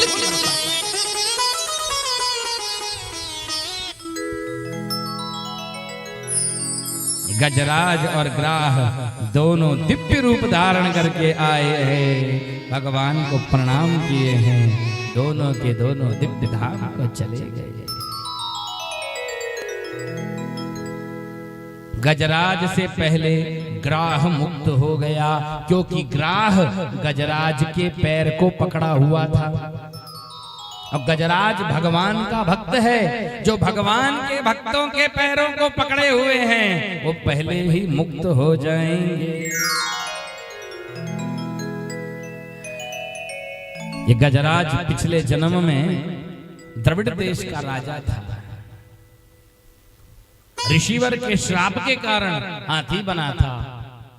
और ये ग्राह पिछले जन्म में हुहु नाम का गंधर्व था। देवल ऋषि के श्राप से ये ग्राह बना और इस बार भगवान की कृपा से, भगवान के स्पर्श को प्राप्त करके दोनों के दोनों मुक्त हो गए, दिव्य धाम को चले गए। बोलिए वृंदावन बिहारी लाल की जय हो। अपनी वाणी यहीं अब विश्राम दूंगा मैं। सबसे निवेदन है आरती में सम्मिलित हो, प्रसाद लें। और एक और है सूचना, अभी आरती के बाद में चार धाम मंदिर के हमारे जो भी देवी देवता हैं, जो हमारे शिवलिंग हैं, वो सब हमारे आदरणीय डॉक्टर साहब डॉक्टर राम वर्मा सिंह इनके निवास स्थान पर हैं। तो आप सब लोग वहां भी चलिएगा, दर्शन कीजिएगा। प्रसाद की भी व्यवस्था है, हल्का प्रसाद भी लीजिएगा। और यहां भी प्रसाद लेना, वहां भी प्रसाद लेना।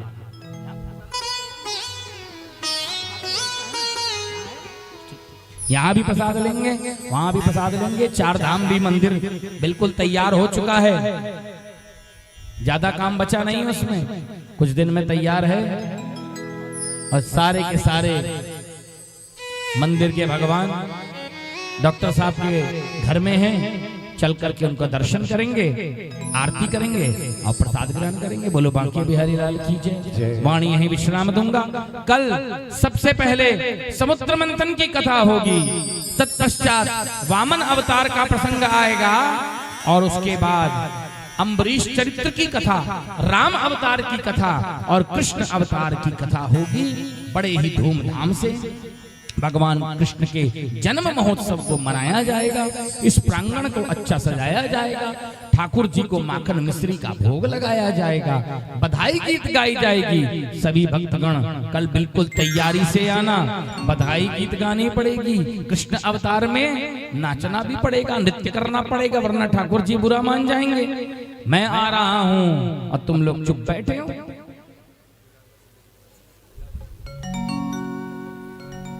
सभी भक्तगण आरती में सम्मिलित होइए, प्रसाद लीजिए और डॉक्टर साहब के घर चलेंगे, डॉक्टर राम वर्मा के यहाँ। डॉक्टर साहब भी पूरी सेवा में लगे हुए हैं। भागवत भगवान का आशीर्वाद बना रहे। जो इस कार्यक्रम में सम्मिलित हैं, सेवा दे रहे हैं, सबके ऊपर ठाकुर जी का विशेष आशीर्वाद है। हमारी बहन कुमारी दुर्गा राजपूत की स्मृति में प्रथम पुण्यतिथि के अवसर पर उनकी बहन लक्ष्मी राजपूत, भतीजा हमारे विक्रम सुशीलविया के नाम से यहाँ जानते हैं, और उनका परिवार है, सब के सब लगे हुए हैं तन मन धन से सेवा में। भागवत भगवान इनकी सारी मंगल मनोकामनाओं को पूर्ण करें। और जो दिवंगत है दुर्गा राजपूत, उनकी आत्मा को शांति मिले। भगवान उनको अपने चरण शरण में, चरण सेवा में लगाए रखें। किसी प्रकार का, हर प्रकार का सुख उनको प्राप्त हो और उनके परिवार वालों को भी कोई कष्ट ना हो, सब सुख प्राप्त करें। उसी भाव को लेकर इस भागवत की कथा का आयोजन किया गया है। चलिए सभी भक्तगण आरती करें।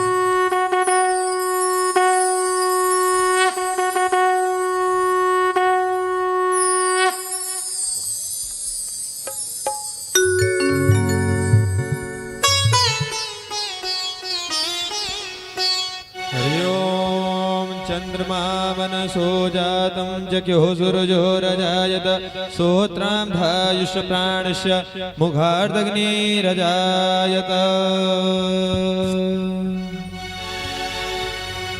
मैं आरती तेरी गाऊं ओ माधव कुंज बिहारी।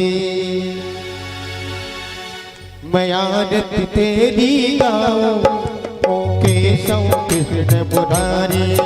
मैं आरती तेरी गाऊं हे माधव कुंज बिहारी। मैं आरती तेरी गाऊं ओ केशव कुंज बिहारी।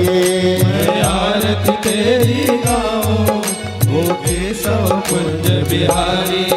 ओ केशव कुंज बिहारी ओ माधव कुंज बिहारी। ओ केशव कुंज बिहारी ओ माधव कुंज बिहारी। ओ केशव कुंज बिहारी ओ माधव कुंज बिहारी। ओ केशव कुंज बिहारी ओ माधव कुंज बिहारी। मैं नित शीश झुकाऊं ओ केशव कुंज बिहारी। मैं आरती तेरी गाऊं ओ माधव कुंज बिहारी। है तेरी छवि अनोखी ऐसी ना दूजी देखी। है तेरी छवि अनोखी ऐसी ना दूजी देखी। है तेरी छवि अनोखी ऐसी ना दूजी देखी। है तेरी छवि अनोखी ऐसी ना दूजी देखी। खुद सादा सुंदर कोई ओ माधव कृष्ण मुरारी। मैं आरती तेरी गाऊं ओ माधव कुंज मुरारी। ओ माधव कुंज बिहारी ओ माधव कुंज बिहारी। ओ माधव कुंज बिहारी ओ माधव कुंज बिहारी। जो आए करन तिहाई विपदा मिट जाए सारी। जो आते शरण तिहारी विपदा मिट जाती सारी। जो आए शरण तिहाई विपदा मिट जाए सारी। जो आते शरण तिहारी विपदा मिट जाती सारी। हम सब पर कृपा रखना ओ केशव कुंज बिहारी। मैं आरती तेरी गाऊं ओ माधव कुंज मुरारी। मैं नित नित शीश झुकाऊं ओ केशव कुंज बिहारी नित नित शीश झुकाऊं हे केशव कुंज बिहारी। चरणों में गंगा प्यारी जिससे सारी दुनिया तारी। चरणों से निकली गंगा जिसने दुनिया को तारी। चरणों में गंगा प्यारी जिससे सारी दुनिया तारी। चरणों से निकली गंगा जिसने दुनिया को तारी। मैं उन चरणों के प्रभु की जाऊं मैं बलिहारी। मैं आरती तेरी गाऊं ओ माधव कुंज बिहारी। ओ माधव कुंज बिहारी ओ केशव कुंज बिहारी। ओ माधव कुंज बिहारी ओ केशव कुंज बिहारी। मैं आरत तेरी गाऊं ओ केशव कुंज बिहारी। मैं आरती तेरी गाऊं ओ माधव कुंज मुरारी। मैं आरत तेरी गाऊं ओ माधव कुंज बिहारी। मैं आरती तेरी गाऊं ओ माधव कुंज मुरारी। मैं नित नित शीश झुकाऊं ओ माधव कुंज बिहारी। मैं निष्पत शीश झुकाऊं ओ माधव कुंज बिहारी। श्री भागवत भगवान की है आरती पापियों को पाप से तारती। भागवत भगवान की है आरती पापियों को पाप से है तारती। ये अमर ग्रंथ ये मुक्ति पंथ ये पंचम वेद निराला नवजोति जगाने वाला। ये अमर ग्रंथ ये मुक्ति पंथ ये पंचम वेद निराला नवजोत जगाने वाला। हरि नाम यही हरि धाम यही हरि नाम यही हरि नाम यही। यह जग मंगल की आरती पापियों को पाप से है तारती। श्री भागवत भगवान की है आरती पापियों को पाप से है तारती। ये सांस गीत पावन पुनीत पापों को मिटाने वाला हरि दरस कराने वाला। ये शांति गीत पावन पुनीत पापों को मिटाने वाला हरि दर्श कराने वाला। यह सुख करनी यह दुख हरनी यह सुख करणी यह दुख हरणी। श्री मधुसूदन की आरती पापियों को पाप से है तारती। श्री भागवत भगवान की है आरती पापियों को पाप से है तारती। ये मधुर बोल जगपति खोल छलवार दिखाने वाला बिगड़ी को बनाने वाला। ये मधुर बोल जगपंथ खोल सन्मार्ग दिखाने वाला बिगड़ी को बनाने वाला। श्री राम यही जग श्याम यही श्री राम यही मेरे श्याम यही। ये प्रभु महिमा की आरती पापियों को पाप से है तारती। श्री भागवत भगवान की है आरती पापियों को पाप से है तारती। ओम कर्पूर गौर करुणावतार संसार धार उदितार सदा वसंतम हृदयारविंदे भवं भवानी सहितं नमामि। मंत्राय माला कुल काल काले कपाल माला दिखे राय। दिगंबराय दिगंबराय नमः शिवाय च नमः शिवाय। तमेव मात तमेव तमेव वसु त्वमेव विद्या द्रविडं त्वमेव त्वमेव सर्वं मम देव देव। हरे राम राम राम हरे हरे। हरे कृष्णा कृष्ण कृष्ण हरे हरे। कट कट बरमसी वाले गोकुल के राजा मेरी अखियाँ तरस नहीं अब तो आजा। नट खट बन से वाले गोकुल के राजा मेरी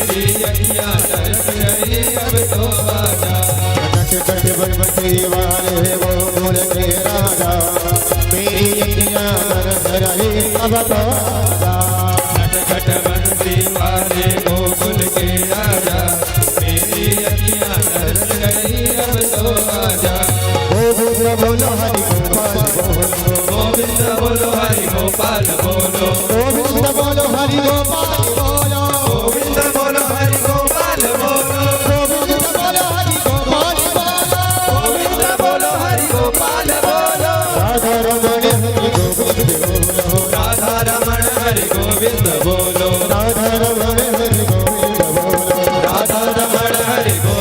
बोलो राधा रमण हरि गोविंद बोलो राधा रमण हरि गोविंद बोलो राधा रमण हरि गोविंद बोलो राधा रमण हरि गोविंद बोलो राधा रमण हरि गोविंद बोलो बोल बाबा की बिहारी लाल की जय अथ श्रीमंत्र पुष्पांजलि हरि ओम यज्ञेन यज्ञमय जन्त देवास्तानि धर्माणि प्रथमान्यासन्न देहनाकं महिमानः सचन्द्र यत्र पूर्वे साध्या सन्ति देवा ओम राजाधिराजाय प्रसह्यसाहिने नमो वयं वैश्रवणाय कुर्महे समे कामान काम कामाय मह्यं कामेश्वरो वैश्रवणो ददातु कुबेराय वैश्रवणाय महाराजाय नमः ओम स्वस्ति साम्राज्यं भोज्यं स्वराज्यं वैराज्यं पारमेष्ठयमराज्यं महाराज्यमाधिपत्यमयं समन्तपर्यायै स्यात् सार्वभौमा सार्वायुषयान् तदा परार्धात् पृथिवी समुद्रपर्यन्ताय एकराडति तदप्ये श्लोकोऽभिगीतो मरुतः परिवेष्टारो मरुतस्यावसन्निः आवीक्षितस्य कामप्रेर्विश्वे देवा सभासद सेवन्तिका बकुलचम्पकपाटलाब्जे पुण्णात् गजाति करवीररसाल पुष्पे बिलव प्रवाल तुलसी दलमञ्जलिरभि त्वं पूजयामि जगदीश्वर मे प्रसीद त्वमेव माता च पिता त्वमेव बन्धुश्च सखा त्वमेव विद्या द्रविडं त्वमेव सर्वं मम देव देव नाना सुगन्धि पुष्पाणि यथा कालोद्भवानि च पुष्पाञ्जलिर्मया दत्तं गृहाणां परमेश्वर अथ श्रीमंत्र पुष्पाञ्जलिं समर्पयामि प्रेम से कहिए श्रीमद् भागवत महापुराण की जय हो श्री सप्ताह ज्ञान यज्ञ की जय हो श्री वृंदावन बिहारी लाल की जय हो श्री गोपाल लाल की जय हो सर्वेश्वरेश्वर श्री जुगल सरकार की जय हो जगत जननी श्री राधिका महारानी की जय हो श्री वेद व्यास भगवान की जय हो श्री सुखदेव महाराज की जय जय हो भागवत स्वरूप श्री स्वामी जी महाराज की जय हो सत्य सनातन धर्म की जय हो जय जय श्री राधे जय जय श्री राधे जय जय श्री राधे श्याम विजयी भव विजयी भव विजयी भव फिर से सूचना देंगे सभी भक्तगण आरती का दर्शन करके प्रसाद लें और डॉक्टर साहब के घर चलेंगे डॉक्टर राम वर्मा के घर चार धाम के हमारे जितने भगवान हैं सब उनके घर में विराजे हैं उनकी भी अब आरती करके वहां भी प्रसाद लीजिएगा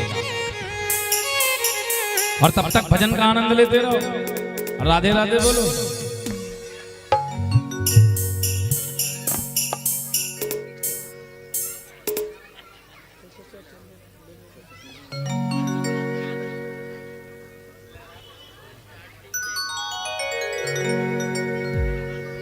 बोल शंकर भगवान की जय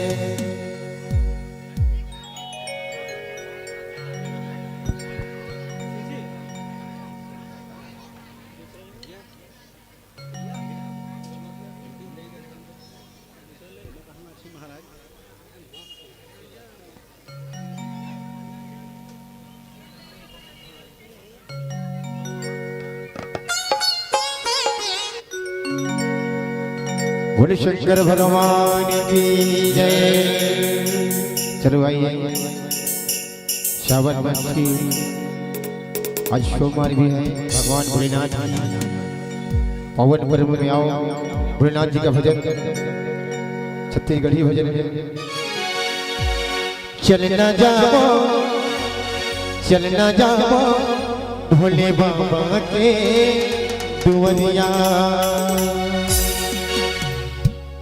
चलना जाओ भोले बाबा के दुवरिया चलना जाओ न जाओ भोले बाबा के दुआरिया, चल न जाओ भोले बाबा के दुआरिया, भोले बाबा के दुआरिया, शिव बाबा के दुआरिया, भोले बाबा के दुआरिया, शिव बाबा के दुआरिया, भोले बाबा के दुआरिया, शिव बाबा के दुआरिया, भोले बाबा के दुआरिया, शिव बाबा के दुआरिया, चल न जाओ भोले बाबा के दुआरिया, चल न जाओ शिव बाबा के दुआरिया, चल न जाओ भोले बाबा के दुआरिया, चल न जाओ भोले बाबा के दुआरिया।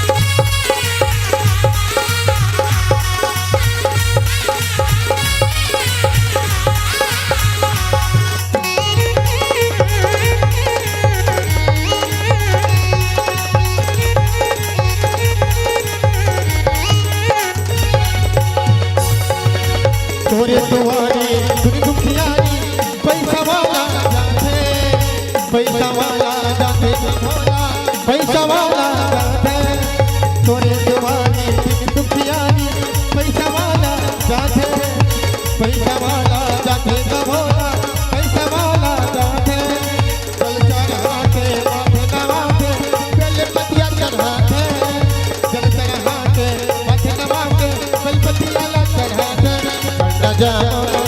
जाओ भोले बाबा के दुआरिया, चढ़ना जाओ भोले बाबा के भुवनमा, भोले बाबा के दुआरिया, शिव बाबा के दुआरिया, भोले बाबा के दुआरिया, भोले बाबा के भुवनमा, भोले बाबा के दुआरिया, शिव बाबा के दुआरिया, भोले बाबा के दुआरिया, शिव बाबा के दुआरिया, चढ़ना जाओ भोले बाबा के दुआरिया, चढ़ना जाओ भोले बाबा के भवनमा, चढ़ना जाओ भोले बाबा के दुआरिया, चला जाबो भोले बाबा के भवनमा, तोला गारा गारा जवान भोले बाबा गारा गारा जवान, तोला गाड़ा गाड़ा जोहार भोले बाबा गाड़ा गाड़ा जोहार, तोला गारा गारा जवान भोले बाबा गारा गारा जवान, गाड़ा गाड़ा जोहार भोले बाबा गाड़ा गाड़ा जोहार, चढ़ना जाओ भोले बाबा के दुआरिया, चला जाबो भोले बाबा के भवनमा, भोले बाबा के दुआरिया, भोले बाबा के भवनमा, भोले बाबा के भवनमा, शिव बाबा के भुवनमा, भोले बाबा के भुवनमा। बोल शंकर भगवान की जय।